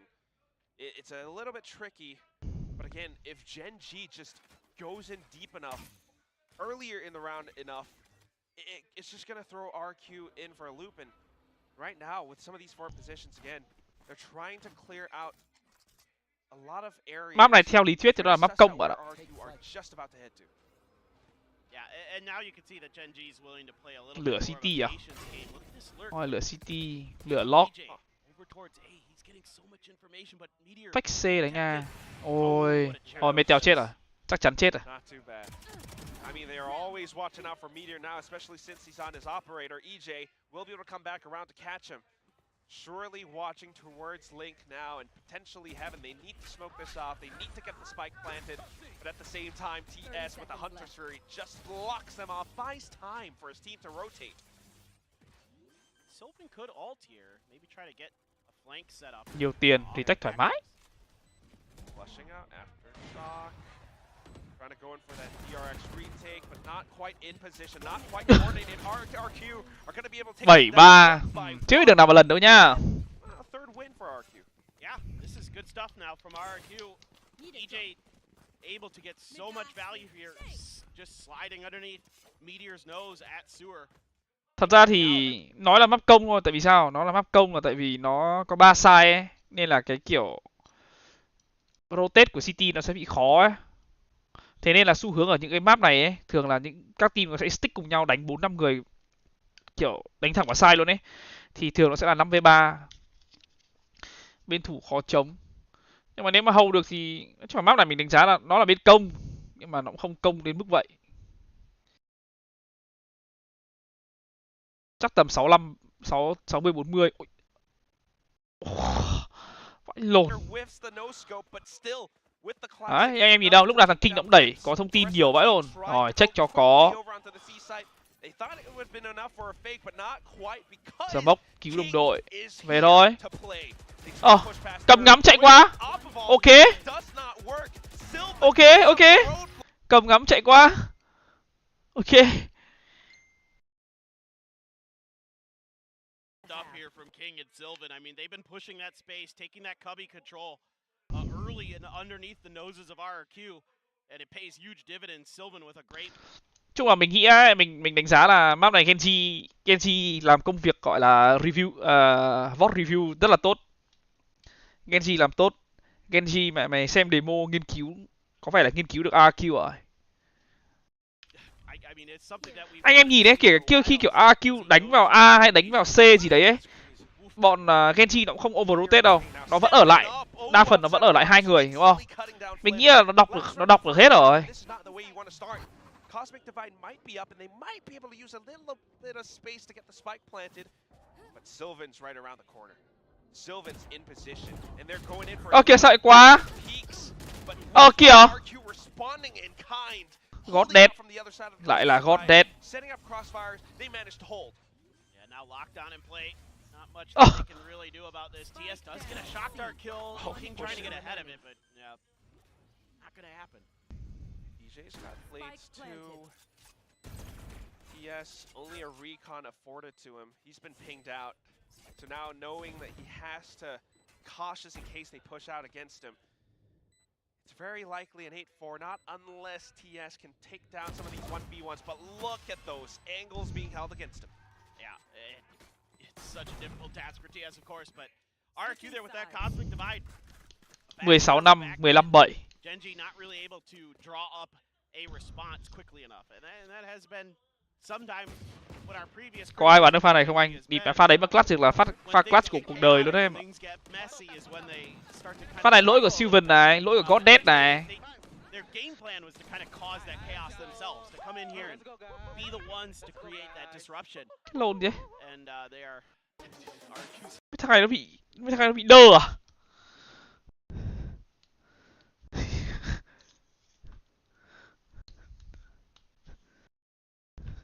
Cái con nói mấy thằng này kỳ quặc thật.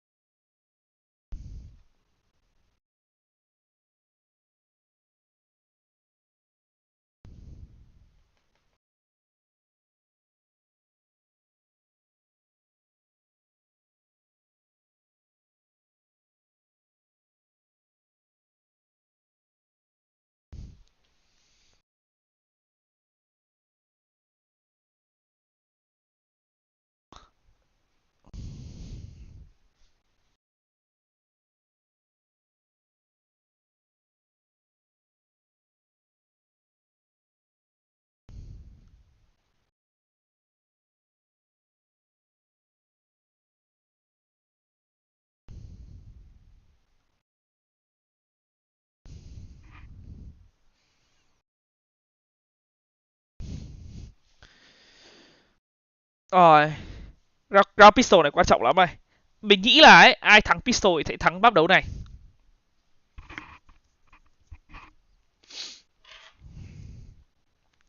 Ai thắng round pistol thứ hai sẽ là người thắng bắp đấu này.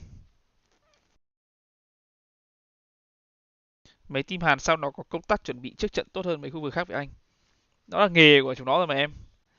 Mày nghề để chuẩn bị cho người máy mà. Sau rồi các người máy sẽ vào trong game để thể hiện. One of those guys who maxed out credits at about like round 3 or round 4, and that's crazy. Of course, now switching over onto the attack, they're just going to dash in. Putting up the Nebula, though, 2G not expecting Meteor to be up on top. It's going to be Frenzy for Frenzy as Flips eats out Meteor right back. A bit of a recon coming through as well, and they're trying to set up themselves in positions for retakes. Out around window, gonna get cut down by EJ. King just trying to hold out around the side, but EJ rồi, bắt đầu rồi đấy. EJ just dashes in off of it. Ôi, có đen 26 báo 1 viên thua rồi. Okay. Cảm ơn Nguyễn Tiến Hào với 19k con Momo nghe. Phòng ở đâu đẹp vậy anh? Em theo dõi anh từ 2018 đến giờ. Em còn đúng 19k tiền Việt. Gửi anh chút tiền có chuyện đã. Cảm ơn Hào nghe. Mình ở Sài Gòn bạn ạ.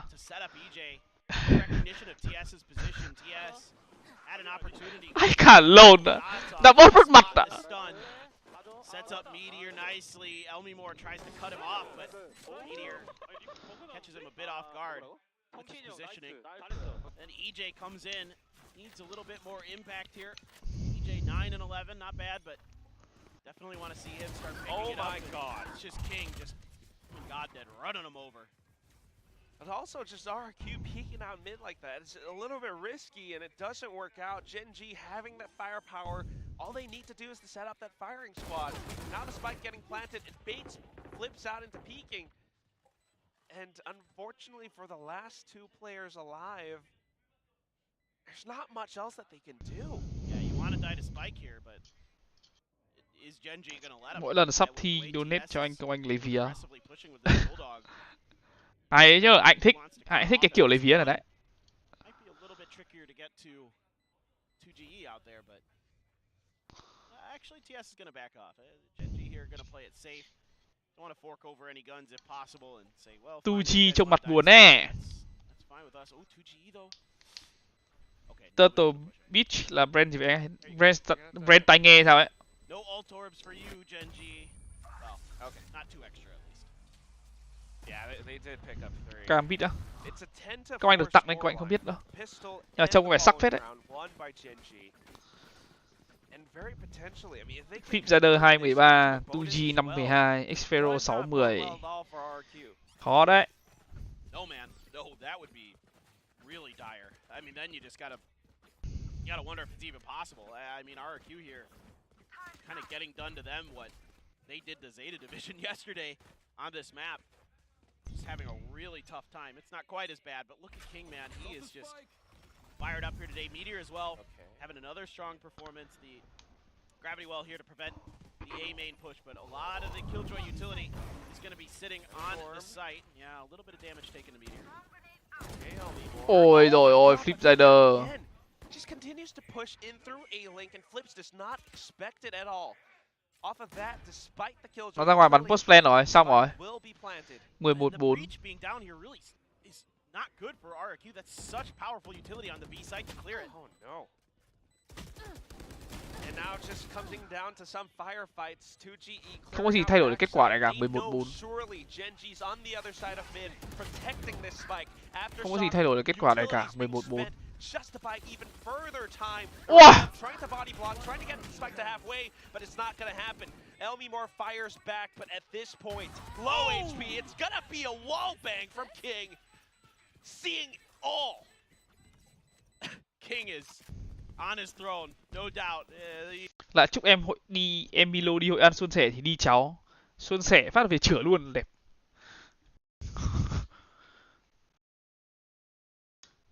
À, nó ping quả bom rồi mà anh em. Nó ping thẳng quả bom rồi mà. Nó ping thẳng quả bom thì nó spam là cũng dễ hiểu mà. Nhưng mà phát lệnh mình nói thật luôn nhá. Mấy cái round mà yếu tiền ấy, đặt được bom B ấy, xong rồi lợi thế 5v4 ấy thì thề luôn, cảm giác thắng vẫn cao vãi lều luôn. Cái bom B này nó siêu dễ để post plan luôn ấy, nó siêu dễ luôn ấy, mình nói thật.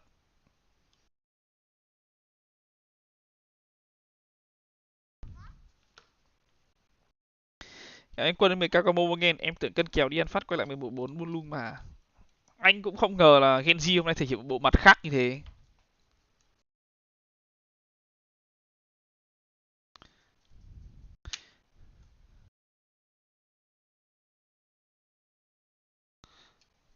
Mà hôm nọ trên cái livestream nào nhỉ? Mình ngồi mình dự đoán cái LCQ ấy nhỉ? Hình như nó cũng đúng phết mà ta.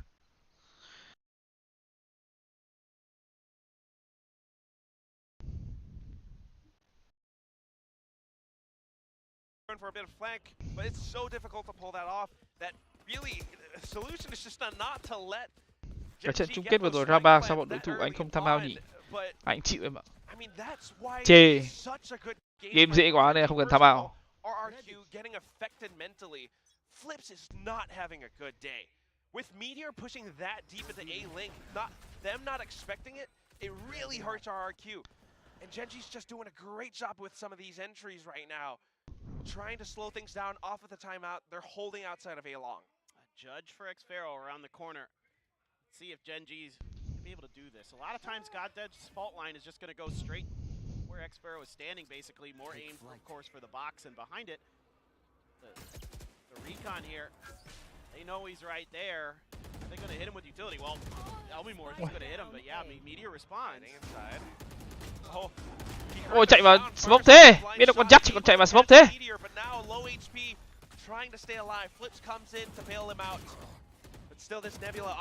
Thằng mình. Còn nguyên đến từ vị trí của TS. Yeah, TS not quite Cảm able ơn to quân với retrieve 10k them có either. MoMo nghen. Mike's in Narnia, man. Nãy giờ anh có làm phép gì không sao lại nhảy? Anh chỉ dự đoán là AQ là người thắng thôi em ạ.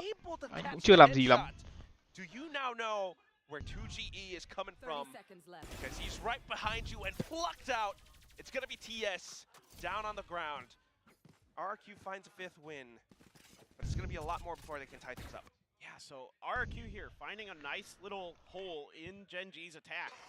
And they are able to, you know, with Elmimore stepping up here and getting that first kill, it kind of sends Gen G off balance and they're not hitting that utility. I think that, you know, normally that fault line might catch Xfero's position. Not that it matters with the judge, of course, but as much. So that's actually, now that I think about it, it's really smart from Xfero. That position's really annoying. And with that smoke there Especially as well. with the smoke, yeah. Exactly, a timely smoke from 2G. Well, again though, Chặt you're ngọc gonna à? need to convert these to an Nhặt even ngọc more cho God outcomes. Dead. With the way that Gen G are playing right Xong now, về anti à? just trying to find some of these entries. They're blocking it off with further deeper smokes down A long, preventing them from pushing through. But as soon as they dissipate, down the timer, 120, Gen G starting to move around. But look at this, one smoke was all it took to get Gen G off of C here. There's nobody on C for RRQ, and they knew that if they just sent a little bit of utility, all it took was one smoke, and Gen G Đọc just là hay đến từ vị trí của AQ. walks over to the other side, right towards this, you know, Killjoy utility, either A or B, turret and a nano, right at the front of A to try to back up Xfero on his own here on the A Okay, site. that's info. Yeah. Scanning ahead. Xfero tosses a recon to Oh, check. that's so much info. Nobody cleared that. Yeah, despite that though, I mean, it's Alo, just nó in tiết for kiệm được war. anti They're luôn mà. not in position to hold or do anything against it. The rest of them just setting Mẹ up mày God Dead còn nguyên anti luôn mà. walk in for free. Goddead's got his Rolling Thunder behind this in long A, so Genji's going to set up deep for this post plant, let Meteor try to cut him Wow. down, and he gets the first. Now he's in Wow. position 2, gets a second one. Wow. Goes over to the classic Vãi lồn, sâu for the diễn của third. Meteor rồi. Rolling Thunder gets sent from Goddead. Sâu diễn của nó đây anh em ạ. Hello Minh Trịnh. It's all down to Flips. Staring them down from heaven. What He is swings that? back and forth, finds a couple of flick shots. But is it going to be enough, though? He's running out of time. Meteor hunts him down. It's going to be the quad kill to put Genji at match point. Nasty stuff here from Meteor. This is the Meteor you need to see. Now besting King in the kill count. No way. Unbelievable stuff here. I really thought RRQ had a good read on this round, but they don't react fast enough to the pressure from Gen G. Even after that triple recon dart, that's when Gen G presses the go button. When they get revealed, it's a good reaction from them, and there isn't the defenses in place to back up Xfero quick enough. And once Meteor takes space, once they're able to clear the site, and that Rolling Thunder sits behind all of it, even if Meteor doesn't get Tại vì thằng Flip Rider là hay xảy xác mà. Với cả anh em không biết thì nếu như anh em không biết thì Ten Ten là em trai của Meteor. Em ruột luôn á. Nếu mình nhớ không nhầm là em ruột luôn á. Down to the retake from RQ. Can they pull it off? Because if not, we're going to map 2 right away. Meteor again in such a deep position. He pulls out the knives. He cuts him in half. It's going to be Flips again from heaven. He finds a couple more shots. But then Up round lên xảy xác, up round lên xảy xác. 2GE out from the roots. He comes out of Link. Oh. And he manages to do it. With a bit of a crouch spray, he puts RQ at the halfway mark. I mean, this is good recognition here from RQ. Seeing some of the things that Sylvan was doing yesterday on this Haven map with Gen G. He likes the TP into Heaven there on A site, and he's able to kind of catch him off guard. So really good recognition from him. Gets another couple big kills from Heaven. Again, he has been disgusting up there. Oh, his crosshair placement just chef's kiss. Rồi mà thua phí thật. A lot of things to be happy about here if you're cooking for either team. I mean, mamma mia, this guy. Meteor, first of all, he's incredible. Mẹ bắn trúng một viên là thắng rồi. God Dead không bắn trúng ạ. But he has that fluidity to put himself in such a deep position, especially around A link. We've seen that several times now. Sometimes even swapping over the classic if his Vandal runs into bullets. Now onto the C side because that previous mental conditioning onto A. And they've managed to go all the way in. Again, a free sight for Gen G. Hunter's Fury comes out though. It's not going to catch all too much. Get out of the way. Okay. I mean, they bought some time to deny the spike plant, but that's about it. Cosmic Divide as well for this retake. So let's see what Gen Ôi đến đấy. Flash thằng mình. Hurricane Ui. cut them off in some rotations. Elmore catches him Oh. instead, and then the trades come through. Got that pushing up, but getting traded out by flips. Right here. King though, Rồi. he's a guy that we want to look Post out plan for. rồi. Second Ui. kill leader right Oh now. my God. Swaps over, Phantom long. It's been blocked off by the Cosmic Divide. But again, comes down to some of these tiny peaks. He does not hear the tap, and that's why he pushes out front. Kind of seeing the barrel too, and now just trained down onto 2GE. EJ comes back out, but not expecting Sylvan up close and personal. It's gonna be Gen. Shit. Tính tiền cho Genji.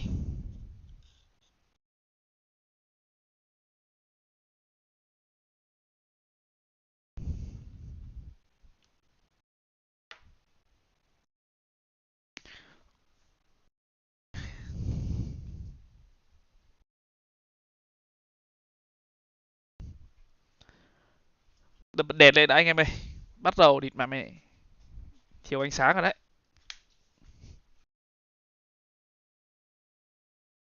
Mẹ hai con này nó ngủ cả ngày luôn mà.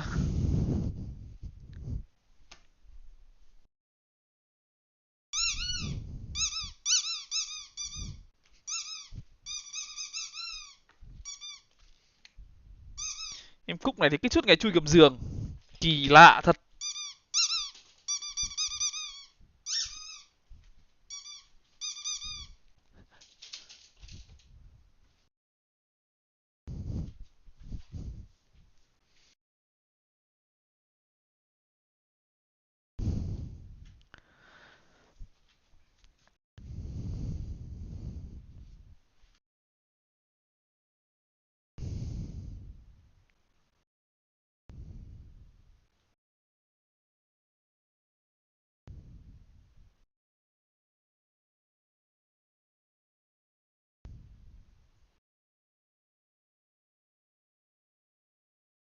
Cơm bưng nước rót, ỉa có người hầu, đã thật. Thì nữa xem xong là phải cho chúng nó ăn. Nãy lúc 2:30 mới cho chúng nó ăn xong. Tí mà đi ăn thì lại phải cho chúng nó ăn tiếp. Xong mình mới yên tâm ra ngoài được.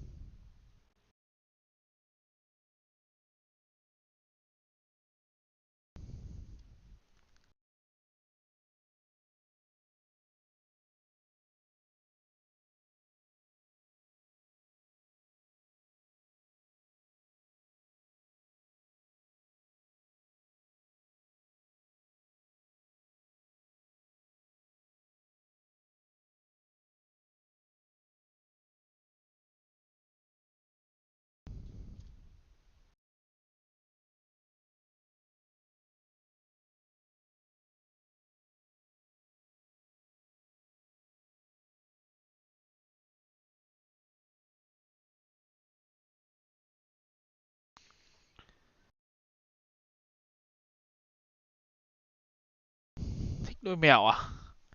Thích làm người hầu à em?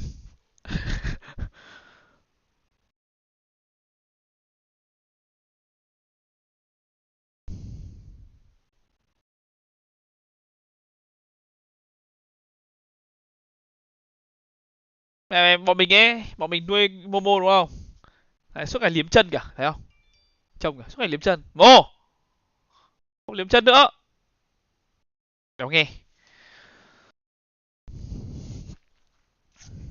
Nuôi Momo, nó ở mình sợ nó buồn. Thế là bọn mình mua thêm con Cúc cho nó chơi với nhau. Mua Cúc xong về hai đứa đéo chơi với nhau. Mệt vãi lồn.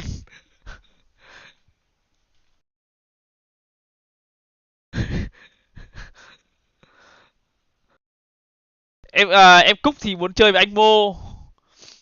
Em Cúc thì muốn chơi với anh Mô, nhưng mà anh Mô thì lại đéo thích ai ở gần. Tức là kiểu cứ đến gần là anh Mô chạy, anh Mô gầm gừ, anh Mô sủa.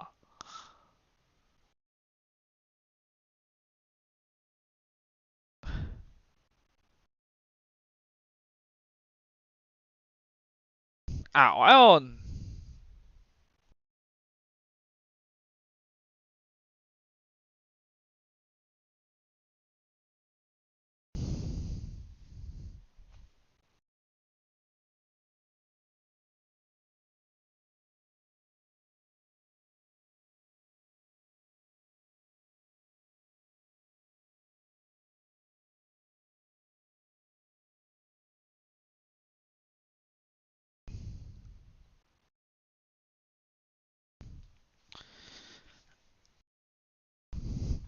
anh này phải gọi gì nhỉ?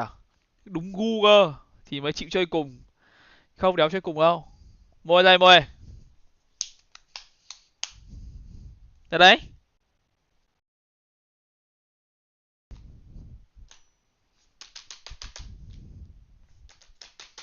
Ra đấy.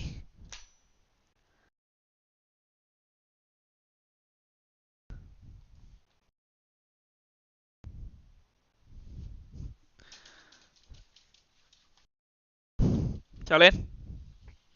Trèo lên. Tay đau sao bế được. Mày nặng lắm.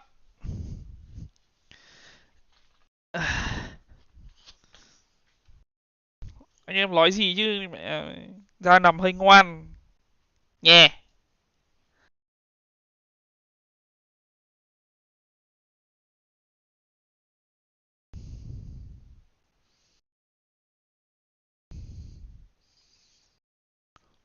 Cháu thích được gãy người. Thế là cứ ra là cháu dạng vẽ hết háng nằm.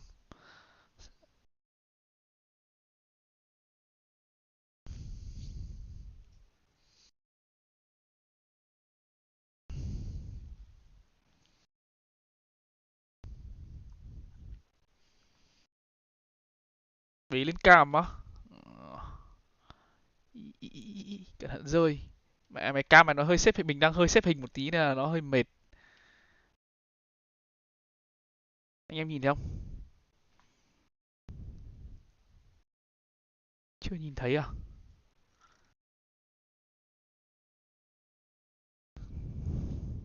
Hello danh.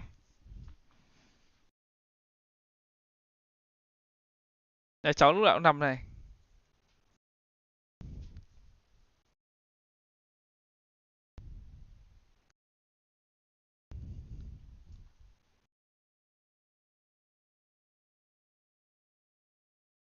Phải gãy đúng chỗ cơ thì chân cháu thì mẹ sẽ duỗi hết ra đây nha, đúng chỗ. Nhè.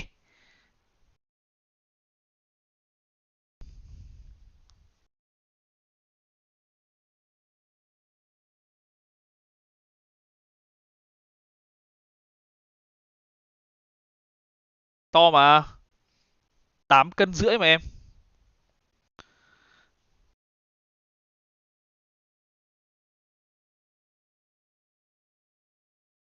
Gần 5 tuổi rồi. 8,5 cân. Mỗi tội cháu không còn dái rồi. Nhè.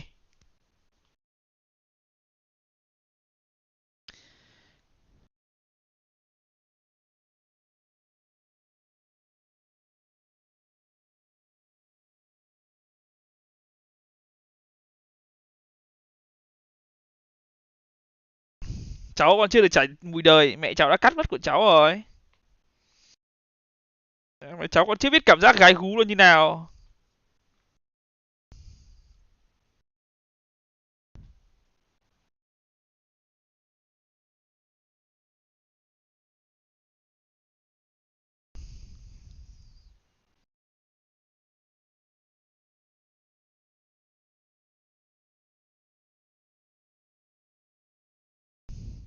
Hồng Anh nuôi em ạ. Hơn 4 năm rồi. Sắp 5 tuổi rồi. Hồng Anh bảo là hồi xưa nó bé xíu à. Giờ nó to như con lợn nhỉ.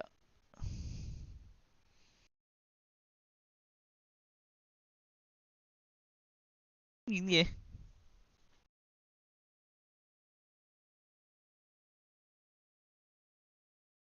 Sao bé này ngoan vậy anh? Ngoan mà. Nói không nghe lời thôi chứ còn lúc mà nằm im này thì nằm ngoan lắm.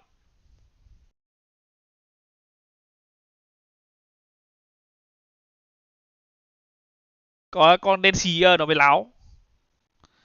Bé nó không được đổi 5 giây.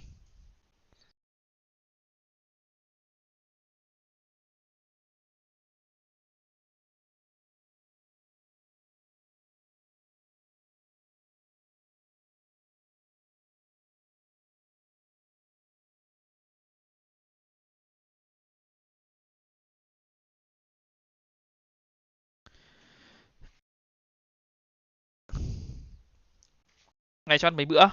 Thường thường là bọn anh cho ăn 2 bữa thôi, bữa trưa bữa tối.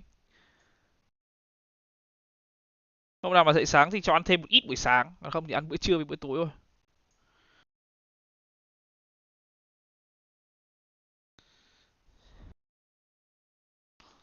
Em này thích bế lắm, to vãi rồi nhưng mà thích bế vãi rồi.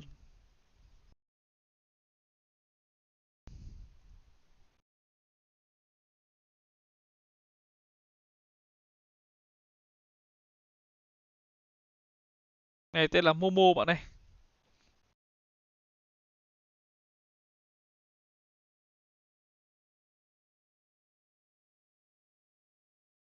Bé nó có hay được đi spa thú cưng không anh? Có chứ em. Tháng đi một lần mà. Tại vì bọn anh không biết cắt lông. Ta phải cho đi cho người ta cắt lông, cắt móng. Chứ bọn anh không biết cắt. Tắm thì tự tắm được nhưng mà cắt lông thì chịu.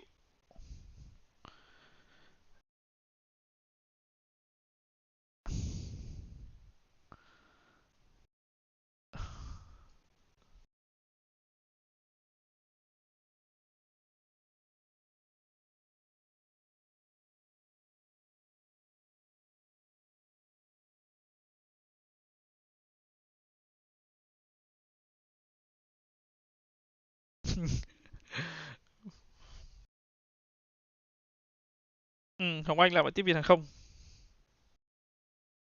Tần tần tần tần tần tần. Thôi chơi với em đi. Mua chơi với em đi. Em đâu? Em nằm ở dưới. Em nằm ở dưới rèm ấy, nó chơi với em đi. Hết giờ rồi. Gãi thế thôi. Mỏi tay vãi cả lồn.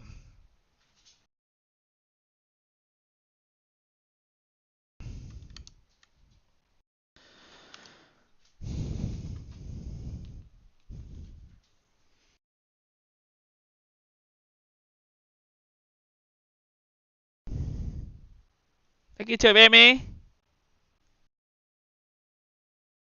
Nó chơi với em á. Không phải ở đây. Em đâu?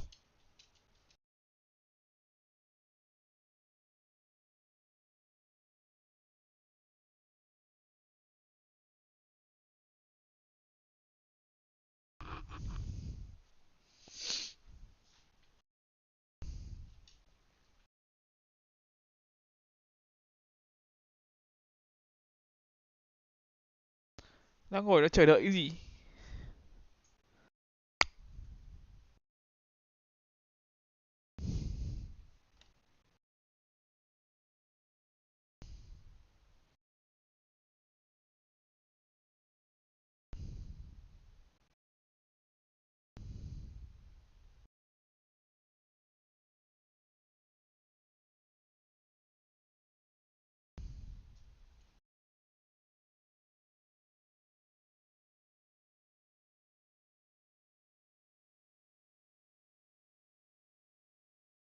Mèo nó có bắt nạt Momo không anh? Mèo này thích chơi với Momo lắm. Thích gần lắm, kiểu chơi với anh ấy. Nhưng mà kiểu anh toàn đuổi à. Thế là dần dần lại kiểu nó toàn trêu à. Kiểu lông mấy con poodle bị cắt cắt đuôi ấy. Thế là lông nó còn có một nhúm à. Thế là mà em Cúc thì lại thích chơi với cái cục bông. Ha, địt bám suốt ngày rình cắn đít anh. Hài vãi lồn. Mỗi lần cắn đít anh đuổi cho địt địt con mẹ mày chạy toe khói. Trời không lên nữa. Ra giường nằm đi. Giường nằm đi.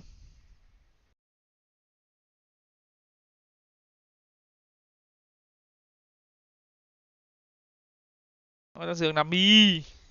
Gãi nhiều quá à. Không được. Đi ra đi. Ra đi.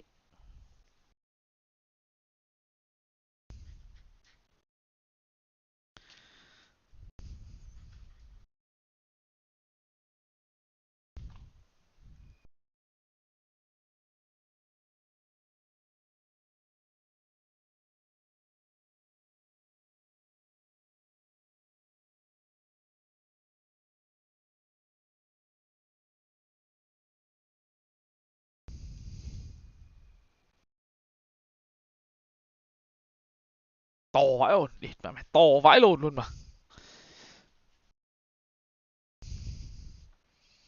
Béo vãi lồn. Mỗi lần được cái trong mặt cũng xinh.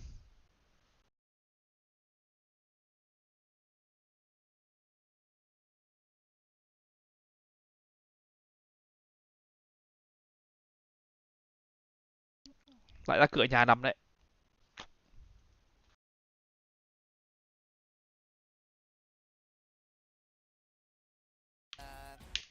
Còn mỗi map mà không bắn đi để còn ngồi nói chuyện nhiều quá à.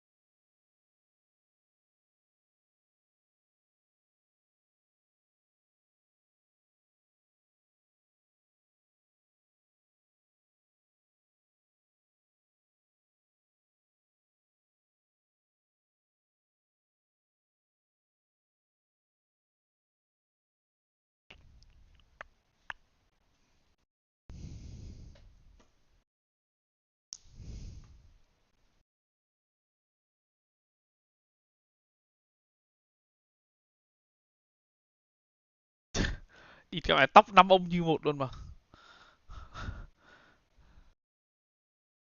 Top 5 ông như một luôn. Ủa, chị Hồng Anh đi Hà Nội chưa về anh? Hồng Anh đi đến 12 giờ đêm mới về. Giờ này mới chuẩn bị bay sang Đà Nẵng. Xong rồi từ Đà Nẵng mới về Sài Gòn. Hồng Anh nãy bảo mà, có vẻ là sẽ về muộn, 12 giờ mới về.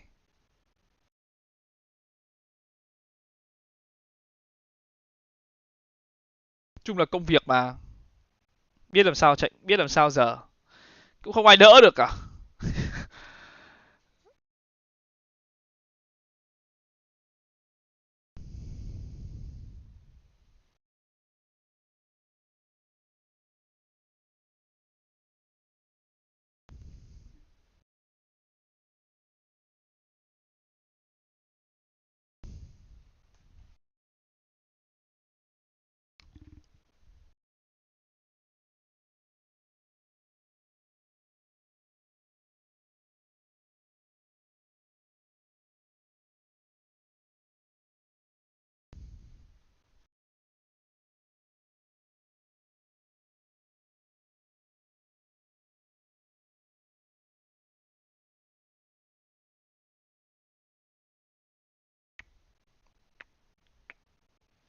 Nó bị chảy máu mũi sao anh ơi ạ? Thấy bảo nó bị chảy máu mũi, căng thẳng chảy máu mũi hay gì đấy. Em đâu hiểu.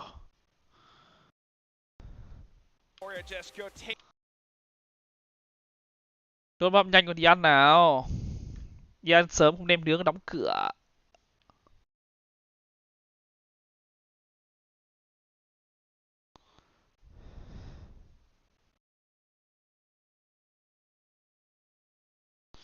Hai một AQ niềm tin vô bờ. Mẹ anh muốn là AQ thắng cho dự đoán của mình nó chính xác. Nhưng mà trong một phương hướng khác thì cũng muốn đi ăn nem nướng. Quite curious about this Gecko comp, very similar to the Pro comp, right, that we saw from Gen G previously in this event. So Không, mình ăn nem nướng Nha Trang các bạn, nem cuốn xong rồi chấm cái sốt cái đấy gì nhỉ? Cái đấy là cái tương đậu hay tương gì? Ngon quá rồi. Attacker side here for Gen G, I think this comp will be pretty strong. It'll be pretty challenging to deal with. You know, and have they been watching CGRS maybe a little bit playing and Bún chả hàng than à? Bún chả hàng than binh rồi. with this comp. It's not quite the Tả same chưa anh? as- Mẹ em tả xong rồi mày nước bọt em tự dưng nó cũng chảy ra hơi nhiều hay sao á?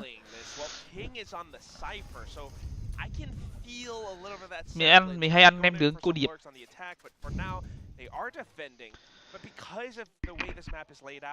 They have some potentials to push out. Meanwhile, for RRQ, Gecko. it's a completely different composition. You got the double controller. You've got Zafiro on a fade. How does this work out? EJ as the Rays, I mean, they really need to work together to bring this to a map 3 because, again, single elimination now. If you're done, you are done. You got the paranoia out of Sylvie Sao không there. đặt về cho đỡ phải đợi anh á? À, anh đi ăn với cả mấy đứa em mà. For a pick here through the door, but wisely RRQ backing off of that. Comes that top Ui. screen and Sylvan gonna get shut down by Blitz. Instantly, they're falling Nó biết back, B but trống quick rồi. rotation from RRQ there, going towards the B site. Just trying to transition over, trying to get the spike planted from lower. But Gen G just setting up for a bit of a retake. Look at Meteor's position on the minimap. 2G has that door covered, so this is gonna be a little tricky for Meteor. Okay, has it open. Now rotating back around, 2G. Rồi, đi mẹ mày map 3 rồi. Trông giống là map 3 rồi. But with all of those pistols still online, RQ picks up their first win. À, Nha Trang em dẫn đi tour. That is of the day. Of the day. Absolutely. Yeah, not ever. I mean,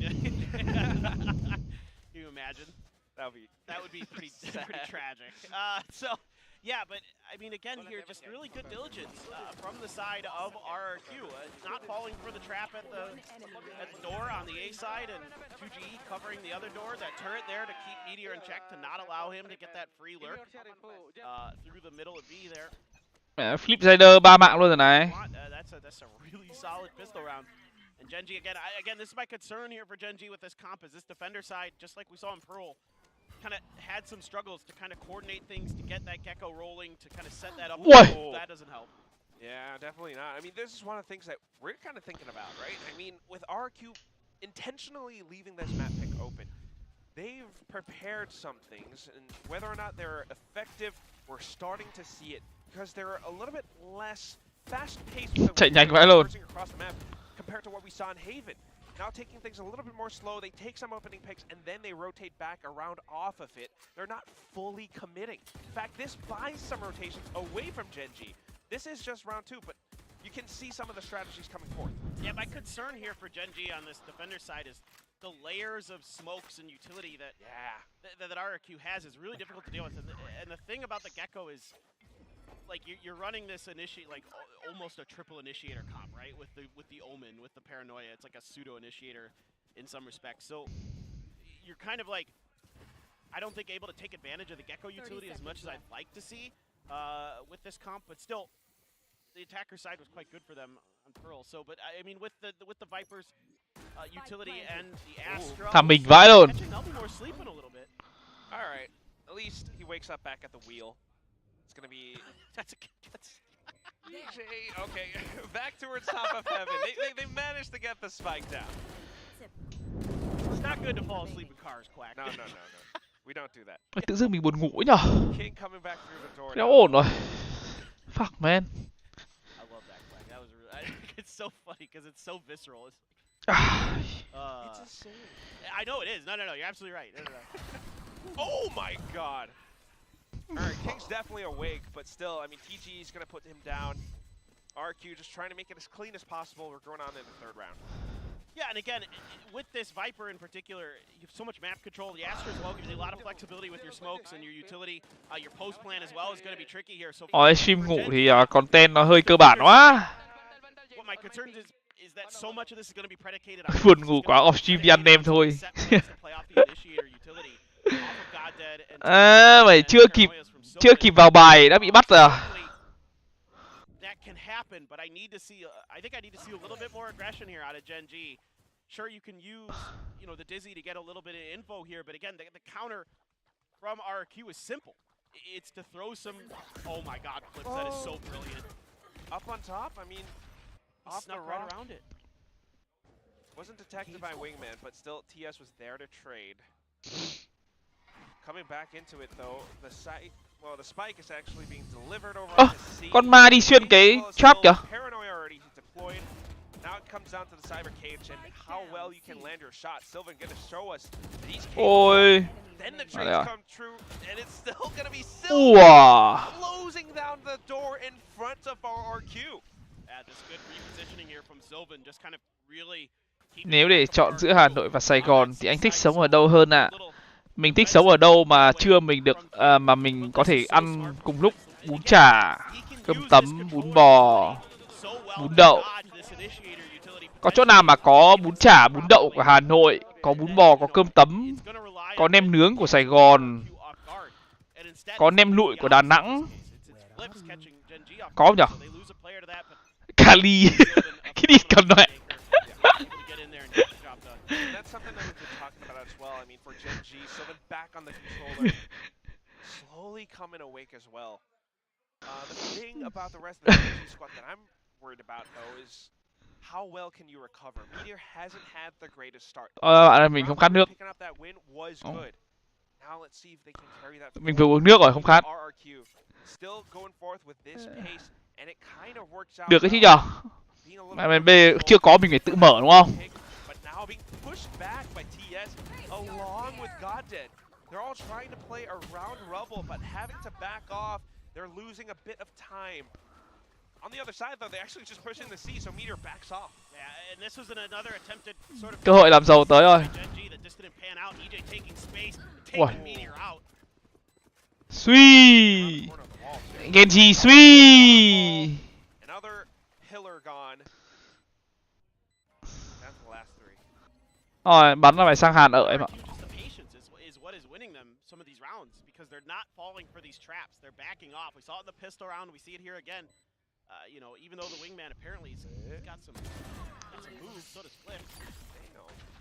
I was watching that wingman on the map, and he was booking it, man. He was trying to catch Flips, but he's not quite as fast. A little homie, his legs are a little bit shorter, so Flips now coming back around towards spawn. Gonna be able to catch two, but not quite God Dead. Teammates are aware of God Dead's position, but we're gonna let him walk away with that one. And it still is gonna be an RRQ win off of the patience that you talked about. Yeah, no, they're reading this comp well. And I think kind of that Pearl reveal from Gen G hurting them a little bit. Được đấy, mình đã tìm vào hướng kinh doanh sau khi giải nghệ đấy. Bây giờ tìm chỗ bắn thận. Nào mở dần là đẹp. Sài Gòn này, người đông này. Mở ở Sài Gòn là đẹp luôn này.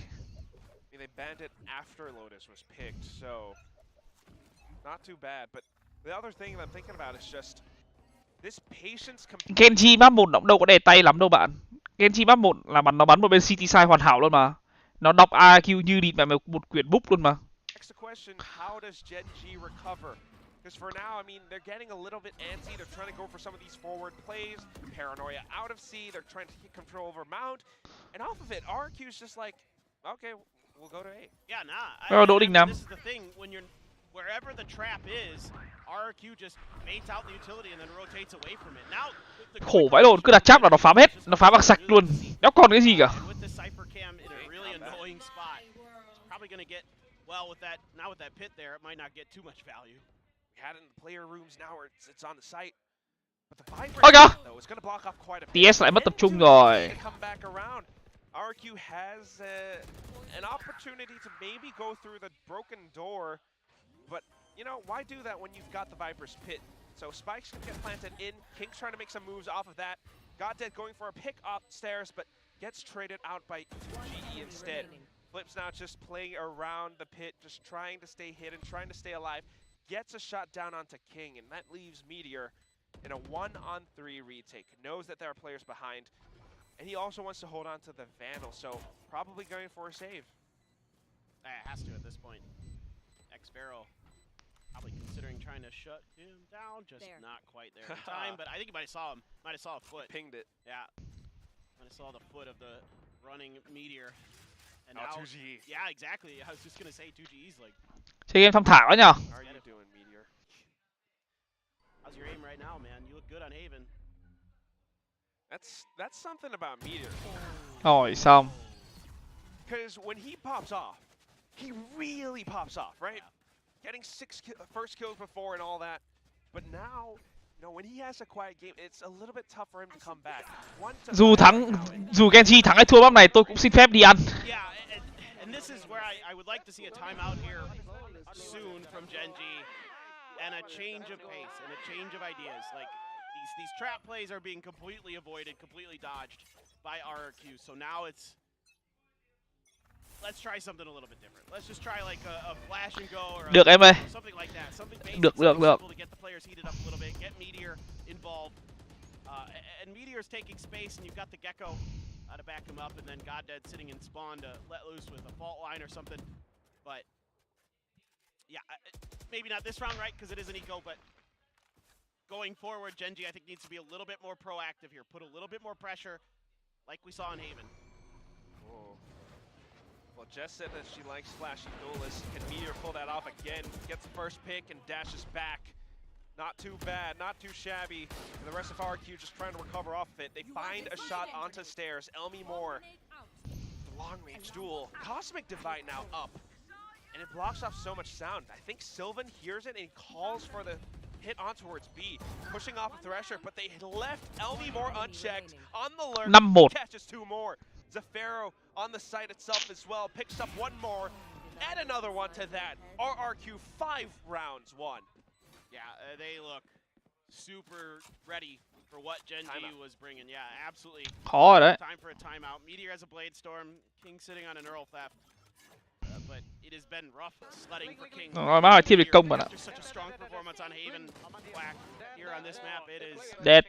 RRQ all the time. Definitely don't want to have a lackluster.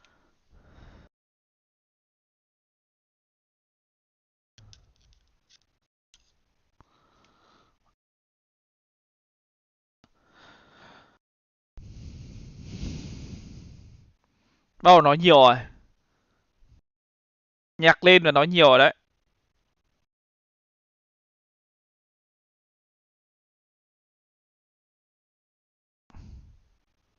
Nên thế em ạ. Anh em chạy ra chỗ ông Hoàng này. Sao rồi đợi anh đi luôn. Rồi đi luôn.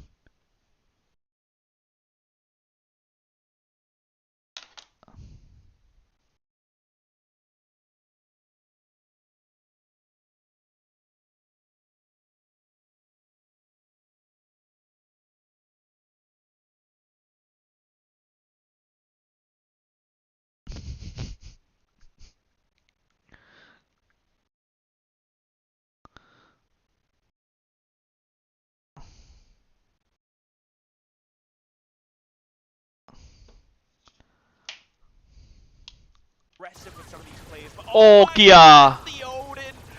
Achilles is just crying somewhere. Ô On the kìa. other side, though, it's gonna be the dark cover that kind of allows for Meteor to peek through. He wants to Tham ao xong bị quả thế khó chưa? but on the other side, RRQ. Hết khó rồi. They're got mound and they're Lại trying khó rồi. to see Elmimore again on the Khó hơn luôn. still so sharp. A double kill. Make Ngô that Công a Anh. third. Đi luôn chứ đéo khó nữa. On the sights. And then 6 wins for RRQ. This is off of Bile's time out, and they weren't expecting that wall banging Odin. No, neither was I. That's a really cool little angle. Sugar cane à? And that is absolutely ridiculous. Come on, that's all he did. Hanging it out. That's not fair, man. Like, can you push that? Yeah, and I mean, at this point, they know that, again, like I talked about, Genji probably wants to get aggressive off the back of this timeout, try to recreate what was working on Haven. And RQ Ewok doing a good job, really good job preparing his team for it. My goodness. Can't feel too good, and off of that, now you're thinking, do we want to go for early round aggression? They're trying to do it off of Wingman, and this time it works. Odin's no longer in Quả the game. flash nó bị dính cái cột đấy nên là không trắng. Ồ. Showstopper come through, unfortunately whiffs and hits the pillar. Ui. Player is down to 5 HP. Được đấy Still chứ. online, still online, lands a Bắn shot. quả được đấy chứ. Lockdown in place, and they are forced to respect it. But now you have the Rolling Thunder to set up for this retake. You can get a neural theft. Rồi cái cam cypher trên đầu kìa. Ác chưa? Địt mà mày khôn chưa? Địt mà nó cái cam ác chưa? Nào, hình như trông vẫn thua vãi lồn đấy.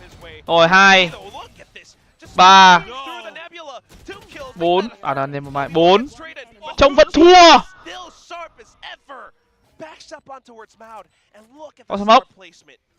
All he needs is to just play this calculated. Sylvan going out for the peak, but oh! It's a wide swing! A Ferrari peak if ever! And 2G caught unexpected. Yeah, so well thought out. Lại nhớ hồi xưa thầy để tiếng donate là giọng cô giáo hot girl. Ủa, cô giáo nào ta? Taps and immediately starts pushing space, knowing the gravity well was coming. Well thought out, able to recover the op. So even though that retake did not go the way that Genji probably drew it up, still Meteor finding impact. And here off the back of that dizzy as well, the neural theft comes. Cô giáo dưa 69 phải tôi đâu bạn. Nhầm rồi. All of the Genji members already weakened up from some earlier exchanges. Able to take full advantage of it. Nữa à? Sylvan with that one on one though. I mean the confidence to go for such a swing. This is why we're big on that guy. He was clutch as heck. WGS. Okay. Okay. Odin sounding out. Nobody's gonna be caught by it this time. We learned our lesson. Fool me once. Oh, shame. Genji still just kind of playing on the back. Meteor goes in for the peak, but it flips. Mà mày hút chết. Phát mặt luôn. Odin phát mặt luôn. Heard that drop down and just went for it there. X-Pharaoh gonna use his utility to break the trap wires. Nightfall as well to lead the way, and King is not wanting any of it. The Shit. to him, but Khó cho Genji rồi. sat safely back. Dude, the Odin. Khó cho Genji rồi. Khó vãi lồn luôn rồi. Just trying to buy the attention away while the spike gets planted on C site.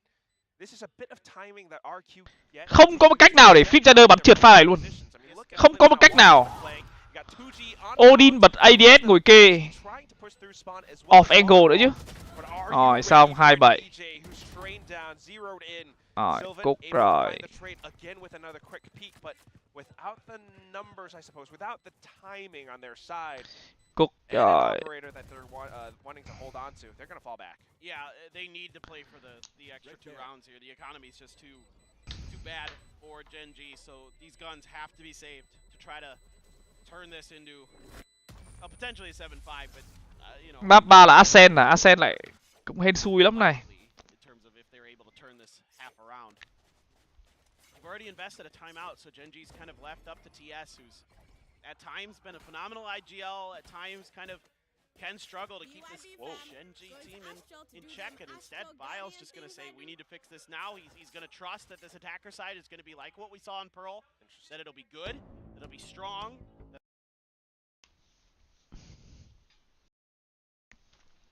Ouch.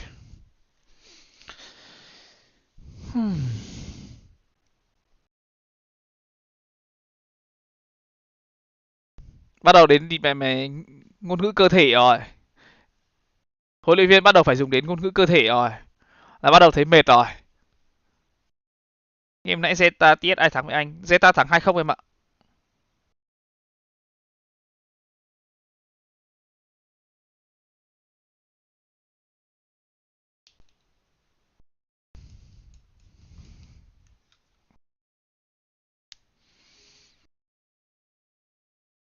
Mẹ ông kênh chân một Innova rồi.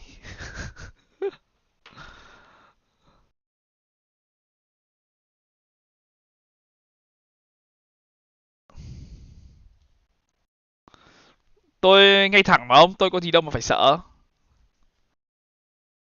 Có dính dáng liên quan gì đâu. Ngay thẳng vãi lồn mà. Không có một mối quan hệ gì với những cái tên các bạn vừa đọc ra. One away from the thrash. So Just a quick prowler along with satchels into the B side instead. Wingman, unfortunately, little homie's not going to find all too much. Kẹt 4 A-Link luôn mà. Is that a judge I see? Oh, he's jumping in. He's looking to lock them off. oh man. Spike's already been planted. Oh, but the crouch does the trick. EJ still blinded. Ai lồn.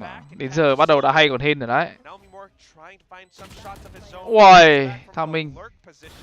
Flips with the Odin, Xong just rồi. locks out the top buffer and Game này xong rồi, game này xong rồi. round 10, Meteor Game này xong rồi. running out of chances to make use of this operator, so rotating back, it's gonna be Game này xong chắc rồi. LGG that pulls it out of his hand. Không có một cách nào để That's not good. Genji thắng từ map này ơ. That's not good after that timeout.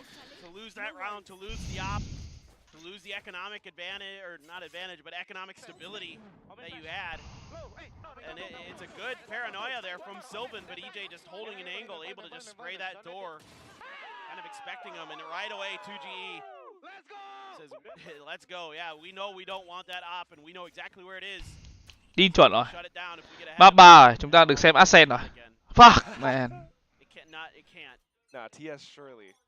Surely not, yeah. Yeah, there it is. The question is though, But look how much space you get off this. exactly, it's a lot of noise, you got the toxic screen, the rest of the team gets to push up front, but what's the rest of Gen G gonna do? And 2G is like kind of just watching the flank. Yeah, this has been such a good difference from what we saw in Haven with this turret. Đẩy B, đẩy C, bỏ A. Oh, he's gonna get pinched. Out from front of pillar and the back. He's gonna have to be careful. Ủa, Able to get one mồm and they luôn. got dead, sniped him down with a marshal from behind. Ủa. The rest of RQ making Rồi, quick xong. work of this site. They get to push further, deeper into spawn. 2G calling that actually Gen G are pushing into attacker spawn. Well, and Gen G certainly going to make a go of this. Mình nghĩ tỷ số GH nó In the half. first half nó sẽ rơi vào tầm 12, chứ đéo phải 93 đâu anh em ạ. Find a win and Nó phải là 12. get through here, but Trông với tình hình này, able to trông kind of kiểu nail Genji the không có bài toán nào để giải ấy. Không có cách nào để giải bài toán mẹ AQ này. Watching every possible angle. Khó lắm. They know this is potentially where they're coming from, and having that double setup as well. One in front, the other watching from the back. EJ gets to do a lot of the work, and he picks up those wins for RRQ. We're at a 9-2 right now. We were talking 8-4. This could go at 10-2 actually. Oh yeah. I mean, Gen G just can't find answers, no matter what they try. I mean, they've definitely tried to vary it. They've definitely given different looks to RQ, but RQ is always a step ahead. And again, it's a compositional difference here that really I want to highlight for the fans at home that is making a big difference here. in this situation. Of course, the triple operator. This is just RQ things, man. Okay. They love this stuff. APAC things. Pacific things. But then they've got the guns to back it up, so they can find these picks and then switch back over to their rifles. Okay. Yeah. Yeah. We kind of saw a little bit of it at Ascension Pacific. We're seeing it here. And, I mean, if you got the money, just, you know, make it rain. Certainly. Although maybe they didn't. I'm seeing a little extra cash sitting behind flips, so they didn't quite fully dig into the piggy bank, but they're just chilling. I mean, they don't need to push out. They can wait Gen G out, try to force out some utility. Meteor with the Blade Storm. Retake A đến từ vị trí của AQ. Ooh, he's been hit. Yep. But he gets the shot off the AJ anyway. Okay, Meteor starting to wake up a little bit, but down to 26 HP, and Flips is just making sure that he's going to be pushed into a position that's a little bit uncomfortable. Sylvan here to help him out, though, and then the Paranoia getting sent through.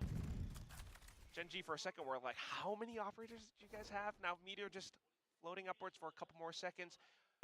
30 seconds left on RQ. Yeah, they're the rifles 30 now, seconds. yes. They were bought behind it. I figured they were, but wasn't 100% sure. And yeah, now they're sliding in towards the B site. Yes. He's got the Thrash. Oh, Meteor. Wow. Here comes. 10 seconds remaining, and Meteor's looking to make a splash. 2GE, though, making waves of his own. Now coming in through. What the fuck? Out the other entrance, and then What the fuck? No, sir. This is our home, 10-2. And X-Barrow just popped off on stage. I can see him out of the corner of my eye. he let loose a roar there, and well-deserved here. I mean, just a complete, what a tale of two maps. You know, from Haven now over here to Lotus, the changes, the mental reset as well. You know, it's really interesting. I heard a couple of very fascinating things when I went to use the restroom during the break. One was the comms were really good for Gen G. That's what I was hearing. I was hearing they're really well coordinated. Khó luôn đấy.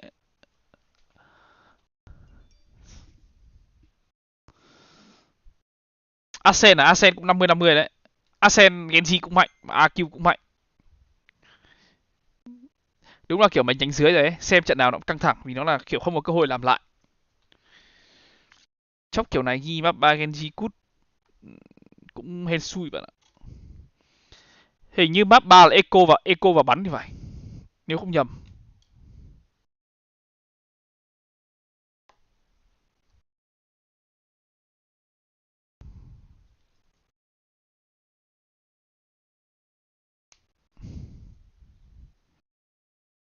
KDA 6.3.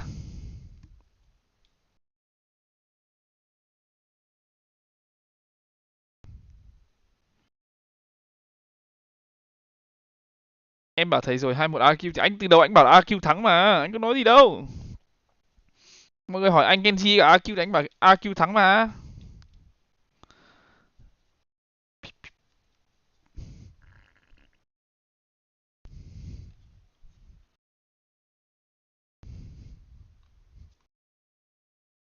Genji win 11 round liên tục. Mãi lộn à, đợi tí. Chưa đến giờ ngủ mà.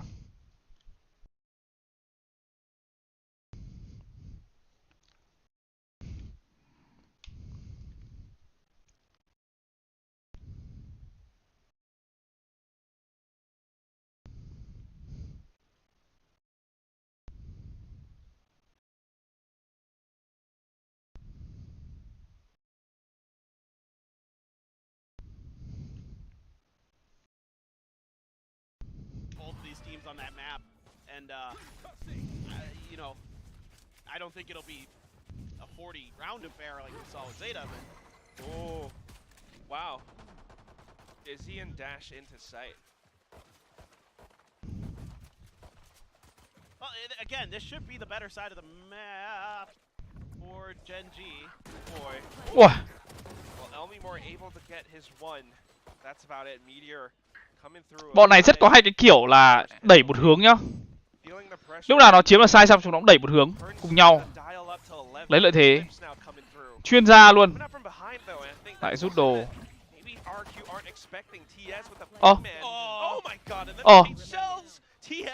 flicks upwards. We're down to the one-on-one.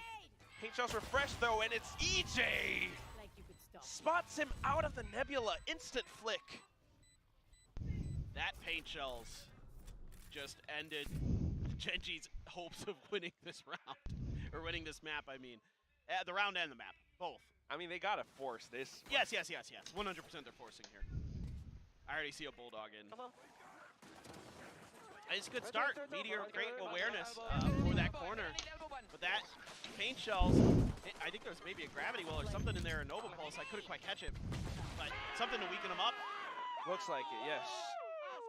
And that's the combo, right, with the Rays. The Astra and the Fate. Right? An RRQ that had a 0% Lotus win rate. Now coming back in this fashion, just to extend their lives in this lower bracket of LCQ. It's not something that we don't mind at all. Genji, on the other hand, with their force, it's TS and Meteor on the Bulldog, looking for any kind of opening. Toxin screen down. We're gonna make another go here, at least initially. No pressure on any other side of the map, so once contact is made, RRQ can kind of reinforce it, and yeah, the Poison Cloud just sends Genji packing. They do not want to be walking through any of that Viper utility if they can help it. You know, with the... Không đợi mà Mino. Dù Genji thắng hay thua map này thì cũng đi ăn mà, không đợi. Anh em nhìn tỷ số 2-11 anh em có biết mẹ mày đã có từng đội nào comeback chưa? Đã có đội từng comeback ở mẹ mày tỷ số này đấy. Ồ. Wow. 10. Phiêu. And with the Spectre, he's gonna ding them up, pepper them full of holes. King down to 10 HP, not expecting the angle upwards, flips, puts the team at match point. Okie dokie, well, I think we can confidently say that we know where this map is heading, unless we have the most epic comeback in VCT Pacific history in front of us. Which, I mean, I'm about it if it happens, but it's not the most likely thing. So yeah, there's that Odin. We got to it, okay, because the money's been so good. The rounds have been good enough here for RRQ. Flip's getting the last two. But I mean, just thinking about it, this is what we kind of talked about. When Genji has a great start, they are amazing. However, with such a rocky performance now, they're struggling to come back, and 12-2. You got nothing left in the bank, nothing left, your pockets are emptied, you got TS on a Bulldog, maybe 2-12 thì cút rồi, comeback gì nữa. Once more, just RRQ not giving them any openings. Oh no. Oh, wallbang. Oh, Poison Cloud, and they are decayed. They're gonna burn alive. Meteor still not finding the back though, and he comes in with the blades. He's not backing down. GG, đi ăn thôi. Through from Waterfall though, and now this is the last guy left alive. Look at how they're stacked up onto each other. Oh, around the door. And you will revolve around the planet because... Nghỉ anh em ơi, đi ăn cái đói quá. Hẹn gặp anh em vào ngày mai. Hôm nay chúng ta dừng ở đây là vui vẻ rồi. Không như hôm qua mệt lắm. Ok, để anh nhắn tin cho Hoàng ơi. Bye bye.